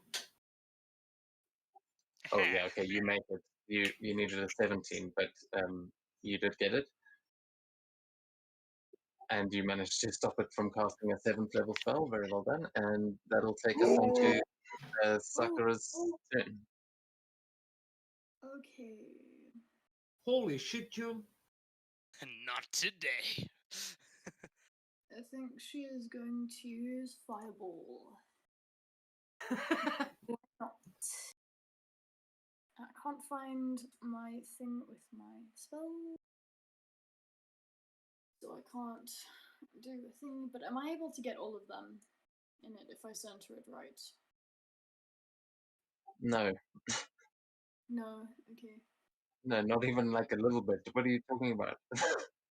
Okay, so what you're looking at here, you can't just say fireball and then get everything. There's a wall of force protecting the two. They are trapped in there, but I don't think you can get a spell in there. But there are two sort of floating close together. The one that June just counterspelled, they're floating out in the open, and then no, the other one that was floating around is dead. Are there only the 4 left? Yeah, it's just the 4. Five. Oh no, there is one more, the one that warded itself that is Yeah. closest to the ship, but none of, you could probably only get 2 of them at a time if you Okay, targeted on the one. do the Can you side even here. target stuff inside the wall of force? She's gonna get those two of it, and they need to make a deck save though. Okay, what is the range on fireball? 150 feet. Jesus Christ. Right. Seriously, the Yeah. fuck? It's a Yeah. nuke. That's why Fireball is a solution to everything. There we go. Okay, Nice, DC. I've been watching Joe Cat. Yeah, Joker. What do you say, person within Fireball distance? You're talking mad crap for someone that's in fireball distance. Okay, so yeah, they both failed. So they take 28 fire. Yeah. Okay, nice. Yeah, a massive fireball just explodes, and you see them shrieking. The largest one. How much was it? 28. Yeah. So the bigger one, the one that stuns Seto, you see as this fireball explodes, you see its tentacles on its face just curl up like burnt calamari as the thing screeches out and falls from the sky. That one is dead. The other one is nearly, but Nice. That was super effective. I wonder if I can. yeah, actually, there's a good point. It's a super The effective. 30-foot sphere. Charizard used Fireball. It was super effective. Guys, I've got some bad news for you though, Seto. The Oh, fireball is rather large. Oh yeah, Oh sure. fuck! She Where did did I say put where it? she was casting it specifically, so Dang it. and you I'm auto fine. fail dex saves because you're stunned, right? I'm sorry. Really? No, doesn't he? He gets disadvantage. Oh no, he Yeah. No, fails. you're incapacitated. You Oh, get fuck. you auto fail. Oh yeah, I So also. you sorry. will take I'm so 27 sorry. or 28 fire damage, but I think will- you might. Yeah, I'll take 14 for sure because I'm resistant to a fire. Yeah, I forgot if that was a thing. Yeah. So Sorry.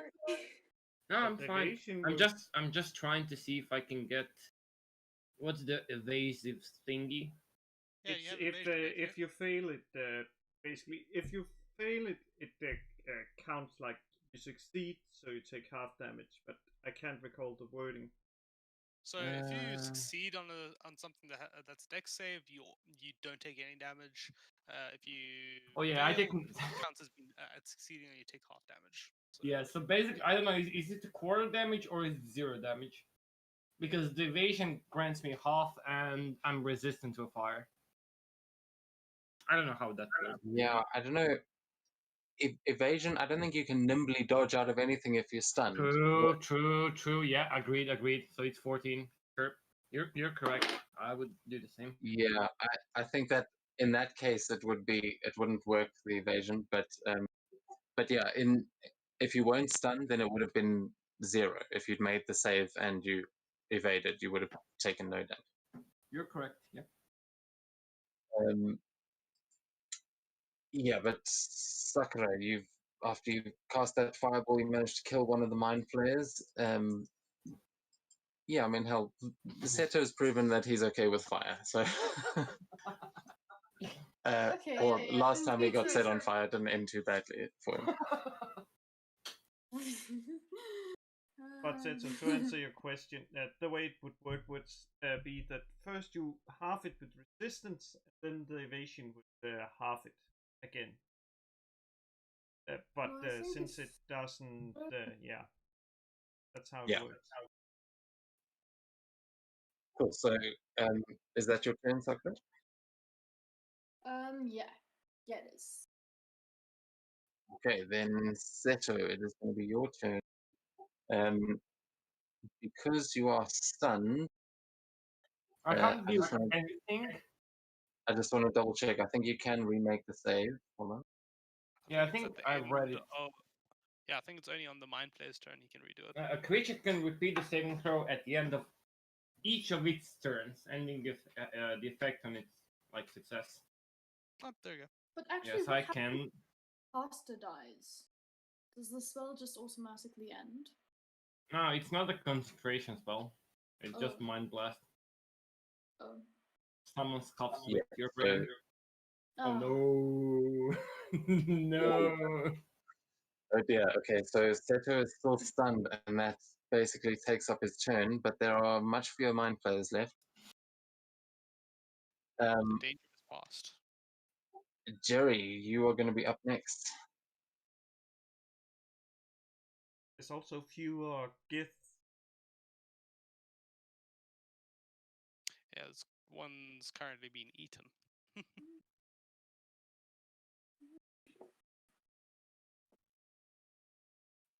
Also, you don't know how many more mind players might be on the ship, but well, Oh, that's worrying.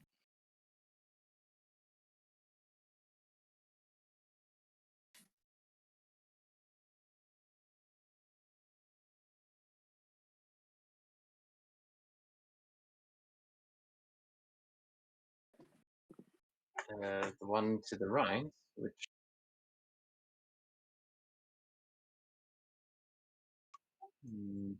I don't know which one you mean. All the way over there. Can you reach that one?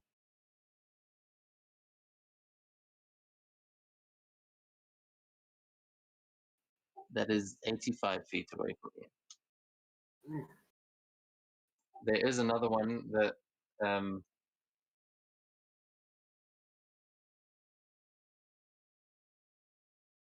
fuck, I can't actually read what that says. I think it says 90. Yeah, there's another one 90 feet away from you. The one that warded itself. The goth leader. Okay. Okay, so you landing next to the leader over here by the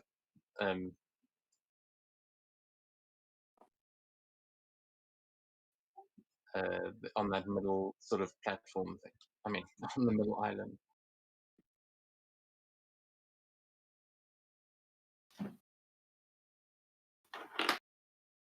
Okay. Yeah, I mean, I'll say, yeah, you can get there. So you are readying to hit anything that comes out of the force field. It has been an hour. We're nearly done.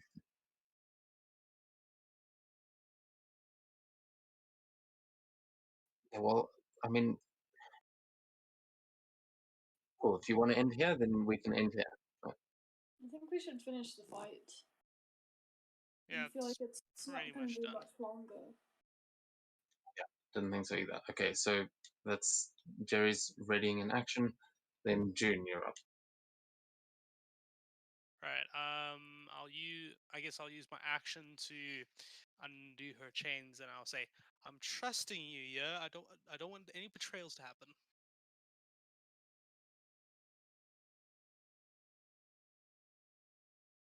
Okay, and are you undoing the cuffs? Yeah, she's proven herself. I don't see Okay. why she would betray us all of a sudden, especially because we are their only way out. Yeah. So I guess I'll spend my action doing that, right? Yeah, that would be your action. Cool. Let me quickly see if I have any bonus actions. I don't think I do though. Oh, okay. Those two are trapped there. That guy's gonna be dead soon. I'll use my bonus action to inspire and say, "Now please use a spell to get rid of that those last couple of mind flayers." And yeah, I'll give her some bardic inspiration. Okay, nice. Yeah, just a reminder, she can add the D10 to damage or healing if she so wishes. Okay. Good to know. Good to know. But yeah, she is no longer shackled.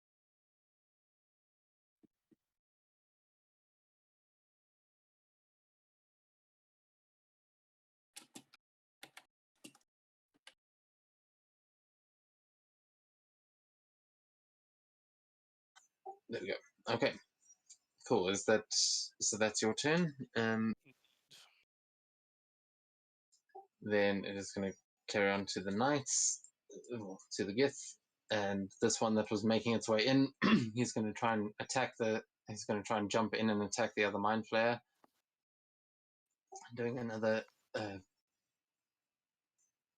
jumping and to Misty Step, try and move, but he needs to make a wisdom check in order to actually make the hit. Or a wisdom save, probably, but that was a nat one, so no good. Yeah, so things are not looking great for him as he just flies up into the air. You see he swings and this mind flare catches him in mid-air just by the throat, and you can see he's not looking all that good. It is going to take us to Mott. She now with bardic inspiration and the determination not to get her mind flayed, she's going to now go running out. And she's going to take a position next to Sakura as she starts moving her hands through the air. She is also going to cast a spell, and she is going to. Holy shit! She's got a lot of spells. I forgot.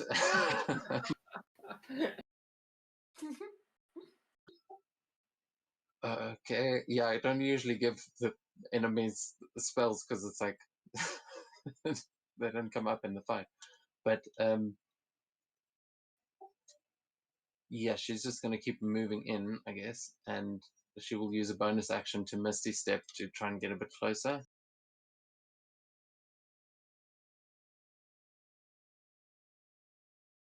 No, she can't really do shit. Okay, she just Misty Steps down there, and then with her action,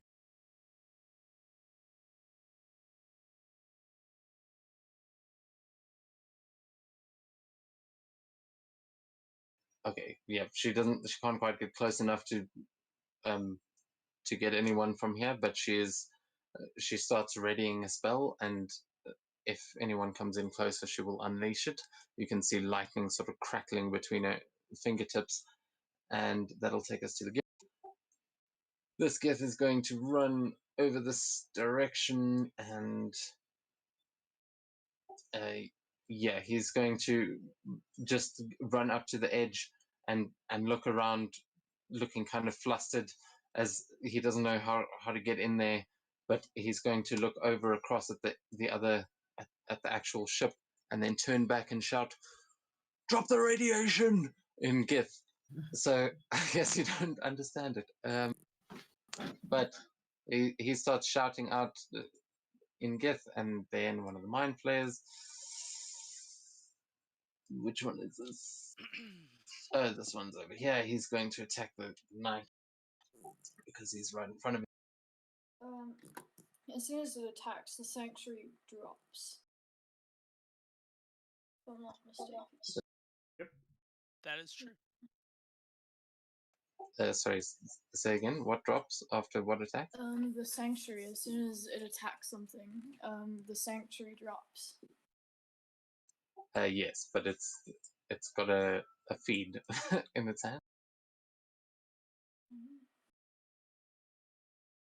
And this one,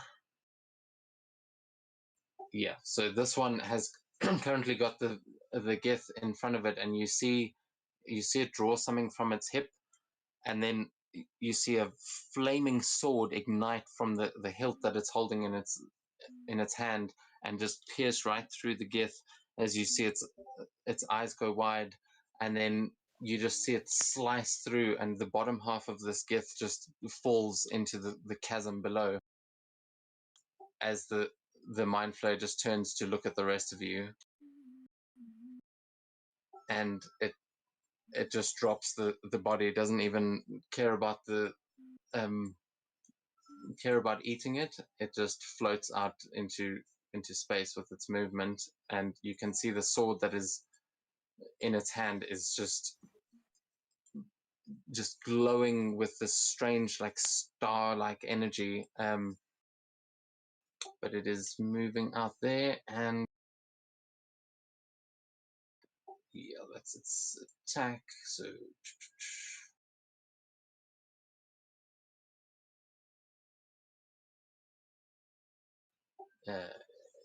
still checking. It's now the no. Okay, so that is going to be its turn as it sort of floats down into that little space there. That takes us to one of the Gith.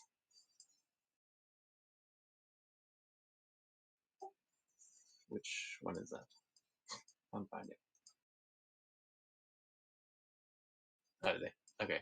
So this one's going to start making its way in as well.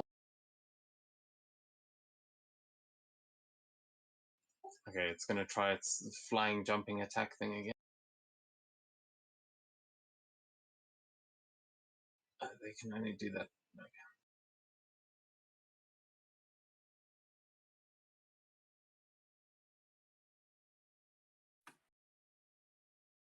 Okay.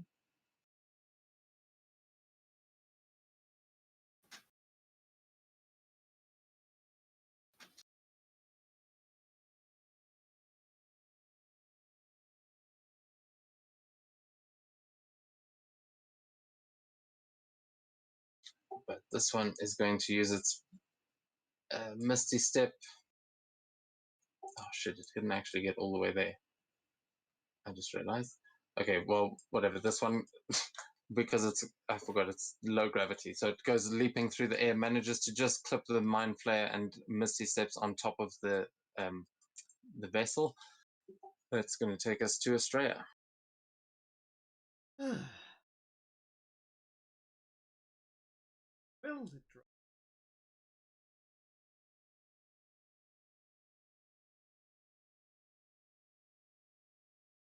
First thing I do, bonus action. Next, this creature. Then, Eldritch.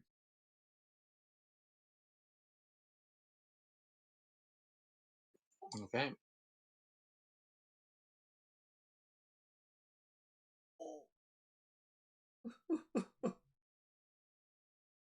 Yeah.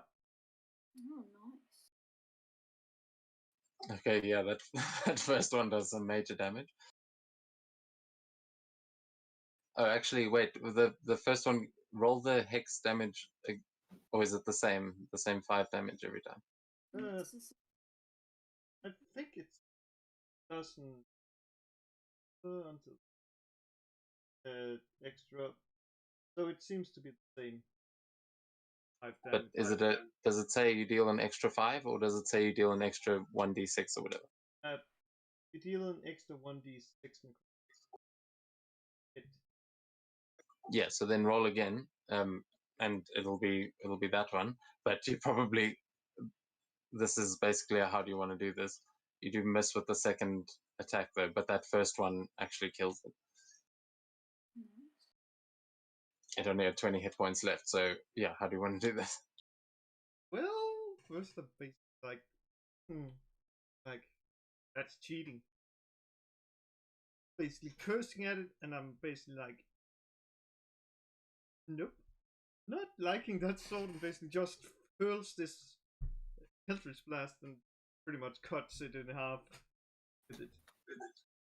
Yeah, you see the blast as the one just clipped it and jumped over it, gets distracted, and then this Eldritch Blast just tear a hole straight through the thing, and you see it kind of, as it screeches out, you see its upper body get flung in one direction, and as its lower body goes flying in the other, and part of it kind of slaps against the wall, but you just see it slide over the edge as it drops its sword on the edge of that island. Is that, yeah? So that's your the first beams. Second one misses, basically just changed to it. So the way I think about it is like basically like fire 2 in quick succession at this creature, because I'm like, really don't. Then I realized like, oh, that, and switches to this one and try to hit that. So without this one, will yeah, that misses. No. Yeah. Okay. So it's a bit of a wide range to get that last, and that last blast kind of goes somewhere in the middle. But yeah, you managed to kill one of the big ones, and is that going to be your turn? I step backwards. Yep. Perfect, and that's what my turn. Okay. Con save. That one, yeah. Yeah, these ones are just busy getting turned to mulch.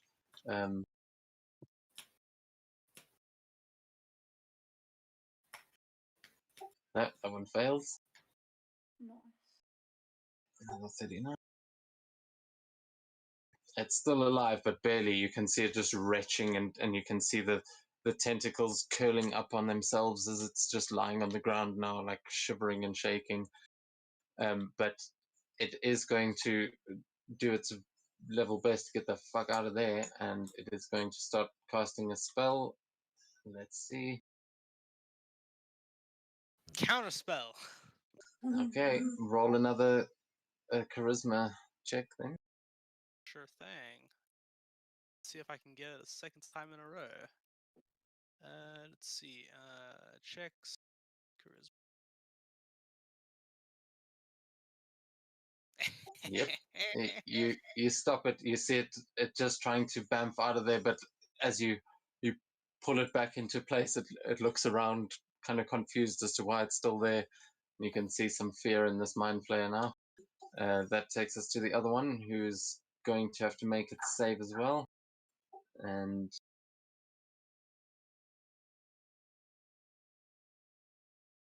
it does not. Another 39 to that one as well. Looking in very much the same position, is going to try and do the same thing. And Counterspell. okay, nice. You can roll your check.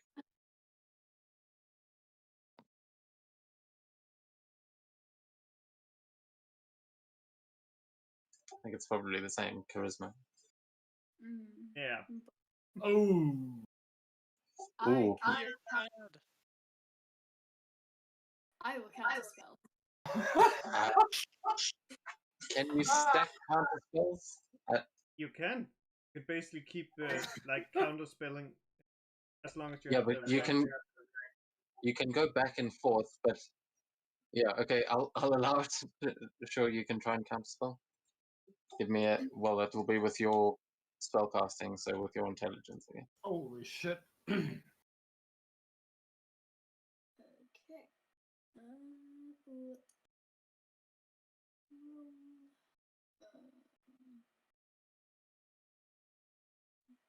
Give me 2 seconds.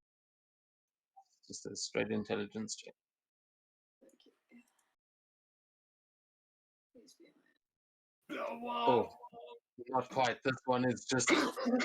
This one's magic is too strong as both of you try and counterspell it, and it just isn't getting out of there. Wait. fuck. Y'all are bad. Wait, no, wait. At which point, Motta casts counterspell. I swear, if all y'all together can't stop a counterspell, but I stop 2 in a row, I'm gonna flip it. Like You can't, buddy, you can do this. I believe in you. Wait, Freya, how's your charisma +7? Do you have 24 charisma? Sorry. I think it comes from. Oh wow, Moto.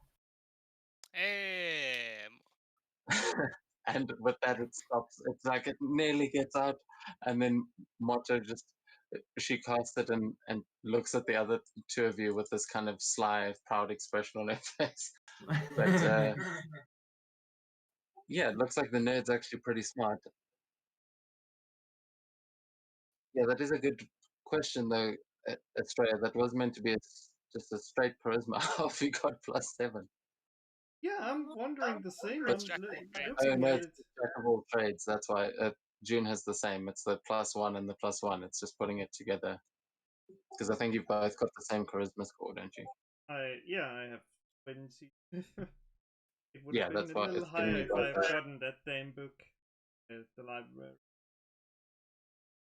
Yeah. Well, anyway, yeah, Motta does manage to keep it from escaping, so it is still there.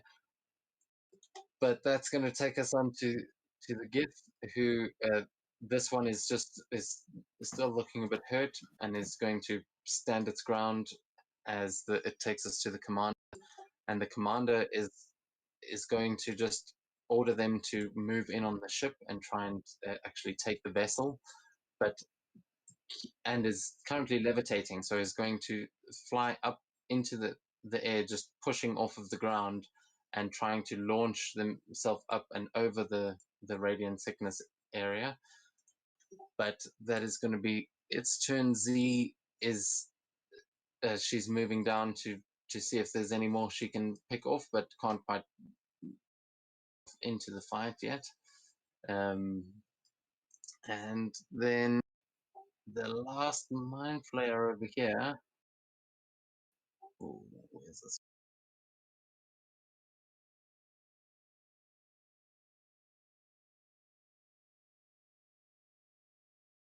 Okay, this one is going to. Oh, they don't want to give up their sweets.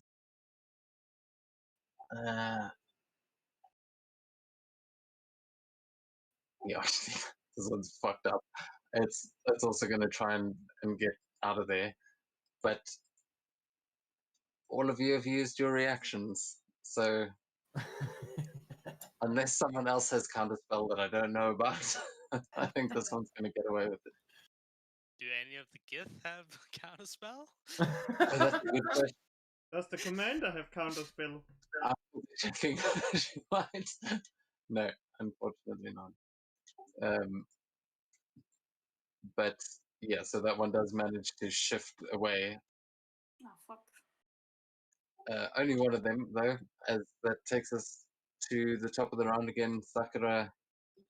There are still the two trapped in there. Is it possible to hit them with a fireball?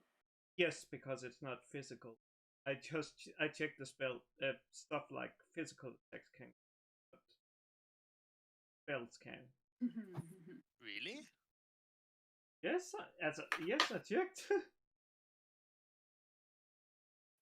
Yeah, I think that there's like you can't target something on the other side with a. I think you can just cast like cantrips and stuff through it. Like if you're firing a firebolt, I think it should. I can't remember. I remember seeing this rule and going over it multiple times. Nothing physical can pass physically through the pass wall. through the wall. I'm pretty sure a fireball is something that's fire. Yeah, I mean you are technically. Fire is physical. That's it's where you can actually cast it though. With a fireball, you are throwing it, so no, it's they're trapped in a wall of force. That I don't think you can target it in there. Okay. She's just gonna sit down and wait for the radiants to kill them. Okay. Now. Well then, Seto, do you want to give us a save again? Man, I feel bad that they just kept you out of this fight. Nah. Oh my god. I'll say at this point, because most of them are dead, you can have advantage because there are no actual mind flayers left and like for you to fight, right? No, it's fine. It's fine. Just the dice is shit. It's just fine. Okay, and then it's Jerry. He wasted that action, but there's nothing for him to hit either. So, June, you've got two mind flayers busy cooking under your wall of force. Is there anything you want to do? Let me just quickly check. Yeah, you know what? I'll do it for the lols. I'll drop the wall of force and then fireball them. Yes. Yes. What did you say you would do with the fireball? You sure you want? Where do you want to drop that fireball? Over. Let's see the radius. Okay, so they're over there. So around over here. Oh, is it only 20 feet? Oh, then my bad. I don't think it actually would have hit Seto earlier. I thought the fireball was a 30-foot sphere. My bad. It's fine. But yeah. So, so yeah, you can definitely hit the two of them if you're doing that. And I mean, I'm not even going to bother giving them saves. They're both going to fail, even if they took half damage. It's going to kill them. So how do you want to do this? So I form the small fireball in my hand and just underarm throw it. And as I drop the wall of force, they look around, confused where the force wall of force went, and then the fireball pretty much lands kind of like a hand grenade behind them on probably on there, and just explodes. Yeah, you see it blast one of the mind flayers clean off of the platform, and the other one goes splatting onto the ground. You can see as this long cloak of tendrils just lying out next to it as it is completely charred, and they are very much dead. You have defeated the mind flayers, and as that happens, the Gith all start charging in towards the ship as the commander is floated over the radiant sickness. Are you dropping that now? Yeah, she'll drop it now. So I can't find the place to click it.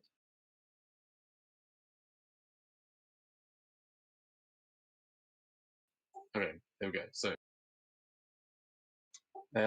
yeah, so as you blow up the last of the mind flayers, the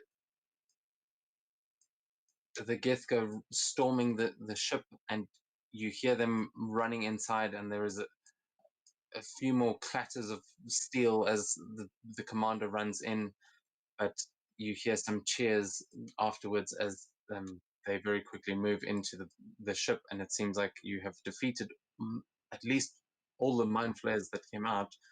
If there are any left inside, they are hiding, or they have shifted away, but probably not, because they would have just used the ship.